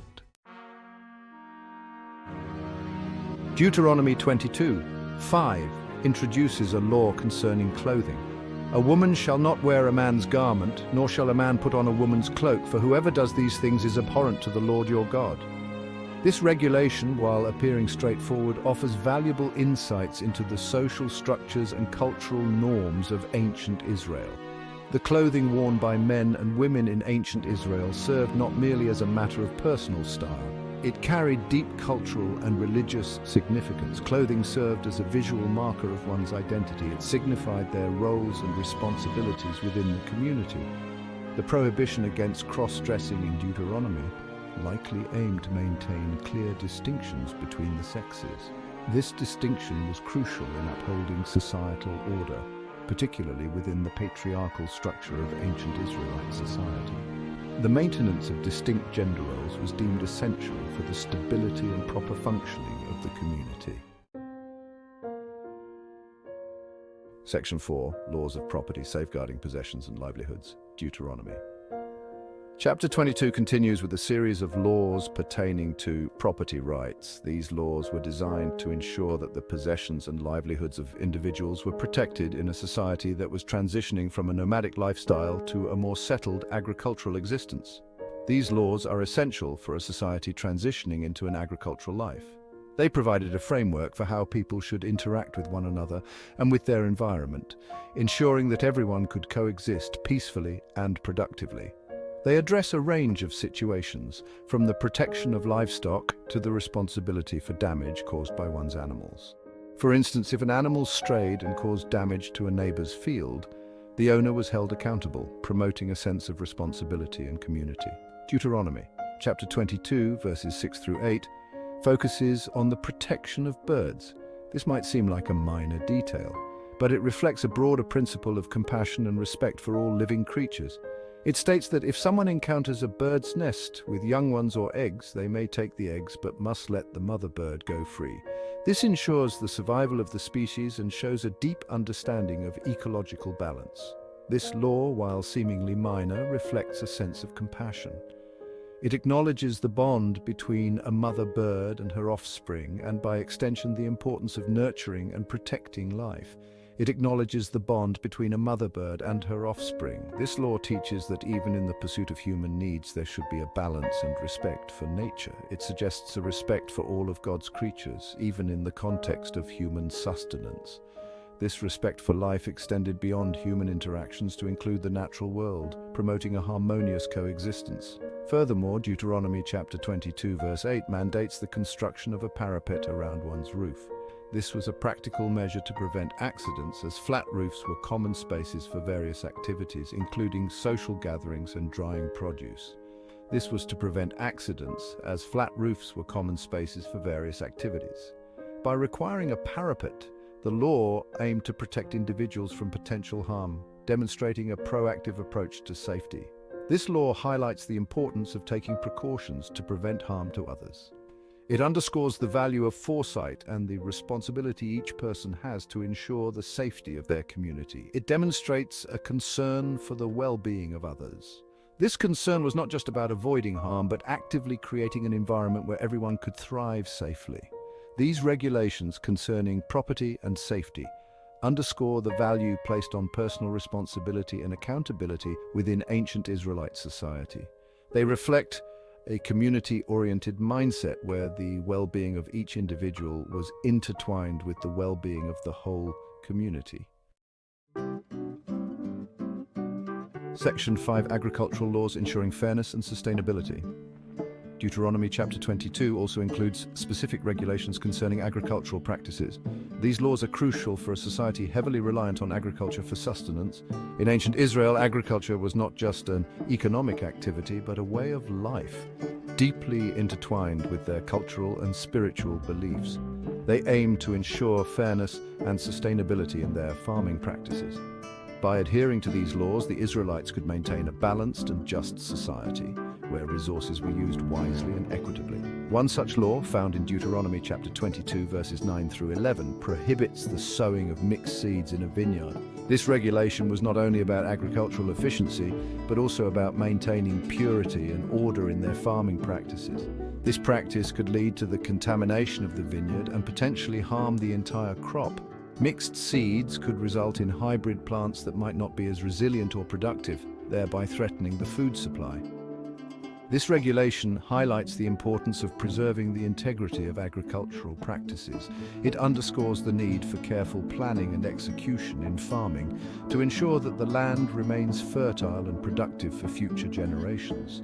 It ensures the long-term health of the land and the livelihood of the people. By following these guidelines, the Israelites could avoid the pitfalls of over-exploitation and degradation of their agricultural resources. Another law, found in Deuteronomy chapter 22 verse 10, forbids the plowing with an ox and a donkey together. This regulation was rooted in the understanding of the different physical capabilities and needs of these animals. This practice was considered inhumane, as the animals have different strengths and gaits. Plowing with mismatched animals could cause unnecessary strain and suffering, reflecting a broader ethical concern for animal welfare. This law demonstrates a concern for the welfare of animals. It shows that the Israelites recognized the importance of treating animals with kindness and respect, ensuring their well-being even as they were used for labor. It emphasizes the importance of treating them with respect and understanding. This approach to animal husbandry was not only humane, but also practical, as healthy and well-treated animals were more productive and reliable. These agricultural regulations reflect a deep connection between the Israelites and the land. They understood that their survival and prosperity were directly linked to the health of their environment. They highlight the importance of sustainable practices. By following these laws, the Israelites could ensure that their farming methods did not deplete the land or harm the ecosystem. They also show a recognition of the interconnectedness of all living things. The Israelites' agricultural laws were a testament to their understanding that human, animal, and environmental health were all interdependent, and that maintaining this balance was crucial for their community's long-term well-being. Deuteronomy, meaning second law, is the fifth and final book of the Torah, the Jewish law. It holds a significant place in the Hebrew Bible, encapsulating the essence of the covenant between God and the Israelites. It presents a collection of speeches and sermons delivered by Moses to the Israelites on the plains of Moab, just before they entered the Promised Land. These speeches are not merely historical recounts, but are imbued with deep theological and moral teachings. Having journeyed for 40 years through the wilderness, the Israelites stood poised to inherit the land promised to their ancestors. This moment was a culmination of their long and arduous journey, filled with trials and tribulations, and Moses' words were meant to prepare them for the new life ahead. Deuteronomy served as a reminder of their covenant with God, outlining the laws and way of life expected of them as they transitioned from a nomadic existence to a settled life in Canaan. It was a call to remember their identity and purpose as God's chosen people. The book revisits and expands upon the laws given at Mount Sinai, adapting them to the new challenges and opportunities that awaited them. These laws were not static but dynamic, evolving to meet the needs of a changing society. It emphasizes the importance of covenant faithfulness, obedience to God, and a just and compassionate society. The teachings in Deuteronomy stress that their success in the Promised Land depended on their adherence to these divine laws. Deuteronomy 23 in particular delves into a diverse set of regulations that govern various aspects of Israelite life, reflecting their religious beliefs, social structures, and cultural values. These regulations covered everything from personal conduct to community responsibilities. The laws within Deuteronomy 23, while seemingly disparate, share a common thread. They aim to establish a distinct and holy people set apart for God. This distinctiveness was crucial for maintaining their identity amidst surrounding nations. These regulations, ranging from temple worship to social interactions, reflect a deep concern for purity, justice, and communal harmony.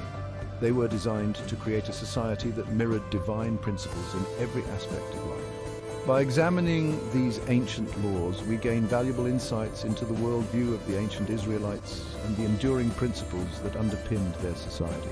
These principles continue to resonate, offering timeless wisdom on justice, community, and faithfulness. The study of Deuteronomy not only helps us understand the past, but also challenges us to reflect on our own values and societal structures. It invites us to consider how ancient wisdom can inform modern life, encouraging a deeper connection to our spiritual and cultural heritage. In a world that often feels fragmented, the teachings of Deuteronomy remind us of the power of unity, faith, and justice. They call us to build communities that are compassionate, just, and faithful to higher principles, much like the ancient Israelites were called to do. Deuteronomy 23 begins by addressing matters of ritual purity, a concept deeply embedded in the religious and cultural fabric of ancient Israel. The chapter delves into the intricate laws that governed who could participate in the religious life of the community and who could not. The text states, "No one whose testicles are crushed or whose male organ is cut off shall enter the assembly of the Lord." This stark decree underscores the importance placed on physical wholeness. This verse has been a subject of much debate and interpretation among scholars and theologians throughout history. Some scholars believe it reflects a concern for physical wholeness as a symbol of spiritual completeness in the eyes of God. They argue that physical integrity was seen as a reflection of one's spiritual state. Others interpret it as a prohibition against practices associated with neighboring cultures, emphasizing the Israelites' distinct identity. This interpretation suggests that the Israelites sought to differentiate themselves from surrounding nations through their unique laws and customs. The following verses address lineage and inclusion in the assembly. No one born of a forbidden marriage nor any of their descendants may enter the assembly of the Lord, not even in the 10th generation. This regulation highlights the significance of lineage and birthright in ancient Israel. It underscores the importance of maintaining the purity of the Israelite community and upholding the sanctity of the covenant passed down through generations. Lineage was not just a matter of family pride, but a crucial aspect of one's identity and place within the community. These laws serve to preserve the distinctiveness of the Israelite people, ensuring that their community remains set apart for their unique relationship with God. The emphasis on purity and lineage was a way to safeguard the spiritual and cultural integrity of the nation. These regulations, while seemingly harsh by modern standards, reflect the cultural and religious values of the time. They provide insight into how the Israelites understood their covenant with God and the lengths they would go to maintain it. The Israelites believed that their relationship with God was paramount, and maintaining a state of ritual purity was essential for approaching the divine. This belief influenced every aspect of their lives, from their daily practices to their most sacred rituals. The laws in Deuteronomy 23 are a testament to the Israelites' commitment to living in a way that honored their covenant with God. They reveal a community deeply invested in the spiritual and moral dimensions of their existence. By adhering to these laws, the Israelites sought to create a society that reflected their values and beliefs, one that was distinct from the surrounding cultures and dedicated to their unique relationship with the divine. In understanding these ancient laws, we gain a deeper appreciation for the complexities of Israelite society and the profound significance they placed on their covenant with God. These laws were more than just rules. They were expressions of faith and identity. Deuteronomy 23 continues with regulations concerning the inclusion of foreigners in the Israelite community. These regulations were not arbitrary, but deeply rooted in the historical and cultural context of the time. No Ammonite or Moabite or any of their descendants may enter the assembly of the Lord, not even in the 10th generation. This decree was a significant aspect of Israelite law, reflecting the complex relationships between neighboring tribes and nations. This exclusion stems from a historical context. The Ammonites and Moabites were not just any foreign nations, they had a specific and contentious history with Israel. The Ammonites and Moabites were considered enemies of Israel, descended from Lot, Abraham's nephew. This familial connection did not translate into friendly relations, rather it often exacerbated tensions. Their historical animosity towards the Israelites, particularly their refusal to aid them during the Exodus, led to this decree. When the Israelites were journeying through the desert, the Ammonites and Moabites not only withheld assistance, but also actively sought to curse them. This regulation highlights the importance of history and memory in shaping Israelite identity and law. The collective memory of these events was preserved and codified into their legal and religious practices. It demonstrates that membership in the community was not solely based on ethnicity or bloodline, but also on loyalty, shared history, and adherence to the covenant. The Israelites valued those who embraced their laws and customs, regardless of their origin. This exclusion was not absolute, as later verses in the Bible show instances of individual Ammonites and Moabites converting to Judaism and becoming part of the Israelite community. These conversions were significant, indicating that personal faith and commitment could transcend national boundaries. This suggests that the exclusion was primarily a matter of national identity and loyalty rather than an insurmountable barrier based solely on ancestry. The Israelites were open to integrating those who demonstrated genuine allegiance to their God and community, highlighting a nuanced approach to inclusion and exclusion. Thus, the regulations in Deuteronomy 23 serve as a reminder of the intricate interplay between history, identity, and law in ancient Israel. They reflect a society deeply aware of its past and committed to preserving its unique identity while also allowing for the possibility of change and integration. In conclusion, the story of the Ammonites and Moabites in Israelite law is a testament to the enduring impact of historical events on communal identity and the potential for reconciliation and inclusion through shared values and faith. Section 4. Exclusion from the assembly, Edomites and Egyptians. In contrast to the Ammonites and Moabites, the Edomites, descendants of Esau, Jacob's brother, were treated differently. You may include the third generation of Edomites among your people, Deuteronomy 23:8. While the Edomites were also considered historical adversaries, their closer kinship to the Israelites may have contributed to this more lenient approach. This distinction highlights the complex relationship between kinship, history, and inclusion in ancient Israel. The Egyptians were also subject to specific regulations.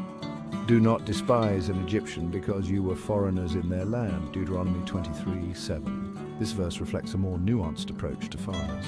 Despite past conflicts, the Israelites were commanded to treat the Egyptians with respect, acknowledging their own experience as foreigners in Egypt. This regulation underscores the importance of empathy, compassion, and the memory of shared experiences, even with former adversaries. It emphasizes the importance of ethical conduct towards all people, regardless of their national or ethnic background. Section 5, Conduct in Warfare, Maintaining Holiness in Battle. Deuteronomy 23 also addresses matters of warfare, reflecting the realities of their time and the importance of maintaining holiness even in battle. When you go out as an army against your enemies, you shall keep yourself from every evil thing. Deuteronomy 23:9. This verse emphasizes the need for moral conduct even in the midst of conflict.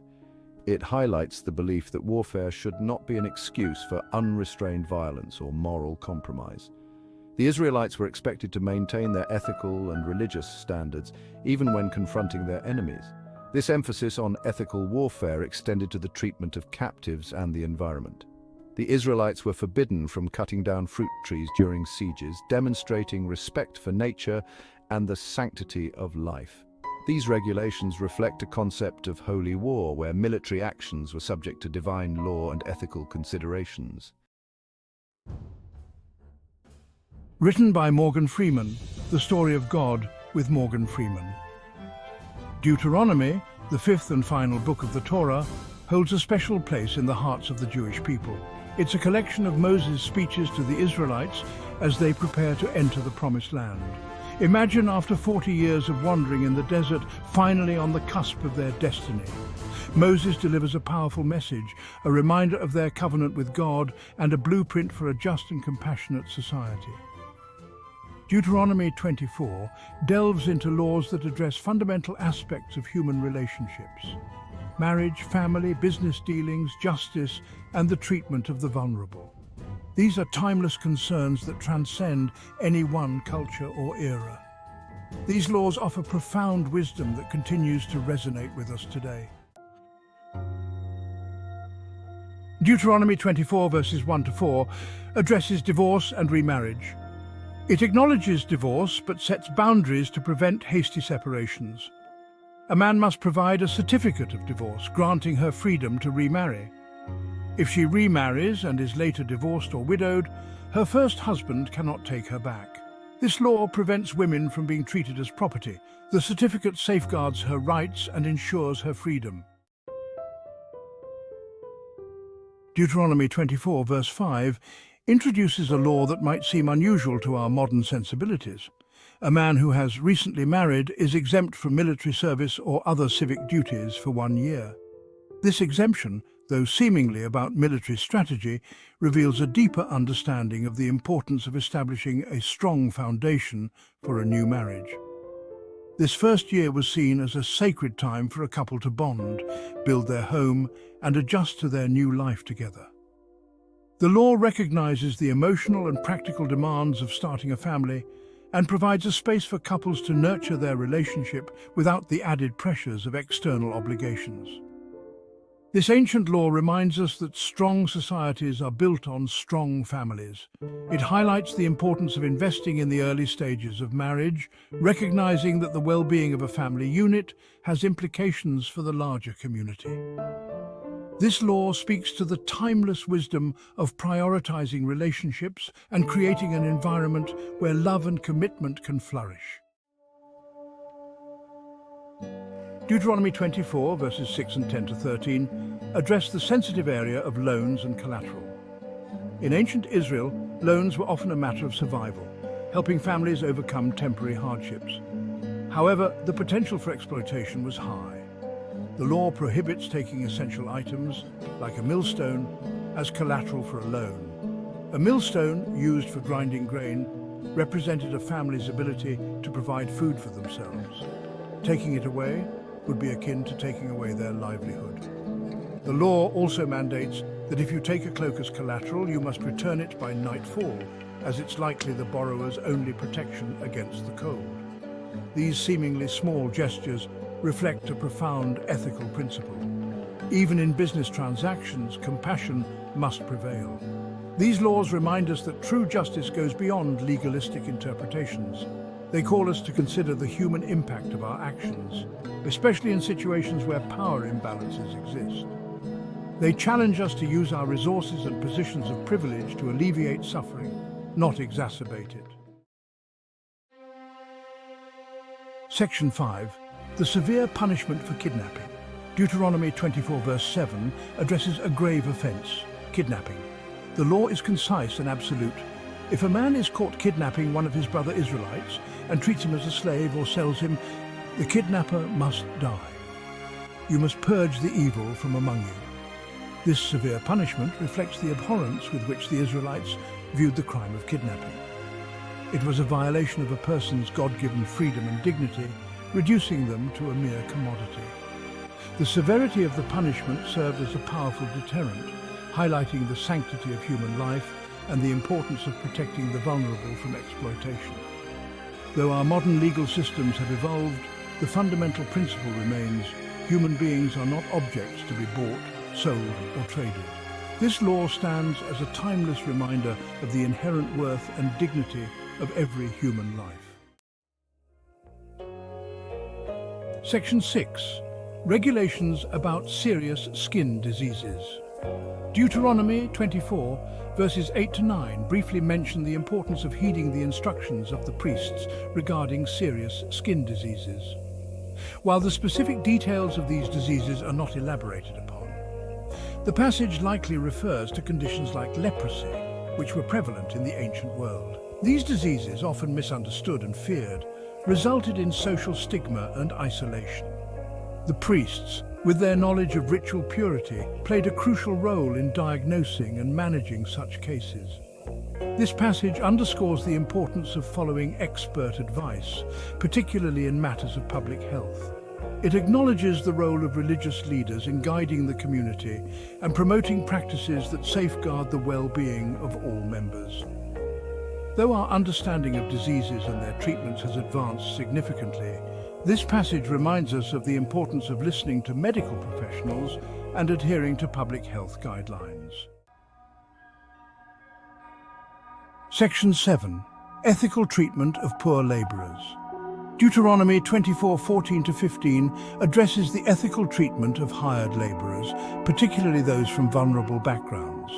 It states, "Do not take advantage of a hired worker who is poor and needy, whether that worker is a fellow Israelite or a foreigner residing in one of your towns." The law emphasizes that wages must be paid promptly before the sun sets, acknowledging the laborer's immediate need. Delaying payment, even for a single night, could cause undue hardship. This seemingly small act of consideration reflects a profound respect for the dignity of all workers, regardless of their social standing. It recognizes that their labor is not just a commodity but a vital part of their livelihood and well-being. This law serves as a timeless reminder that justice and compassion must extend to all members of society, especially those who are most vulnerable to exploitation. Section 8. Justice for foreigners and vulnerable people. Deuteronomy 24:17-22 underscores the importance of fair treatment for foreigners, orphans and widows. It states, "Do not deprive the foreigner or the fatherless of justice, or take the cloak of the widow as security." This repeated emphasis on protecting the vulnerable reflects a core value of the Israelite legal system. Justice was not to be selective. These groups, often marginalized and lacking social power, were particularly susceptible to exploitation. The law served as a safeguard, ensuring that they received equal treatment under the law. The reminder to remember that you were slaves in Egypt connects their own experience of oppression to their obligation to treat others with compassion. These verses offer a powerful challenge to examine our own biases and prejudices, urging us to create a society where justice is blind to social status, origin, or circumstance. Section 9. emphasize the importance of not exploiting the needy. Deuteronomy 24:19-22 provides specific instructions on how to treat the less fortunate, particularly during harvest time. It states, when you are harvesting in your field and you overlook a sheaf, do not go back to get it. Leave it for the foreigner, the fatherless, and the widow. This practice of leaving gleanings in the field was not merely an act of charity, it was a form of social justice, ensuring that the poor and marginalized had a means to provide for themselves. It recognized their right to access the land's bounty, even if they did not own the fields themselves. This ancient practice challenges us to consider how our own actions, even seemingly small ones, can impact the lives of others. It encourages us to create systems that promote fairness and opportunity for all, recognizing that a just society benefits everyone. Section 10. Conclusion: Timeless Values in Ancient Laws. As we've journeyed through the laws of Deuteronomy 24, we've uncovered a profound moral message that transcends time and culture. These ancient instructions, though rooted in a specific historical context, speak to universal values that are as relevant today as they were thousands of years ago. The laws concerning marriage and divorce emphasize the importance of commitment, respect, and the well-being of all parties involved. The regulations regarding loans and labor highlight the need for fairness, compassion, and the protection of the vulnerable. The severe punishment for kidnapping and the emphasis on just treatment for foreigners, orphans, and widows underscore the inherent dignity of every human life. These laws remind us that true justice is not merely a matter of following rules, but of cultivating a compassionate heart. They challenge us to look beyond our own self-interest and consider the impact of our actions on others. In a world often driven by individualism and self-preservation, the wisdom of Deuteronomy 24 calls us to create a society where justice, compassion, and dignity prevail. Imagine a vast desert stretching endlessly under the scorching sun. The Israelites, freed from the chains of slavery in Egypt, are now on the verge of a new chapter in their lives. They have wandered through the wilderness for 40 years, and the promised land is finally within their reach. Their wise and steadfast leader, Moses, stands before them to deliver a final, crucial message, the book of Deuteronomy. This book, an integral part of the Torah, serves as a comprehensive guide for the Israelites. It is a collection of speeches, laws, and teachings that Moses imparts to prepare them for life in the Promised Land. Within its pages, Deuteronomy contains a wealth of laws and principles designed to shape their new society. These laws cover a wide range of topics, from religious observances to social justice. Deuteronomy 25, a specific chapter within this profound book, delves into various aspects of daily life. It addresses issues that the Israelites would face as they establish their new community. This chapter covers essential themes such as justice, family dynamics, and the ethical treatment of all beings, ensuring that the community is built on strong moral foundations. Deuteronomy 25 is not merely a historical document. It is a living testament to the values and principles that guided the Israelites. It offers a fascinating window into the values of a civilization finding its feet, striving to create a just and compassionate society. The teachings in Deuteronomy reflect their deep understanding of justice, compassion, and social responsibility. These principles were meant to foster a sense of community and mutual support. Remarkably, these ancient laws, though deeply rooted in their historical context, hold surprising relevance even in our modern world. They remind us of the timeless nature of justice and compassion, values that continue to resonate across the ages.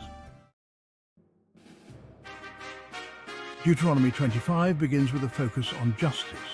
It mandates fair punishments, emphasizing proportionality. 40 lashes he may give him, and not exceed. This reflects a concern for humane treatment, even for those who have erred. The goal was correction, not excessive cruelty. The text also addresses false accusations. It highlights the seriousness of perjury, outlining consequences for bearing false witness. This underscores the importance of truthfulness, It reveals a societal commitment to upholding justice through honest testimony. Family plays a central role in Deuteronomy, reflecting the importance of kinship and social structure in ancient Israelite society. Levirate marriage, though seemingly unusual today, addressed a specific social need by ensuring the continuation of a family line. If a man died childless, his brother was obligated to marry the widow, a practice that might seem strange to modern sensibilities but was crucial for maintaining family heritage. This ensured the deceased's lineage continued, preserving the family name and property within the clan. It also provided for the widow's well-being in a patriarchal society where women often had limited means of support. The law of inheritance is also addressed in this chapter, highlighting the importance of property and wealth distribution within families. It stipulates that if a man dies without a son, his daughters inherit his property, a provision that was quite progressive for its time. This provision aimed to ensure fairness within families, preventing the exclusion of daughters from the family wealth. It granted daughters a level of economic security, allowing them to manage and benefit from the property they inherited. These laws reflect a society deeply concerned with family integrity, social justice, and the well-being of its members. By addressing both marriage and inheritance, Deuteronomy 25 provides a comprehensive look at how ancient Israel sought to balance tradition with the needs of its people. These family laws underscore the interconnectedness of social, economic, and familial responsibilities, ensuring that no member of the community was left without support.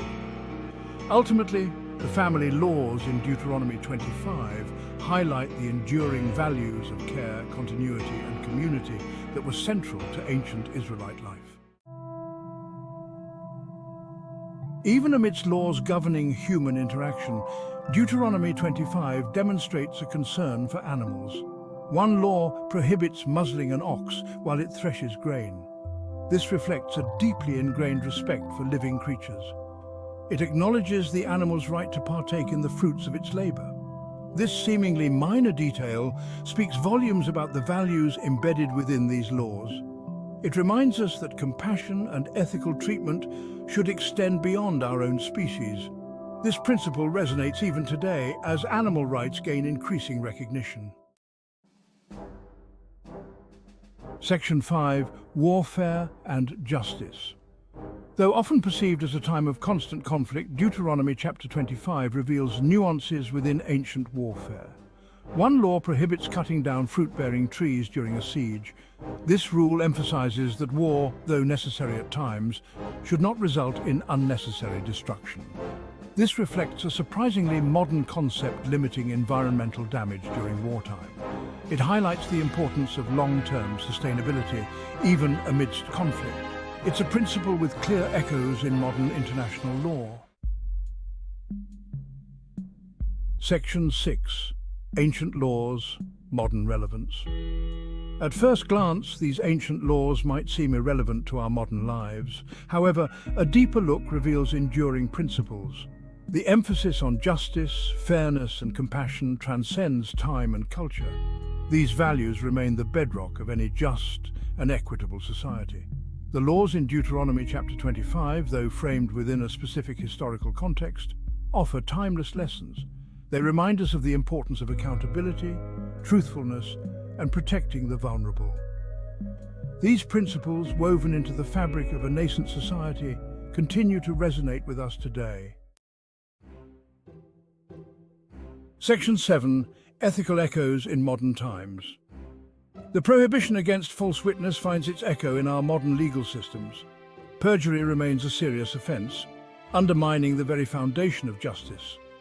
Similarly, the concern for humane punishment is reflected in contemporary debates about criminal justice reform. The emphasis on family, though expressed differently today, remains a cornerstone of society.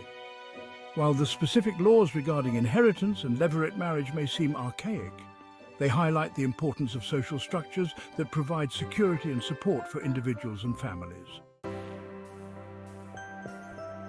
Section 8. Lessons for today. The law concerning muzzling oxen while threshing grain offers a powerful metaphor for fair labor practices. It reminds us that workers deserve to benefit from their labor. This resonates with contemporary discussions about fair wages, ethical treatment of employees, and corporate responsibility.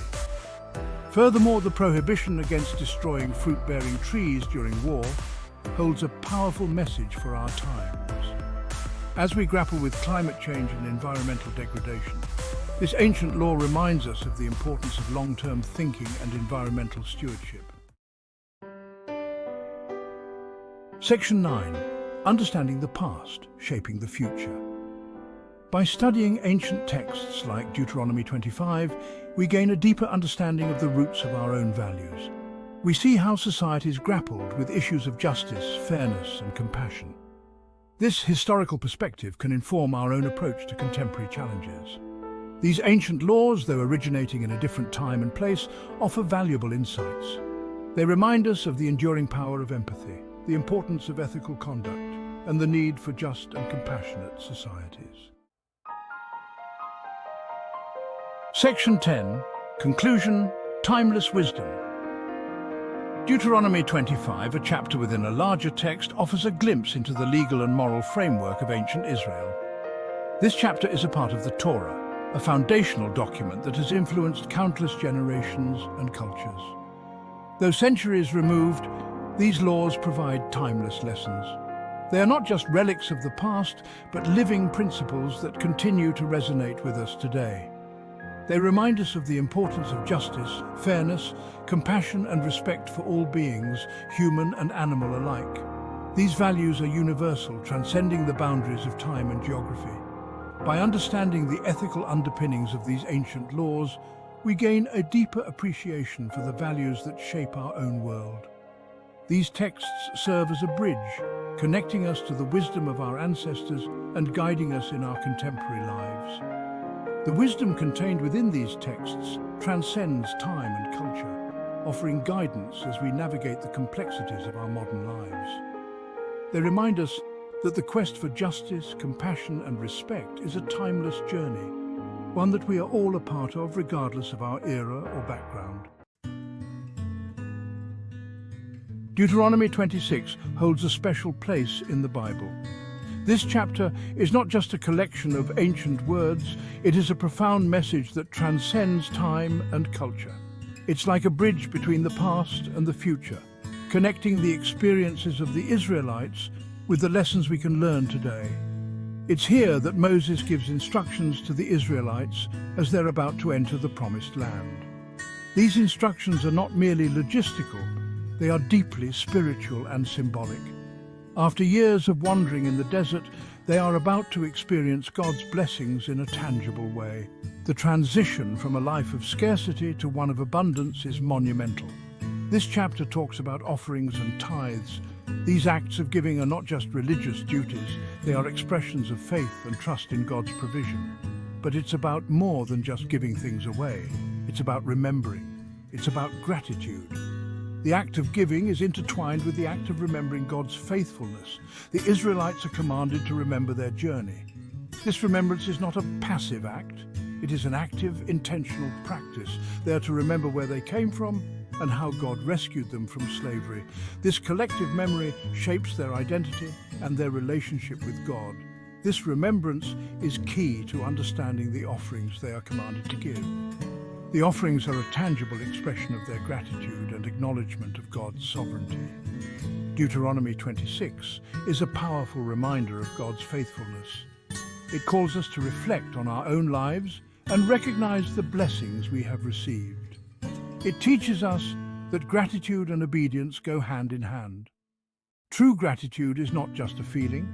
It is demonstrated through our actions and our willingness to follow God's commands.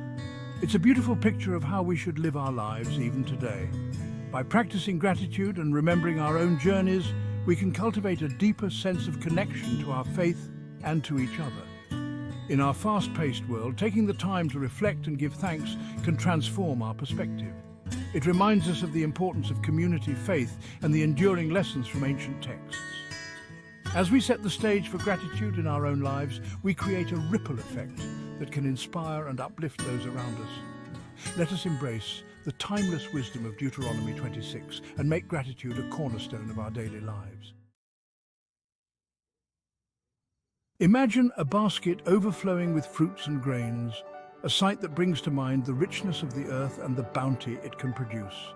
This is the image Deuteronomy 26 paints for us, a picture of abundance and blessing, a vivid portrayal of God's generosity and the land's fertility.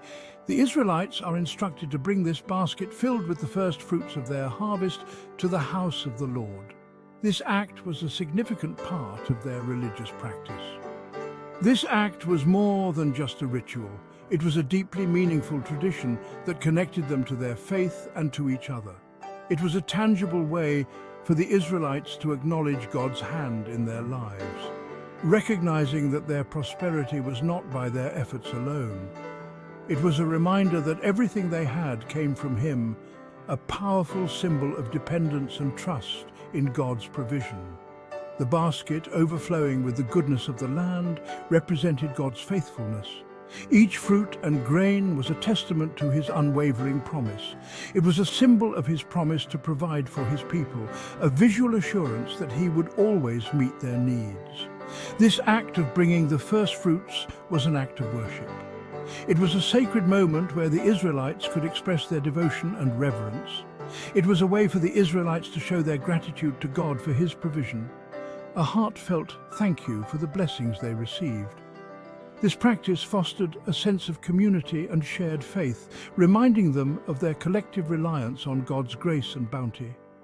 The gathering of the first fruits was also a time of celebration, a communal event where people came together to rejoice in the harvest and in God's goodness.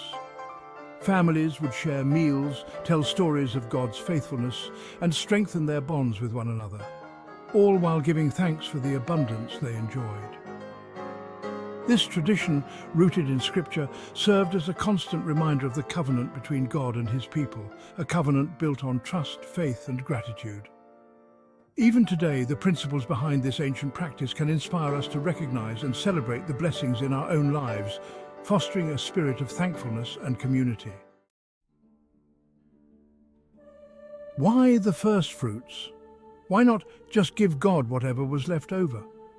Bringing the first fruits meant giving God the best of what they had. It was a way of honoring Him and acknowledging that He deserved their very best. It also showed their trust in God.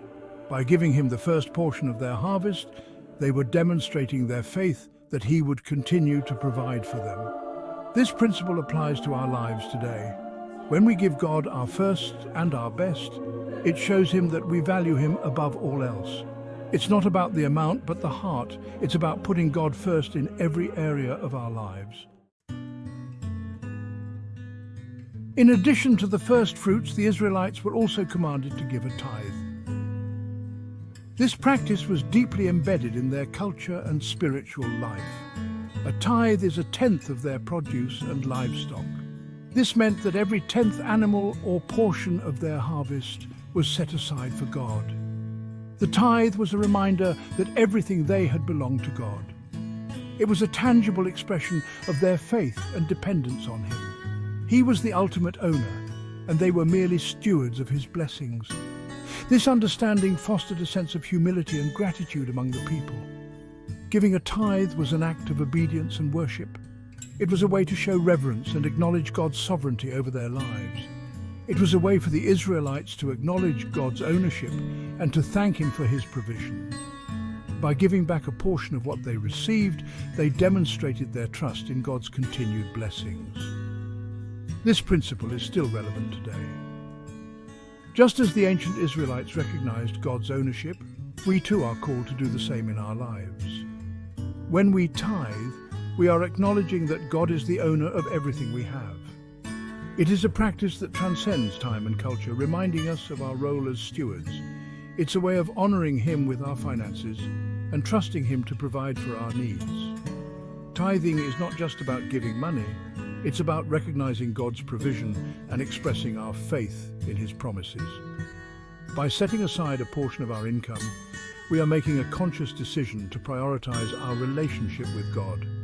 It is a spiritual discipline that shapes our hearts and aligns our priorities with His. Through tithing, we also contribute to the work of the church and the broader community, supporting ministries and helping those in need. It is a collective effort that reflects God's love and generosity. Ultimately, tithing is a powerful reminder that everything we have is a gift from God. It is an act of worship that deepens our faith and strengthens our connection to Him.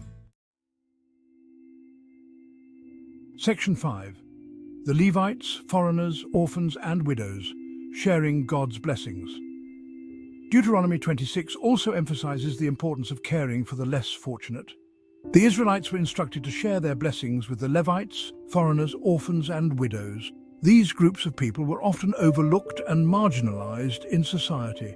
God specifically instructed the Israelites to care for them and provide for their needs. This commandment reminds us that our blessings are not just for ourselves. We are called to be generous and to share what we have with those in need. It's about reflecting God's love and compassion to those around us. Section 6. Obedience and Blessings, a Covenant Relationship. Deuteronomy 26 highlights the covenant relationship between God and His people. God promises to bless His people if they obey His commands. Obedience is not about earning God's favor. It's about aligning ourselves with His will and experiencing the fullness of life He desires for us. This principle is evident throughout the Bible. When God's people obey His commands, they experience His blessings. When they disobey, they face consequences. Section 7. Deuteronomy 26 in modern times, cultivating a grateful heart. The principles of Deuteronomy 26 are timeless. They are just as relevant today as they were thousands of years ago. We may not be bringing baskets of fruit to the temple, but we can still cultivate a heart of gratitude. We can thank God for His blessings in our lives, both big and small. We can honor God with our first and our best, whether it's our time, talents, or finances. We can also practice generosity by sharing our blessings with others, especially those in need. Section 8. Gratitude, a pathway to joy and contentment. Gratitude is more than just saying thank you. It's a heart attitude that recognizes and appreciates the goodness of God in our lives. When we cultivate a grateful heart, we experience more joy and contentment. We focus on what we have, not on what we lack. Gratitude shifts our perspective. It helps us see the world through a lens of abundance rather than scarcity. It's a powerful antidote to negativity, envy, and discontentment.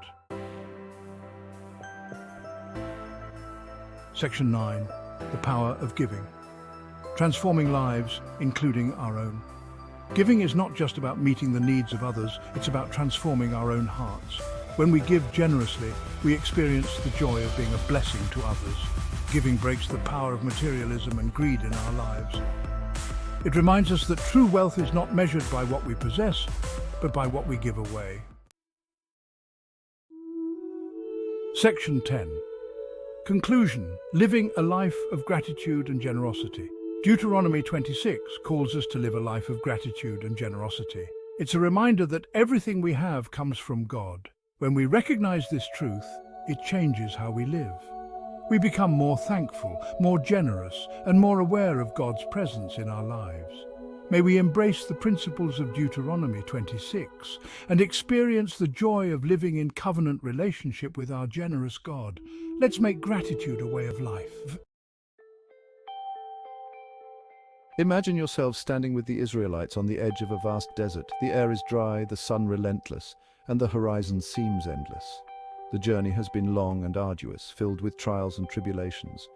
For 40 years they've wandered, yearning for the promised land. Each step taken in the scorching sand has been a testament to their faith and endurance. They have faced hunger, thirst, and the unknown, all while holding on to the hope of a better future. Now, finally within reach, it shimmers on the horizon, a land flowing with milk and honey. The sight of it fills their hearts with joy and anticipation. This is the land promised to their ancestors, a place where they can build a new life, free from the hardships of the desert. But before they cross the Jordan River, Moses gathers them. He stands as a pillar of strength and wisdom, ready to impart the final words of guidance. The river represents not just a physical boundary, but a spiritual one as well. He carries a weighty responsibility to prepare his people for the challenges and triumphs that lie ahead. His voice, filled with authority and compassion, echoes through the crowd. He knows that the journey is far from over. The real test lies in their ability to uphold the covenant. This isn't just about inheriting land, it's about embracing a way of life, a set of values that will define their identity as a nation. The land is a gift, but it comes with conditions that must be met. It's about inheriting a covenant, a sacred agreement made with God generations ago. This covenant is more than a contract. It's a bond that ties them to their Creator, a promise that requires their unwavering commitment. Moses, a conduit of God's word, reminds them of their unique role to be a light to the nations, a beacon of justice and righteousness. His words are a call to action, urging them to live up to their divine purpose. But this calling comes with a choice. Each individual must decide whether to follow the path laid out before them. The weight of this decision is immense, as it will shape the future of their people. Obedience to God's laws brings blessings, a life of abundance and peace. The promise of prosperity is not just material, but spiritual as well. It is a life filled with harmony, where every aspect of existence is touched by divine favor. Disobedience, however, leads to curses, to hardship and suffering. The consequences of straying from the covenant are severe, affecting not just the individual, but the entire community. It is a stark reminder of the importance of staying true to their faith. This isn't about a vengeful God, but about the natural consequences of choices. The laws are designed to guide them towards a life of fulfillment and joy. Ignoring them leads to chaos and despair, a reality that Moses wants them to fully understand. Every action, every decision carries weight. The choices they make today will echo through generations, influencing the destiny of their descendants. It is a moment of profound significance, one that requires careful consideration and commitment. Moses, with a heart heavy with love and concern, prepares to deliver the terms of the covenant, a blueprint for living a blessed life in the promised land. His words are not just instructions, but a heartfelt plea for his people to embrace their destiny with faith and courage. The future is in their hands, and the choices they make will determine the legacy they leave behind. Picture two mountains rising from the heart of the land, Ebal and Gerizim. These two majestic peaks stand as silent sentinels, watching over the valley that lies between them. They are not just geographical features, but symbols of profound spiritual significance. These peaks, chosen by God, become a dramatic stage for a powerful ceremony. A ceremony that will forever etch its significance into the hearts and minds of the people. It is here that the Israelites will come to understand the weight of their covenant with God. The Israelites, divided into 6 tribes on each mountain, are about to participate in a living testament to the consequences of their choices. This division is not random but deeply symbolic, representing the duality of human nature and the choices that lie before them. On Mount Gerizim, the blessings of the covenant will echo pronouncements of prosperity, abundance and peace. The air will be filled with the joyous sounds of promises fulfilled, of a future bright with hope and divine favor.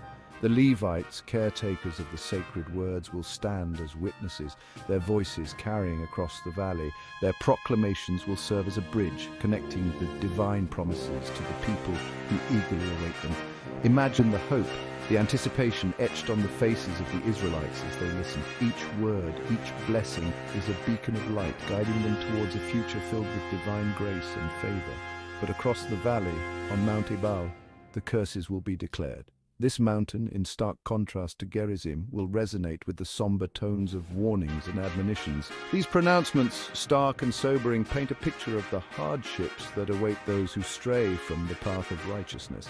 The gravity of these words is palpable, a reminder of the consequences of disobedience. The message is clear. Every action has a reaction. The laws of cause and effect are immutable, and the Israelites are reminded of this fundamental truth. Every decision has a consequence. The choices they make today will shape their future, for better or for worse. This dramatic ceremony, etched into the very landscape, serves as a powerful reminder. It is a visual and auditory testament to the covenant between God and his people. The choice is theirs, to walk in obedience and reap blessings, or to choose disobedience and face the inevitable consequences. This moment, this ceremony, is a pivotal point in their journey, a moment of reflection and decision that will echo through the ages. Moses instructs the Israelites to build an altar on Mount Ebal. But this isn't just any altar, it's to be constructed of uncut stones, untouched by human hands. These stones, in their natural state, represent purity, a heart untouched by the corruption of sin. The act of building with uncut stones holds deep significance. It's a reminder that approaching God requires authenticity, a willingness to come just as we are, imperfections and all. The Israelites, with calloused hands and hearts weary from their journey, are being called to approach God with humility and sincerity. This altar, built with rough-hewn stones, becomes a symbol of their commitment to the covenant. It's a tangible reminder of their promise to live according to God's laws, to strive for justice and righteousness in all they do. Each stone, placed with care and intention, represents a step towards a life of obedience and blessing. Words etched in stone, preserving the covenant for generations. Imagine the scene. The Israelites gathered before a large flat stone, its surface carefully plastered. Moses, with a steady hand, begins to inscribe the words of the covenant. These aren't just words on a page, they are the very foundation of their new life in the Promised Land. Why plaster and stone? Because these materials are designed to last. They are a testament to the enduring nature of God's word, a message meant to be passed down through generations. These inscribed stones become a visual reminder, a constant presence in their lives. Each time they pass by, the weight of the covenant, the consequences of their choices are brought to mind. This isn't about memorization, but about internalization. The law written on their hearts as well as on stone is meant to shape their thoughts, their actions, their very being.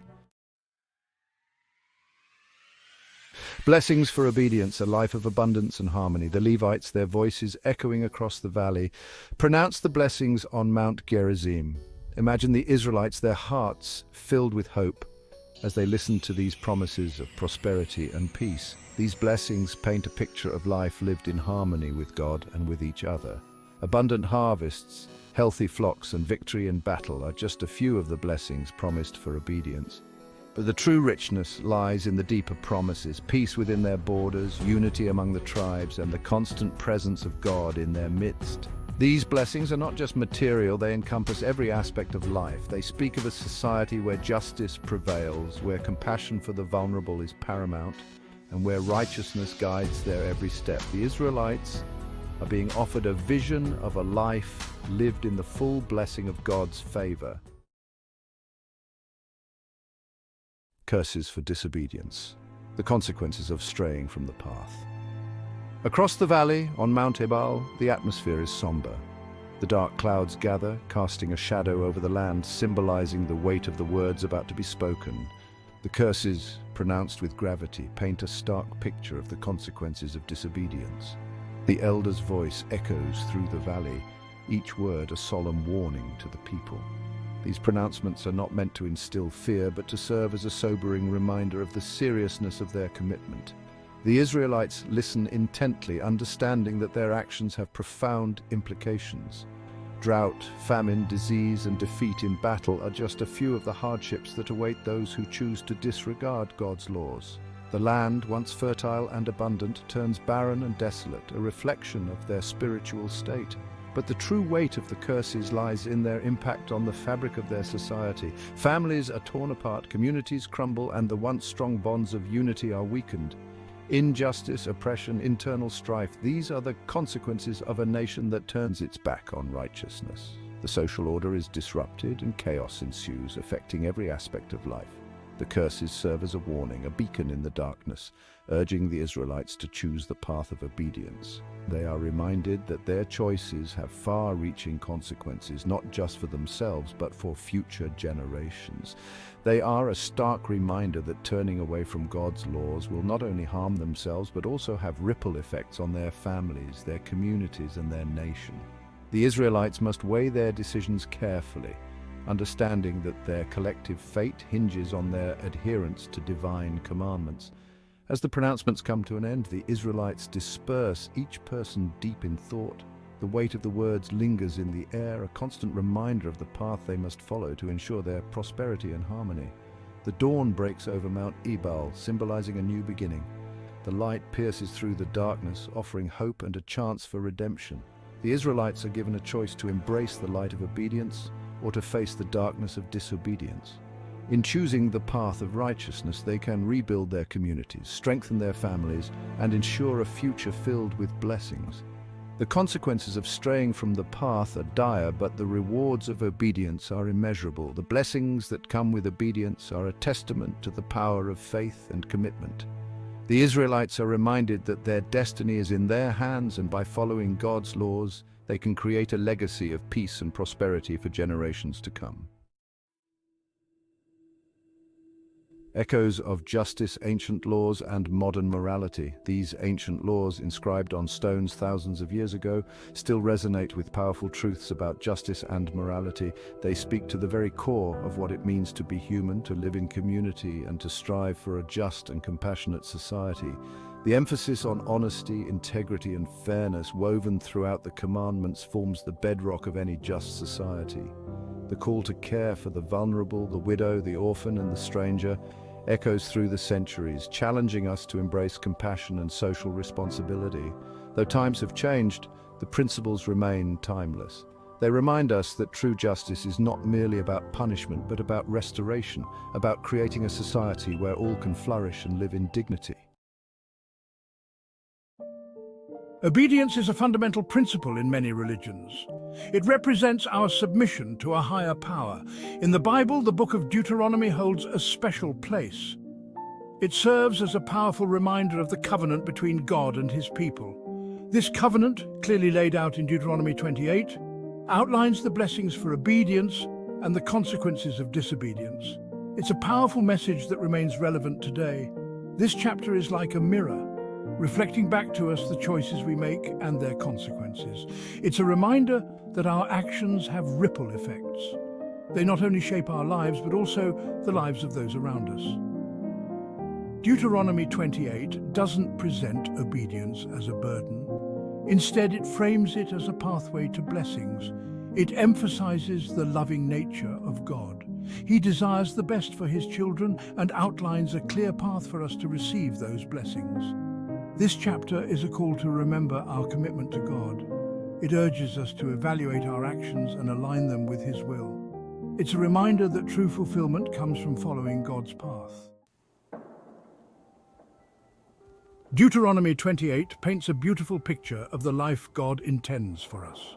It's a life overflowing with blessings where peace, joy, and abundance reign. When we choose to obey God's commands, we open ourselves up to this extraordinary life. The blessings promised to the faithful are not limited to material possessions. They encompass every aspect of life, creating a sense of holistic well-being. From the fruit of our womb to the fruit of our ground, from our cities to our fields, blessings will chase us down and overtake us. Imagine a life where your family thrives, your work prospers, and your enemies are subdued. This is the life God promises to those who love him and keep his commandments. It's a life where you walk in divine favor and experience God's goodness in every area. These blessings are not a reward we earn. They are gifts freely given to us by a loving God. When we understand this, our hearts are filled with gratitude. We are motivated to live a life that honors him. One of the most precious blessings God promises is the blessing of family. Deuteronomy 28 verse 4 states, "Blessed shall be the fruit of your body, the produce of your ground, and the increase of your herds, the increase of your cattle, and the offspring of your flocks." This verse highlights God's desire to bless every aspect of our lives. When we walk in obedience, our families will thrive. Our children will be like olive plants around our table, strong and vibrant. Our homes will be havens of peace, filled with love and laughter. The land we cultivate will yield abundant harvests. Our barns will overflow with plenty. We will experience the joy of provision and the satisfaction of hard work rewarded. These blessings extend beyond our immediate families and homes. They impact our communities and the world around us. When we live in obedience, we become conduits of God's blessings, spreading his love and grace wherever we go. Deuteronomy 28 doesn't shy away from addressing the realities of life. It acknowledges that we will face challenges and enemies. However, it offers a powerful promise. The Lord will cause your enemies who rise against you to be defeated before your face. They shall come out against you one way and flee before you 7 ways. When we walk in obedience, we are not promised a life devoid of battles. We are promised victory in the midst of them. God himself fights for us, ensuring that we emerge from every challenge stronger and more resilient. This triumph extends to every area of our lives. Whether it's overcoming a personal struggle, excelling in our careers, or making a difference in our communities, God empowers us to succeed. This promise of victory should fill us with courage and confidence. It reminds us that we are not alone in our struggles. We have a God who is always with us, fighting our battles and securing our victories. Section 5. The Shadow of Disobedience. While Deuteronomy 28 begins with a message of hope and blessings, it doesn't shy away from addressing the consequences of disobedience. It serves as a stark reminder that our choices have weight. They can lead us toward blessings or steer us toward a path of suffering. This shift in tone is not meant to instill fear. Instead, it's a loving warning. It highlights the seriousness of straying from God's path and encourages us to carefully consider the choices we make. The curses outlined in Deuteronomy 28 are the polar opposite of the blessings promised for obedience. They paint a grim picture of a life void of God's presence. It's a life where hardship, sickness, and defeat become the norm. This contrast between blessings and curses underscores the gravity of our decisions. It emphasizes the importance of aligning our lives with God's will, not just for our benefit, but for the well-being of our families and communities.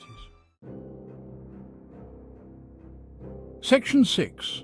When darkness consumes the weight of curses. Deuteronomy 28 doesn't hold back in describing the severity of the curses that befall those who disobey God. It covers a wide range of areas, from personal well-being to societal breakdown. The text warns of diseases, plagues, and famine. It speaks of defeat in battle, oppression by enemies, and economic hardship. Every aspect of life, once blessed by obedience, becomes tainted by the consequences of disobedience. The curses are described in vivid detail, leaving no room for doubt about the seriousness of straying from God's path. This graphic imagery serves as a powerful deterrent, urging us to carefully consider the potential consequences of our actions. However, it's important to remember that God is not eager to punish. These curses are not a reflection of his anger, but rather a natural consequence of rejecting his love and guidance. Section 7. A broken world echoes of disobedience in our times. While Deuteronomy was written thousands of years ago, its message remains strikingly relevant today. We see echoes of the curses described in Deuteronomy 28 in the brokenness of our world. From the breakdown of families to the rise of violence, from the spread of diseases to the devastation of natural disasters, we witness the consequences of disobedience on a global scale. These events serve as a sobering reminder of the spiritual battle raging around us. However, it's important to remember that God is not the author of this brokenness. He is a God of love and redemption who desires to heal our world. He calls us to be agents of his love, to be beacons of hope in a world shrouded in darkness. By choosing obedience, we can become part of the solution, bringing healing and restoration to our communities and the world around us. Section 8. The path forward, choosing obedience in a modern world. In today's fast-paced and often chaotic world, it can be challenging to stay true to God's commands. We are bombarded with distractions and temptations that can easily lead us astray. However, Deuteronomy 28 serves as a timeless reminder that the path to true fulfillment and blessing lies in aligning our lives with God's will. It's a call to prioritize our relationship with God above all else. Obedience is not about blindly following rules. It's about surrendering our hearts to God, trusting his guidance, and allowing his love to transform us from the inside out. It's a daily decision, a conscious choice to live in a way that honors God and reflects His love to the world around us. Section 9. Embracing the Blessings. A journey of faith and action. Choosing obedience is not a passive endeavor. It requires active participation, a willingness to step out in faith and allow God to work in our lives. It's a journey of transformation that begins in the heart and extends outward into every area of our lives. It starts with studying God's Word, meditating on His promises, and seeking His guidance through prayer. As we grow in our understanding of God's character and His will for our lives, we are empowered to make choices that align with His plan. Obedience is not always easy. It often requires us to step outside of our comfort zones, to confront our fears, and to make sacrifices. But the rewards far outweigh the challenges. As we experience the blessings that flow from obedience, our faith grows stronger. We become living testimonies of God's faithfulness, inspiring others to seek Him and experience His transformative power in their own lives. Section 10. Conclusion. Your choice, your legacy. Deuteronomy 28 presents us with a powerful choice: a life overflowing with blessings or a life shrouded in darkness. The decision is ours. We can choose to ignore God's commands and face the consequences of disobedience, or we can choose to embrace His loving guidance and experience the fullness of life He intends for us. The legacy we leave behind is not determined by our possessions or accomplishments, but by the choices we make. Let's choose obedience, not out of fear of punishment, but out of love for God and a desire to experience the extraordinary life He has planned for us. May our lives reflect the blessings of Deuteronomy 28, bringing hope, healing, and transformation to our world. The choice is ours. What will we choose? The book of Deuteronomy finds the Israelites at a pivotal moment in their history. They have wandered the desert for 40 years, a generation that has seen both hardship and divine provision. They stand on the edge of the promised land, poised to inherit the blessings promised to their ancestors. The land flowing with milk and honey is within their sight, a tangible reminder of God's faithfulness. It is in this context, in chapter 29, that Moses gathers the people together. He stands before them, a leader who has guided them through trials and triumphs. He is nearing the end of his life, and he knows this will be his final opportunity to address them. His voice carries the weight of years and the urgency of a final message. He aims to renew the covenant God made with them at Mount Sinai. This covenant is the foundation of their identity, a sacred agreement that defines their relationship with the divine. This is not just a restatement of past agreements, but a powerful call to remember, obey, and pass on their faith to future generations. Moses emphasizes the importance of teaching their children and grandchildren the ways of the Lord. This gathering is not merely a ceremonial formality, it is a moment of profound significance, a collective reaffirmation of their commitment to God. It is a solemn assembly, a time for reflection and commitment. The people stand together, united in their purpose and their faith. Moses reminds the Israelites of their shared history, their deliverance from slavery in Egypt, and their journey through the wilderness. He speaks of the plagues, the parting of the Red Sea, and the manna from heaven. He recounts the miraculous ways in which God has provided for them, protected them, and guided them every step of the way. Each miracle is a testament to God's unwavering presence and power. As Moses speaks, the people listen with rapt attention, their hearts stirred by the memories and the promises. They are reminded of their identity as God's chosen people and the responsibilities that come with it. The covenant renewal is a call to action, a reminder that their journey is far from over. They must continue to walk in faith, to trust in God's promises, and to live according to His commandments. With renewed determination, the Israelites prepare to enter the promised land. They are ready to embrace the future, fortified by the covenant and the words of their leader, Moses. As the sun sets over the horizon, the promised land awaits them, a new chapter in their journey filled with hope, faith, and the enduring promise of God's covenant. Moses, with a heavy heart but a spirit full of hope, reminds the people of their difficult journey. He stands before them, his voice carrying the weight of their shared experiences, the trials and tribulations that have shaped them into who they are today. They had endured hardship, hunger and thirst. The barren desert had tested their limits, pushing them to the brink of despair.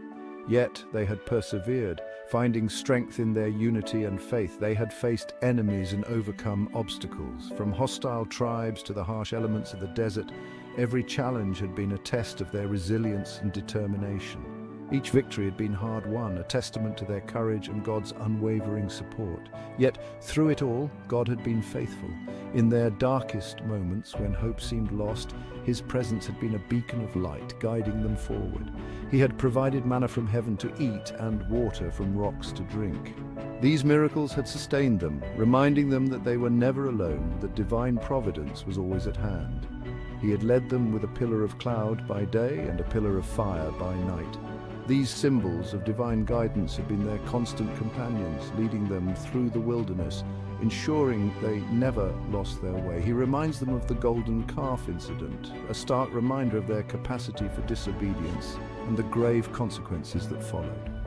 This moment of weakness had been a turning point, a lesson in the importance of faithfulness and the dangers of straying from the path. He recounts the victories and defeats, the times of faithfulness and rebellion, all painting a vivid tapestry of their shared history as a people chosen by God. Each story, each memory, is a thread in the rich fabric of their collective identity, a testament to their enduring spirit and the divine promise that binds them together. The covenant God made with Israel was not a one-sided agreement. It was a partnership based on love and commitment. God promised to bless and protect them, to give them a land flowing with milk and honey.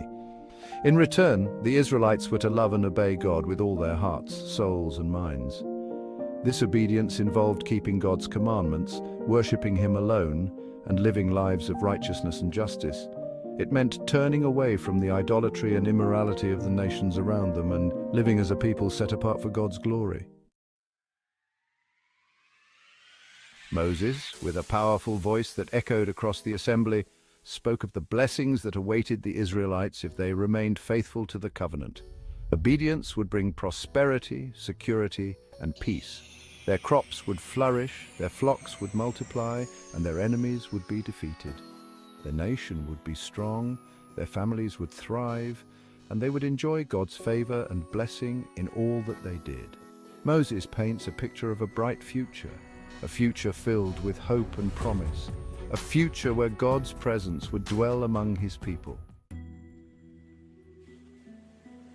Section 5. The dangers of idolatry.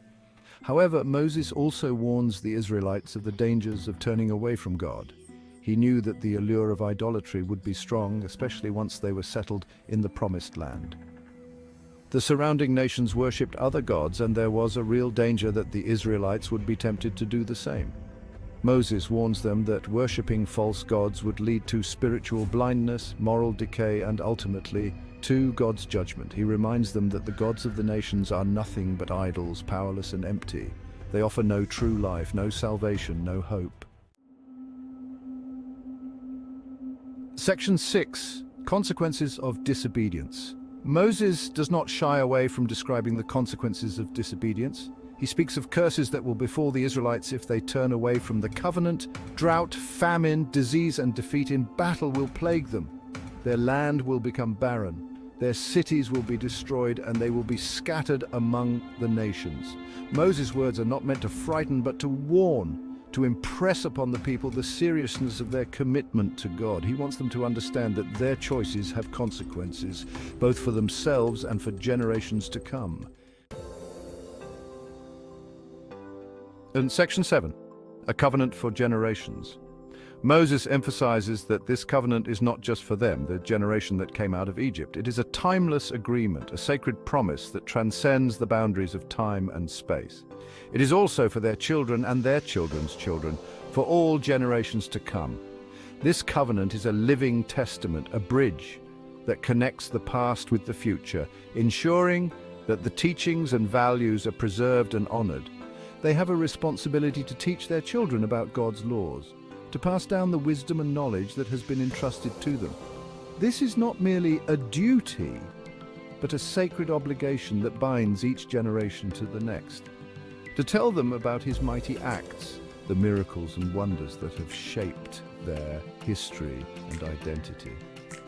These stories are the foundation of their faith, the pillars that support their community and their relationship with God, and to instill in them a love for Him. This love is the core of their existence, the driving force that guides their actions and decisions. It is a love that is nurtured through prayer, worship, and the daily practice of their faith. This covenant is to be passed down from one generation to the next, a sacred inheritance that will bind them together as God's chosen people.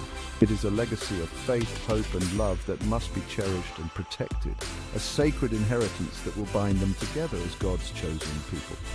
They are to live as a community of faith, united by their shared beliefs and values. They are to live as a community of faith, supporting and uplifting one another in their spiritual journey. This sense of community is essential as it provides strength and encouragement in times of trial and tribulation. A beacon of light in a dark world, their faith and commitment to God's covenant serve as a guiding light, illuminating the path for others to follow. They're called to be examples of righteousness, compassion, and unwavering faith in a world that often seems lost and uncertain. Section 8, the weight of choice. Moses places before the Israelites a stark choice, life or death, blessing or cursing.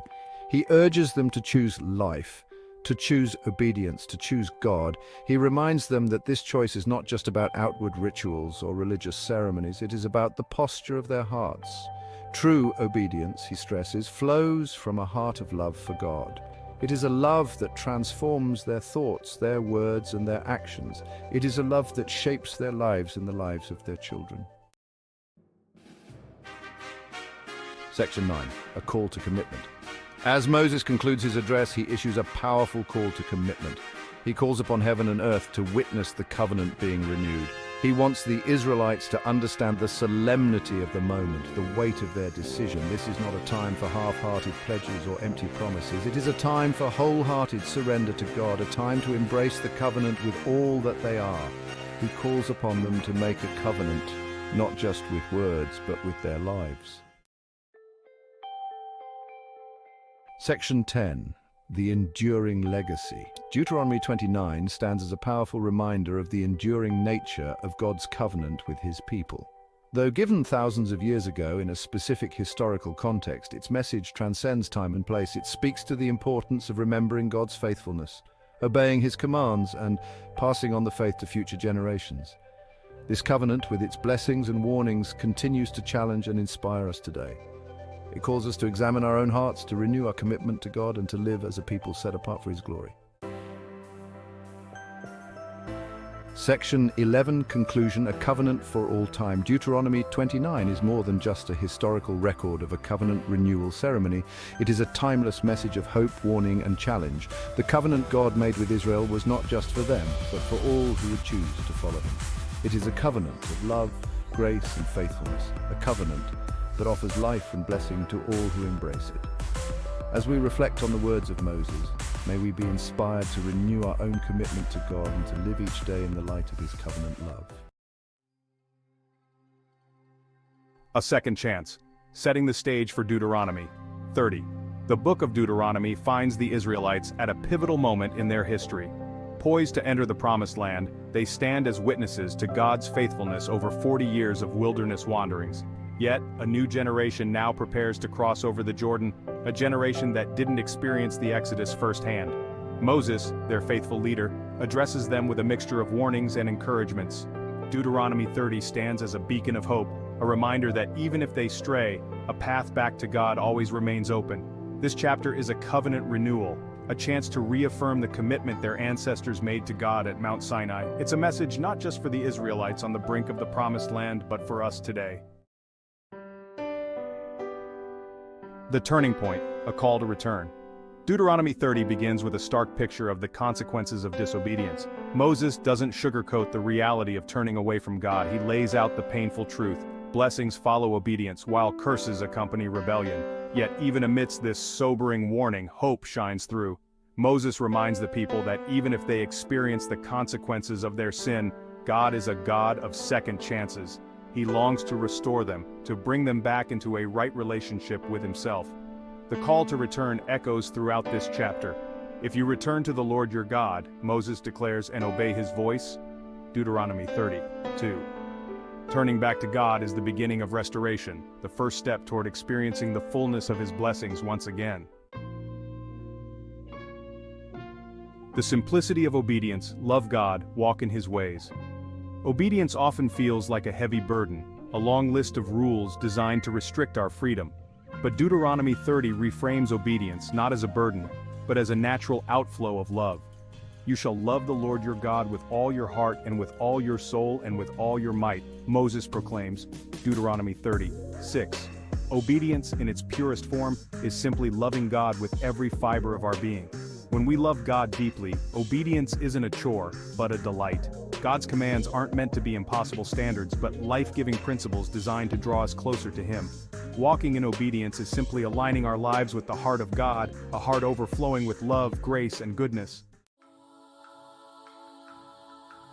Reaping the rewards. Blessings for obedience. Deuteronomy 30 doesn't shy away from the tangible benefits of obedience. God, in his goodness, promises to shower blessings upon those who choose to follow his ways. These blessings encompass every aspect of life, from material provision to spiritual abundance. The Lord your God will make you abundantly prosperous in all the work of your hand, Moses declares, Deuteronomy 30:9. He promises to bless their land, their crops, and their livestock, ensuring their physical needs are met. But the blessings extend far beyond the material realm. Choosing obedience opens the door to a life overflowing with God's goodness. The price of disobedience, curses for turning away. While Deuteronomy 30 highlights the blessings of obedience, it also addresses the consequences of rebellion. Moses doesn't gloss over the reality of turning away from God. He paints a sobering picture of the curses that accompany disobedience. If your heart turns away and you do not hear but are drawn away to worship other gods and serve them, I declare to you today that you shall surely perish, Moses warns, Deuteronomy 30:17-18. This speaks of both physical and spiritual death, a separation from the source of life itself. Turning away from God leads to brokenness, pain, and ultimately separation from him. Yet, even amidst these warnings, God's heart remains filled with compassion, longing for his people to choose life. Choosing life, a decision with eternal consequences. Deuteronomy 30 culminates in a powerful call to action. I call heaven and earth to witness against you today, that I have set before you life and death, blessing and cursing. Therefore choose life, that both you and your descendants may live. Deuteronomy 30:19. This verse encapsulates the central message of the chapter. God has given us free will, the ability to choose our own path. He presents us with two starkly different options, life in obedience or death in rebellion. The choice ultimately is ours. Choosing life involves a conscious decision to follow God wholeheartedly, to love him and obey his commands. This choice leads to blessing, abundance, and eternal life. Choosing death, on the other hand, involves turning away from God, pursuing our own desires above his. It's a path that leads to destruction, emptiness, and ultimately, eternal separation from him. Deuteronomy 30 reminds us that our decisions have eternal significance. Love's response, obedience flowing from a grateful heart. Obedience in its purest form is not a result of fear or obligation, but an overflow of love. When we grasp the depth of God's love for us, our hearts naturally respond in obedience. Deuteronomy 30:20 beautifully illustrates this connection between love and obedience, that you may love the Lord your God, obey his voice and hold fast to him, for he is your life and length of days. Loving God isn't just an emotion, it's an action. It's a choice we make every day to put him first, to seek his will above our own. This obedience isn't burdensome. It's a joyful response to the overwhelming love and grace we've received. It's a natural outpouring of a heart overflowing with gratitude and awe. A God of second chances, hope for restoration. One of the most encouraging aspects of Deuteronomy 30 is the reminder that God is a God of second chances. Even when we stray, his arms remain open wide, welcoming us back into his loving embrace. Moses assures the Israelites, and when you are in tribulation and all these things come upon you in the latter days, you will return to the Lord your God and obey his voice. Deuteronomy 30:2. He acknowledges they'll face trials, that they might even wander from God's ways. Yet he offers a message of hope. Even in those moments of failure, restoration is possible. God's love for us is relentless, unwavering. He never gives up on us no matter how far we've strayed. The covenant of love, God's unfailing faithfulness. Deuteronomy 30 highlights the covenantal relationship between God and his people. This covenant isn't a cold, legalistic contract, but a vibrant, dynamic expression of God's unwavering love and faithfulness. Deuteronomy 30 is a renewal of the covenant God made with Israel at Mount Sinai, a reaffirmation of his love and commitment to them. This covenant isn't dependent on Israel's faithfulness. God's love isn't conditional. It's not something we earn or deserve. He remains faithful even when we're faithless. His promise is sure even when we stray. We can place our full trust in him, knowing he'll never leave us nor forsake us.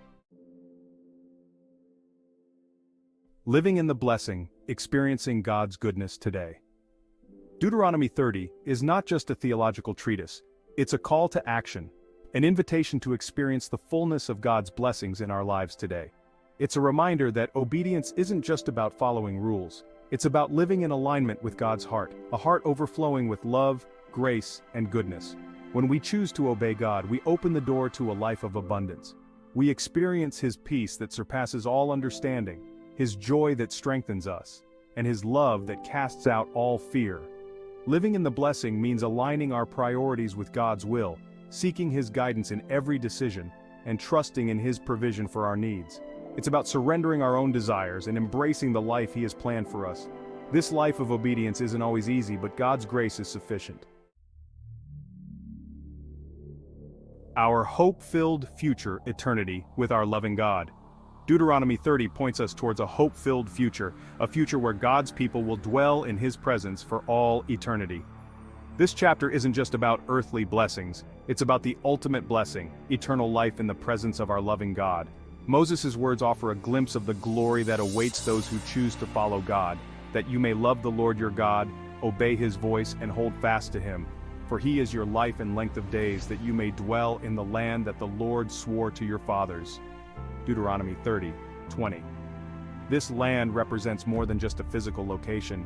It symbolizes God's presence, his rest, his perfect peace. It's a place where sin and sorrow will be no more, where we'll experience the fullness of God's love and joy for all eternity.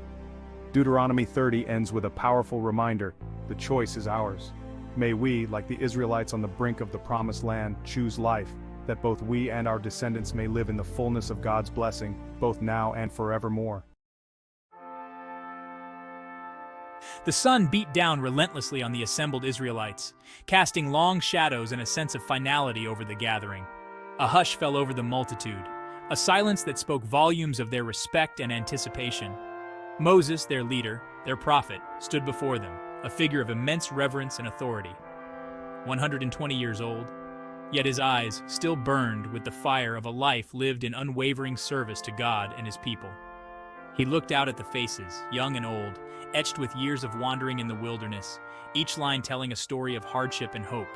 He knew his time was drawing to a close, a realization that brought both peace and a sense of urgency.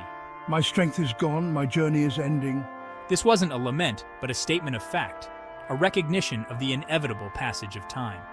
The time for a new leader was at hand. A new chapter in their collective story was about to begin. Moses reminded them of their arduous journey, the trials they had faced, and the miracles they had witnessed along the way. He recounted the exodus from Egypt, a monumental event that had shaped their identity. He spoke of the parting of the Red Sea, the manna from heaven that had sustained them. He reminded them of their sacred covenant with God, a bond that had guided them through the darkest times. He spoke of the law given on Mount Sinai, the divine commandments that had become the foundation of their society. Through it all, God had been faithful, a constant presence in their lives.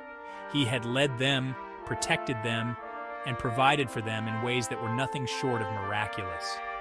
But Moses knew that he wouldn't be leading them across the Jordan, a bittersweet realization. This next chapter, this next conquest, would belong to someone else, a new leader who would carry forward the legacy. Moses gazed at the crowd. His eyes fell upon Joshua, standing tall and strong. Joshua, his faithful companion, his chosen successor. Joshua will go before you. Turning back to address the Israelites, Moses reassured them. The Lord himself goes before you. Their God, the God who had never left them, would be with them as they moved forward. A wave of anticipation rippled through the crowd. This was no ordinary transition of power. This was divine orchestration, a passing of the torch ordained by God himself. Their destiny, though uncertain and fraught with challenges, was secure in the hands of the Almighty. And in this moment, fear gave way to hope, uncertainty to anticipation. Moses wasn't leaving them empty-handed. He had something of immense value to impart, something more enduring than any weapon, the book of instruction. This sacred text, containing God's laws and commandments, was to be their guide, their compass, their lifeline. This book of the law shall not depart from your mouth, but you shall meditate on it day and night. The words resonated with power. This book, meticulously scribed, held the key to their success, their prosperity, their very survival. It was a beacon in the darkness, a source of wisdom for generations to come. The people listened with rapt attention as Moses spoke, engraving his words upon their hearts. But Moses' next words cast a sobering tone. He knew human nature, its inherent fragility, its susceptibility to temptation. He warned them that there would be times when they would stray from the path, times when they would forget their covenant and turn to other gods. And after you have rested and grown fat, you will turn aside from the way. Prosperity, he knew, could be a double-edged sword. It could lead to complacency, to a dangerous sense of self-reliance, to a forgetting of the God who had delivered them. The allure of the foreign, the excitement of the forbidden, could easily lead them astray. Section 5, the price of straying from the path. Moses didn't sugarcoat the consequences of disobedience.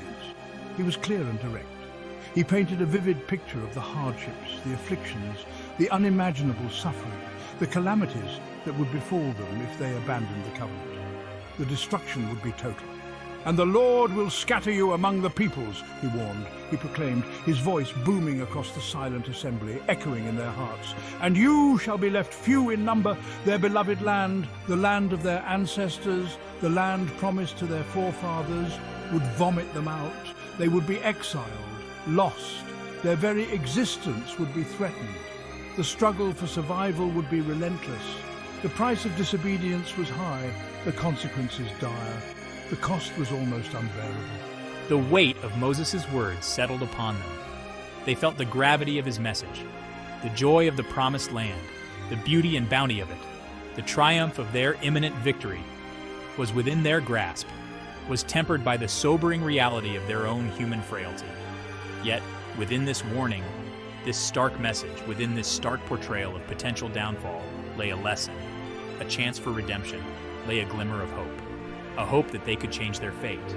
For Moses also spoke of repentance, of turning back to God, of returning to God with all their hearts and souls. And in that return, they would find forgiveness, restoration, and a renewed covenant with their God, a promise of a new beginning, a fresh start. Section 6, a promise and a warning. Despite the stark warnings, a thread of hope ran through Moses' final address. He reminded them of God's enduring love, his faithfulness that never wavered. "Even if you are driven and scattered to the ends of the earth," he assured them, his voice resonating with unwavering conviction, "the Lord your God will gather you from there. No matter how far they strayed, no matter how dire their circumstances, God's love would pursue them." This was a promise, a covenant etched in eternity. But it was also a warning, a reminder that their choices had consequences. The path ahead was fraught with challenges, with temptations lurking at every turn. Their future, their very survival, depended on their obedience to the covenant. Section 7, embracing the mantle of leadership. Turning back to Joshua, Moses laid his hands upon him, a symbolic gesture of transference, of empowerment. This was no small task he was entrusting to Joshua. He was to lead a nation, to conquer enemies, to establish a new home. "Be strong and courageous," Moses exhorted, his voice filled with paternal concern, "for you shall cause this people to inherit the land." Joshua, standing tall and unwavering, accepted the mantle of leadership. He knew the challenges ahead. He knew the weight of expectation resting upon his shoulders, but he also knew that he wouldn't be alone. God, the God of Abraham, Isaac, and Jacob, would be with him every step of the way. He was ready. Section 8. Courage in the face of uncertainty. The future stretched before them, an uncharted territory ripe with both promise and peril. Moses' final words echoed in their ears, a constant reminder of their covenant with God. They stood on the precipice of a new era, a new chapter in their collective story. Fear and excitement warred within them, a heady mix of anticipation and trepidation. Yet, amidst the uncertainty, there was also an undeniable sense of hope. They had seen God's power firsthand. They had tasted his faithfulness. They had the book of instruction to guide them, and they had Joshua, their divinely appointed leader, to lead the way. They were ready to face whatever lay ahead. Section 9. The Unwavering Presence. As the sun began its final descent, casting long shadows across the assembled crowd, Moses turned and slowly ascended Mount Nebo. There, on that solitary peak, he would breathe his last, his eyes fixed on the promised land he would never enter. But his legacy, his leadership, his unwavering faith would continue to inspire and guide the Israelites for generations to come. And so the mantle of leadership passed from me to Joshua. A new era dawned for the children of Israel. The journey ahead would be arduous, fraught with challenges and uncertainties. But they would face it head-on, armed with their faith, their courage, and the unwavering presence of their God.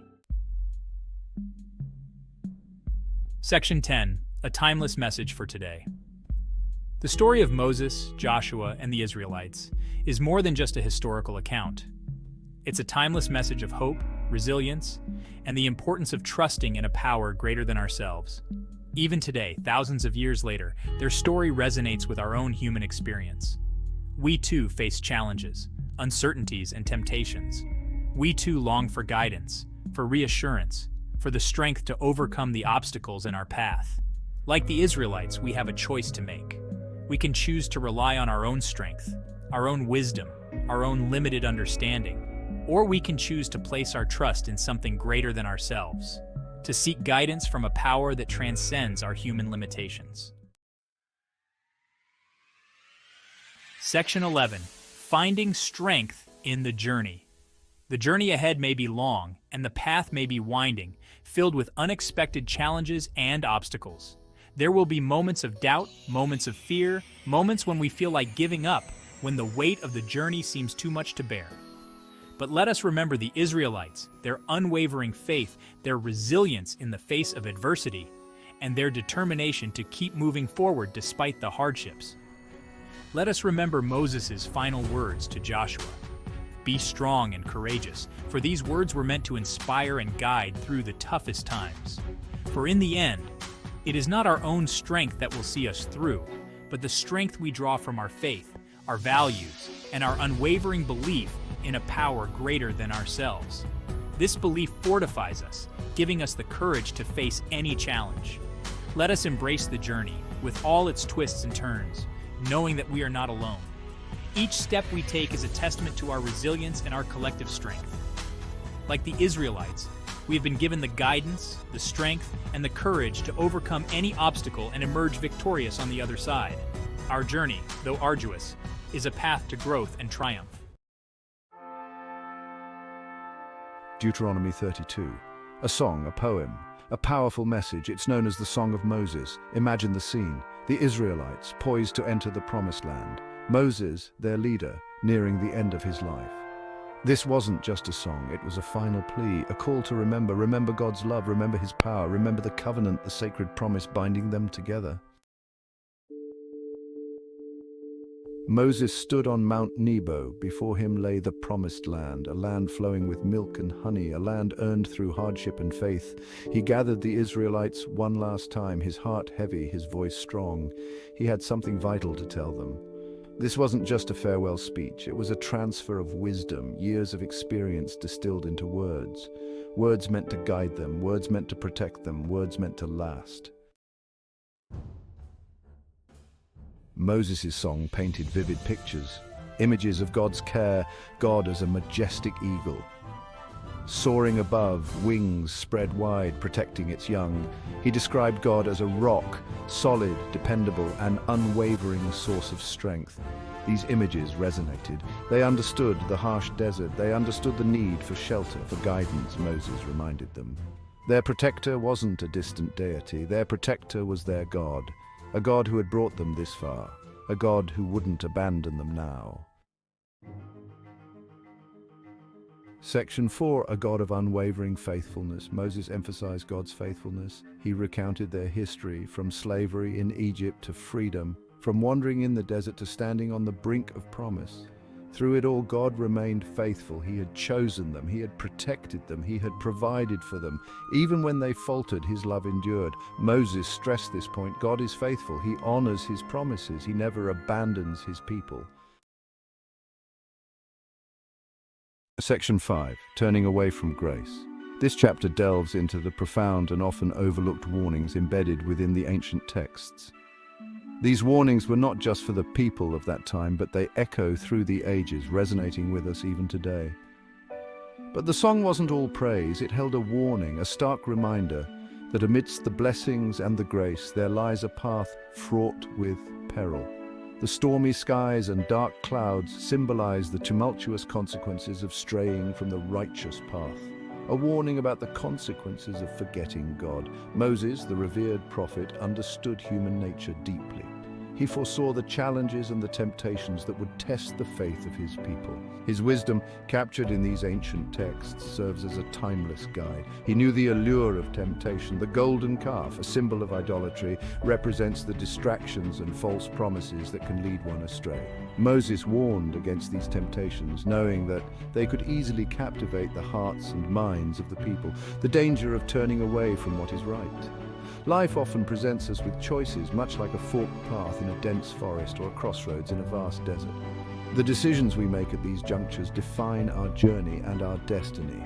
He warned them about idolatry, about worshipping false gods. These ancient statues and ruins are a testament to the misplaced faith and the eventual downfall that follows.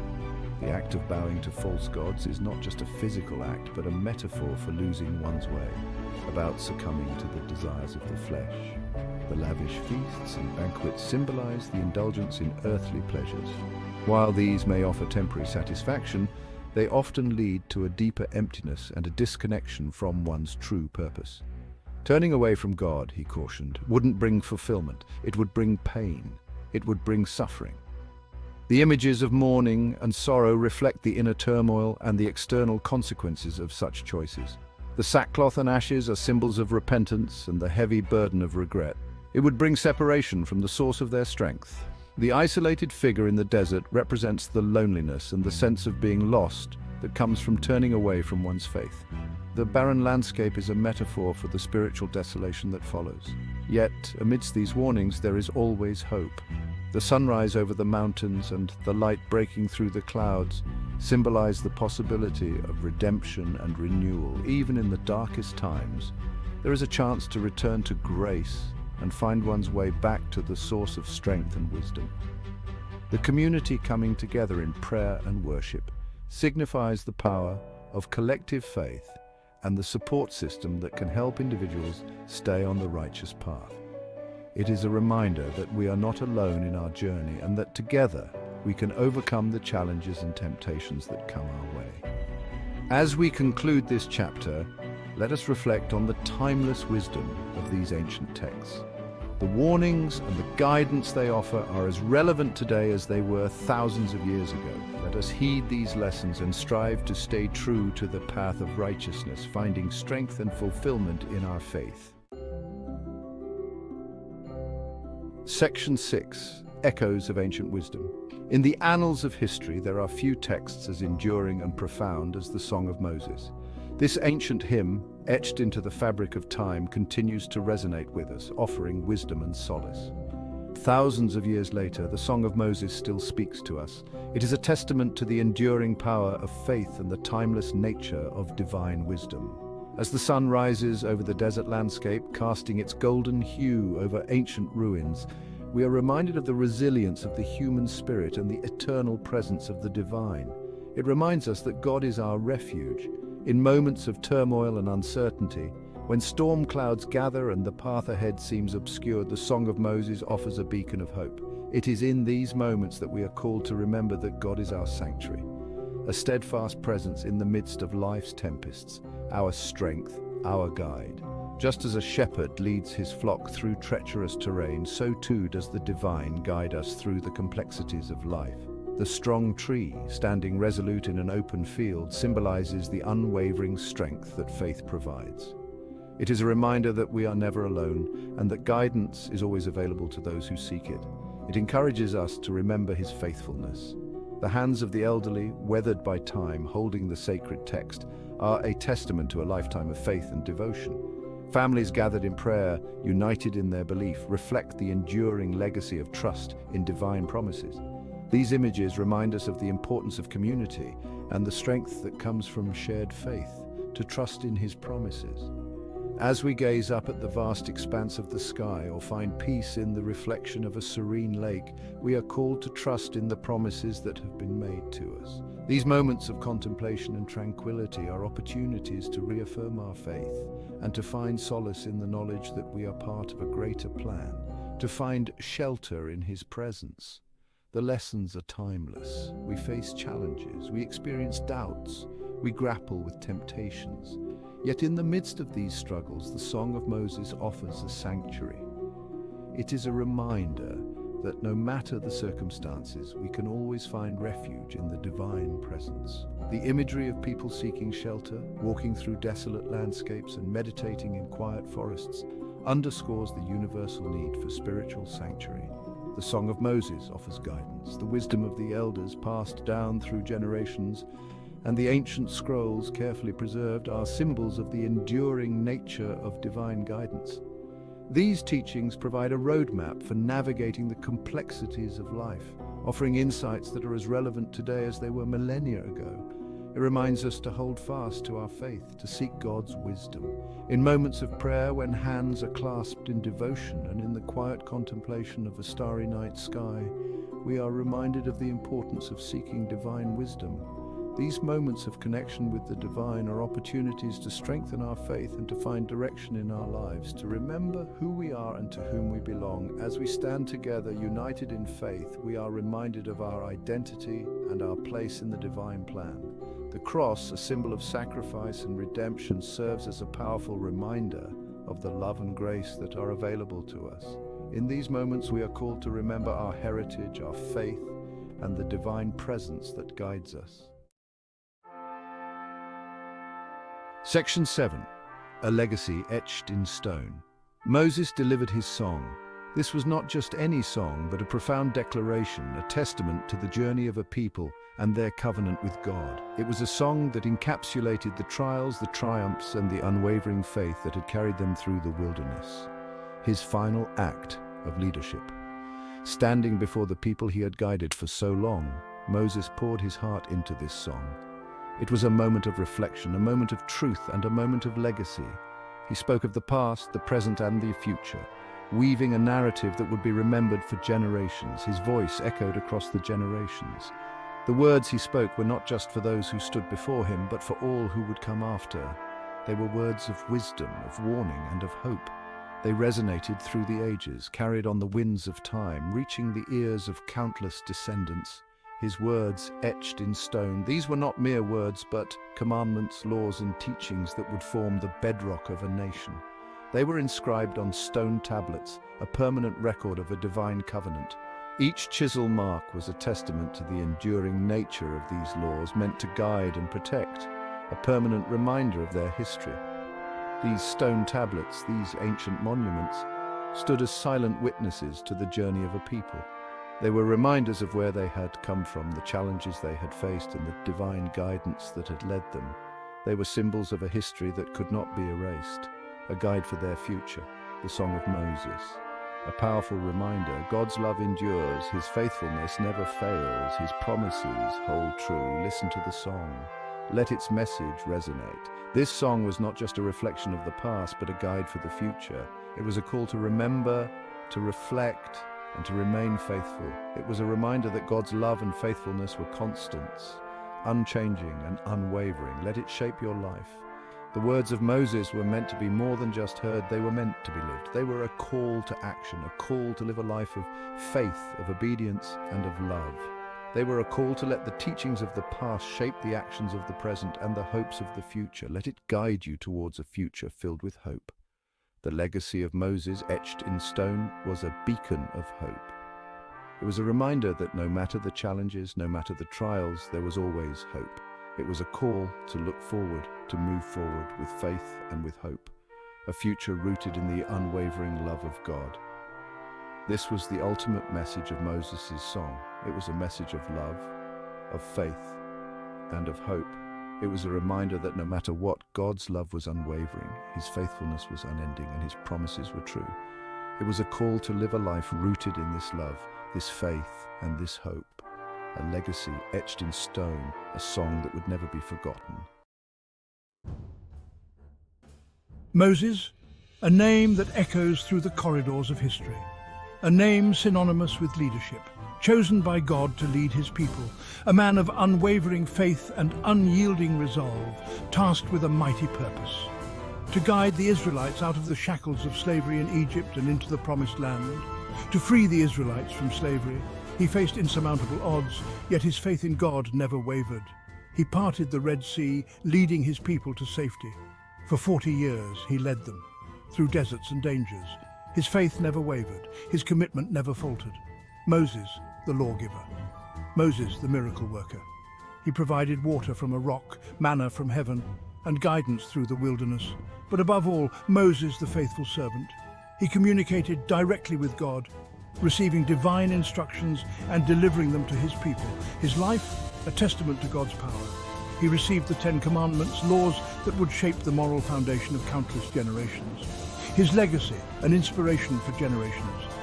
Moses' story is not just a tale of ancient times, but a beacon of hope and perseverance. His leadership, a model for all who seek to lead with integrity and faith. From the burning bush to the peak of Mount Sinai, Moses' journey was marked by divine encounters and miraculous events. His life, a journey of faith, courage, and unwavering dedication to God's will. He was not just a leader, but a prophet, a teacher, and a servant of God. His staff turned into a serpent. He carried the Ark of the Covenant, and he blessed the Israelites, guiding them with wisdom and compassion. In his final moments, he looked upon the Promised Land, a vision of hope for his people.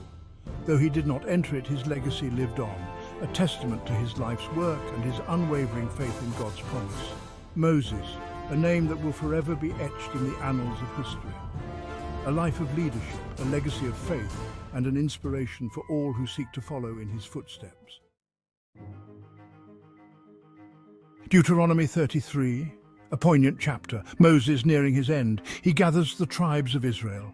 One last time he speaks, his words not of sorrow, but of blessing. Each tribe receiving a unique gift, words filled with hope, words meant to guide them. These blessings a testament to God's love, a promise of protection, a future filled with possibility. Reuben, the firstborn, yet his inheritance uncertain, his past marred by mistakes, but God, in his mercy, offers hope. Let Reuben live and not die. Simple words, profound meaning, a promise of survival, a chance for redemption. Reuben's blessing, a reminder. God's love extends even to the flawed. He offers forgiveness. He grants second chances. Judah, a name that resonates through the annals of history, a figure of immense significance in the biblical narrative. He was not just a brother among many, but a leader among brothers. The tribe destined for greatness. From the rugged hills of ancient Israel, the tribe of Judah emerged, marked by a divine promise. They were chosen, set apart for a unique destiny that would shape the course of history. From them, a king would rise, a lineage of royalty and leadership that would begin with David, the shepherd boy who became a king. His reign was a testament to the fulfillment of God's promises, a ruler for all Israel, David, and ultimately Jesus. The lineage of Judah would not only bring forth kings, but the King of Kings. Jesus Christ, whose birth, life, and resurrection would bring salvation to all humanity. Your hand will be on the neck of your enemies. A prophecy of power, a promise of victory. Judah's descendants were warriors, leaders in battle and champions of their people. Their victories were seen as divine favor, a sign of God's blessing upon them. Judah, a symbol of leadership. Their blessing reminds us God raises leaders. From the days of the patriarchs to the kings of Israel, the tribe of Judah stood as a beacon of leadership and strength. He equips them with strength, the strength to lead, to fight, and to uphold justice. This strength was not just physical, but also moral and spiritual, enabling them to guide their people with wisdom and integrity. He guides them to fulfill his purpose. Every step, every battle, every decision was under the divine guidance of God. The tribe of Judah was a testament to God's faithfulness and his plan for his people. Their journey, filled with triumphs and trials, was a reflection of God's unwavering commitment to his promises. Levi, set apart for a sacred duty, to be priests, to guard God's law, to teach his ways. Their blessing, a reflection of their role. They will teach your precepts to Jacob, a life dedicated to God's service. The Levites remind us we are called to be holy, to live according to God's word, to share his truth with others. Benjamin, the youngest of Jacob's sons, a symbol of innocence and purity. His story is one of deep familial love and divine favor, held dear by their father Jacob. Benjamin was the apple of his eye, a constant reminder of his beloved wife Rachel. This bond was unbreakable, a testament to the strength of paternal love. Their blessing, a reflection of this love. Jacob's blessing to Benjamin was not just words, but a heartfelt prayer for his son's future, filled with hope and divine favor. The beloved of the Lord dwells in safety by him, a promise of protection that transcends time. This divine assurance is a cornerstone of faith, a beacon of hope for all who believe, a reminder of God's tender care. Just as a shepherd tends to his flock, so does the Lord watch over his children, guiding them with a gentle hand and a loving heart. Benjamin's blessing speaks of intimacy with God. It reminds us of the closeness we can achieve with the divine through prayer and faith. This relationship is personal, profound, and ever-present. We are all God's beloved. He cherishes us. He protects us. In every moment of our lives, his love surrounds us, offering comfort and strength. He longs for a close relationship with us. This divine yearning is an invitation to draw nearer, to seek his presence in our daily lives, and to find solace in his unwavering love. Joseph, a life marked by trials, yet God's favor rested upon him. His blessings overflowed. The best of the land will be yours, abundance in every area, a testament to God's faithfulness. Joseph's story inspires us. Even in hardship, God is with us. He works all things for good. He showers his blessings upon us. Zebulun and Issachar, two tribes linked by destiny, one blessed in commerce, the other in scholarship. They will summon peoples to the mountain. Together they would prosper, they would share their bounty with others. Their story teaches us we are stronger together. We need each other's gifts. We are called to bless others. Gad, a tribe of warriors, fierce and courageous. Gad will attack them from the rear. Their enemies would tremble. Their blessing, a reflection of their strength. God equipped them for battle. He gave them victory.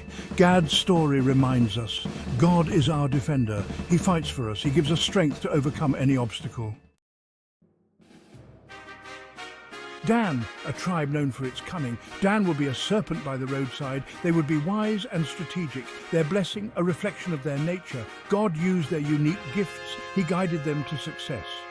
Dan's story teaches us that God can use our talents, even those that seem unconventional. He values wisdom and strategy. Naphtali, blessed with speed and agility, he will possess the west and the south. They would expand their territory rapidly. Their blessing, a symbol of God's favor. He gave them swift victories. He blessed their efforts. Naphtali's story reminds us that God can work quickly. He can bring blessings unexpectedly. He can surprise us with his goodness. Asher, A tribe blessed with abundance, may he dip his foot in oil. Their land rich and fertile, their blessing, a sign of God's favor. He provided for them generously. He showered them with blessings. Asher's story encourages us that God desires to bless us. He wants us to experience his abundance. He delights in our prosperity. Moses' final words, a timeless legacy, words that still resonate today, filled with hope, filled with promise. They remind us that God is faithful. He cares for his people. He blesses us in unique and powerful ways. May we, like the tribes of Israel, receive these blessings. May we live in the light of God's love. May we trust in his promises. Moses was old. His face bore the lines of countless years, each wrinkle a testament to the trials and tribulations he had faced. His eyes, though weary, still held a spark of determination and wisdom. He had led his people for decades, through the scorching heat of the desert and the cold nights under the stars. He had been their guide, their leader, and their prophet. He had seen them through times of despair and moments of hope, but his journey wasn't over. Despite his age and the weariness in his bones, there was one final task that lay ahead of him, a task that would require all the strength and faith he had left. God called him to Mount Nebo. This was not just any mountain. It was a place of profound significance, a place where the divine and the earthly met. "Go up to this mountain," God said. The command was clear, and Moses knew he had to obey. It was a call that resonated deep within his soul. It's in the Abarim range. The range was rugged and formidable, a series of peaks and valleys that seemed to stretch on forever. It was a place that tested the limits of human endurance. This was no ordinary mountain. It was a place where history and destiny converged, a place that held the weight of countless generations. It held a special significance, for it was from this mountain that Moses would see the culmination of his life's work, the promised land that he had strived so hard to reach. From its peak, Moses would see the promised land. Moses climbed. Each step was a struggle, each breath a labor, but he pressed on, driven by a force greater than himself. He was weary from his travels. The years of wandering had taken their toll, and his body ached with the weight of his journey. Yet he pushed on. He knew that this was his destiny, his final act of faith. He knew this was God's command. And so, with each step, he prayed. He prayed for strength, for guidance, and for the courage to see this journey through to the end. Finally, he reached the summit. The view was breathtaking. It was a sight that defied description, a panorama of beauty and promise that stretched out as far as the eye could see. It stretched out before him like a tapestry. The promised land, a place of hope and future, lay before him in all its glory. And in that moment, Moses knew that his journey, though arduous, had been worth every step. Below him lay Canaan, a land of ancient promise and divine destiny. It was a land of milk and honey, a phrase that evoked abundance and prosperity, a place where dreams could flourish. God had promised it to Abraham, the patriarch who had journeyed from Ur to this very land, guided by faith and divine vision. Isaac and Jacob, his descendants, had also been promised this land, a covenant that spanned generations, binding them to this sacred soil. Now Moses stood on the precipice, gazing upon the land with his own eyes, a moment of fulfillment and bittersweet realization. God pointed out the different regions, each with its own unique beauty and significance. "See Gilead," God said, a region known for its balm and healing properties. "It belongs to the Reubenites," God continued, indicating the land that would be home to the tribe of Reuben, a place of heritage and belonging. "Look beyond," God said. "That's the territory of Gad, a land of rolling hills and expansive plains, rich with potential and promise."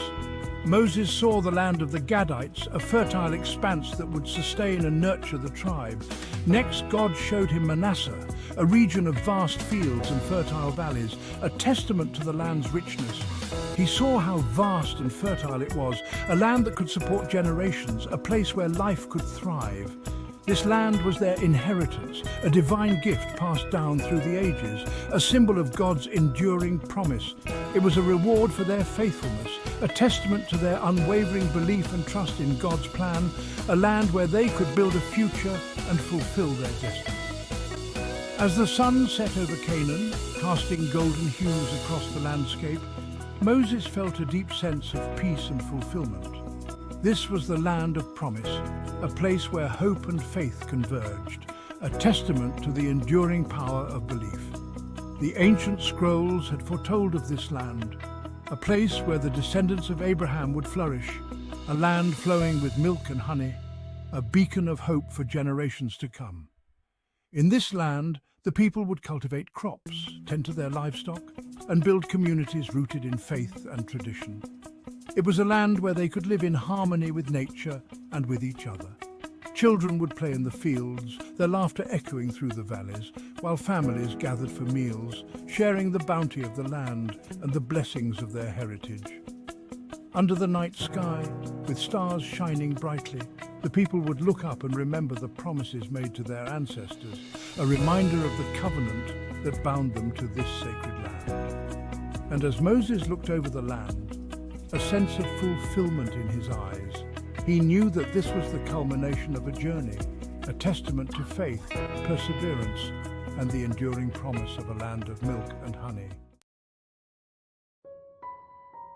Moses felt a pang of sadness. He wouldn't cross the Jordan River. He wouldn't enter the promised land. God had decreed it.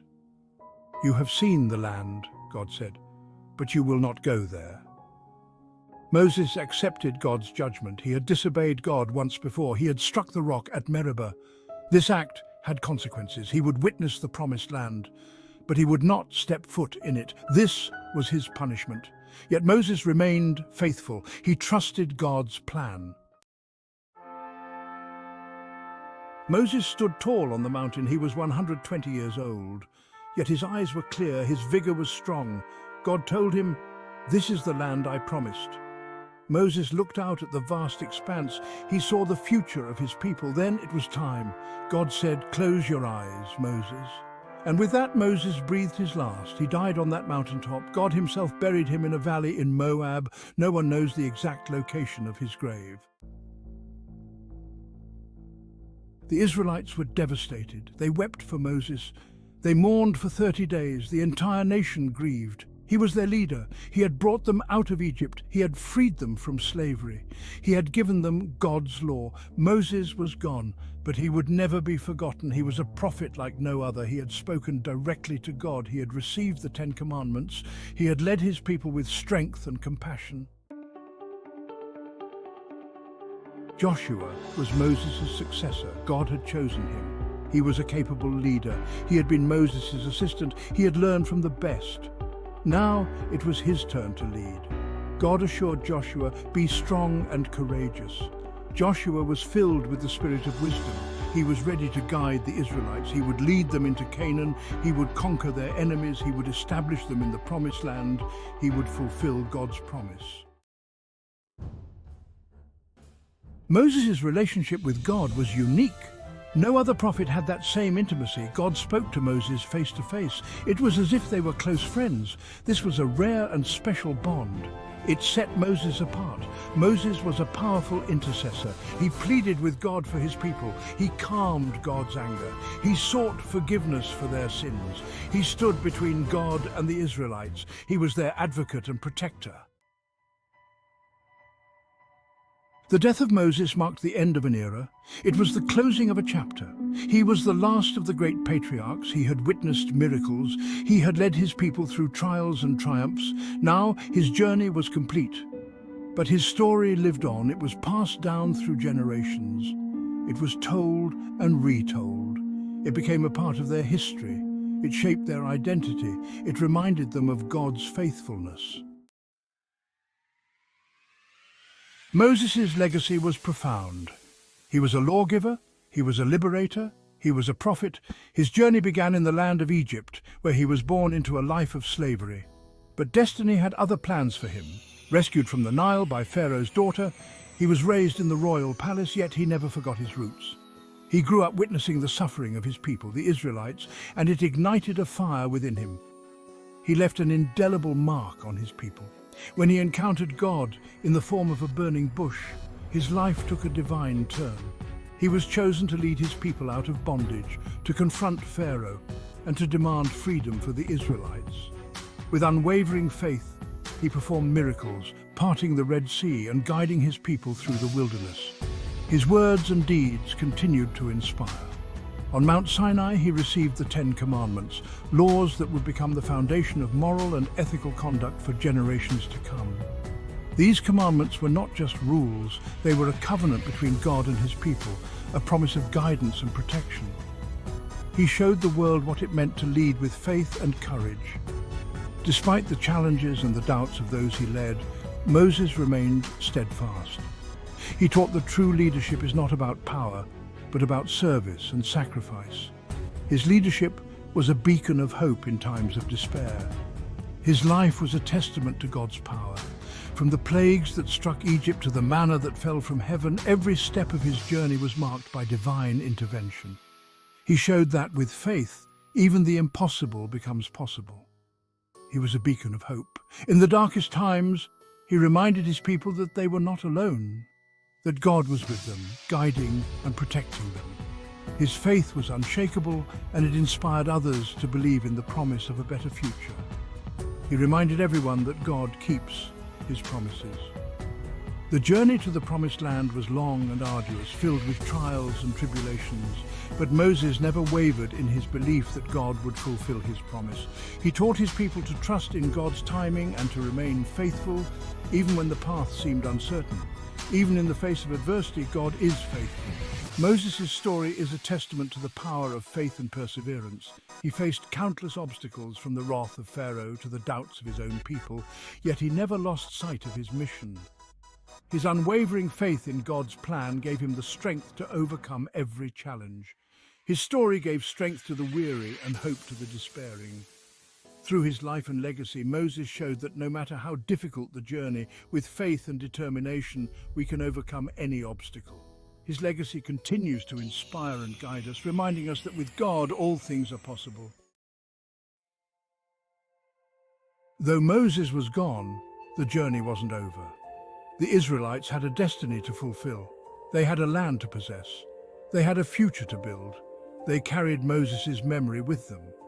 They held on to his teachings. They marched forward with courage.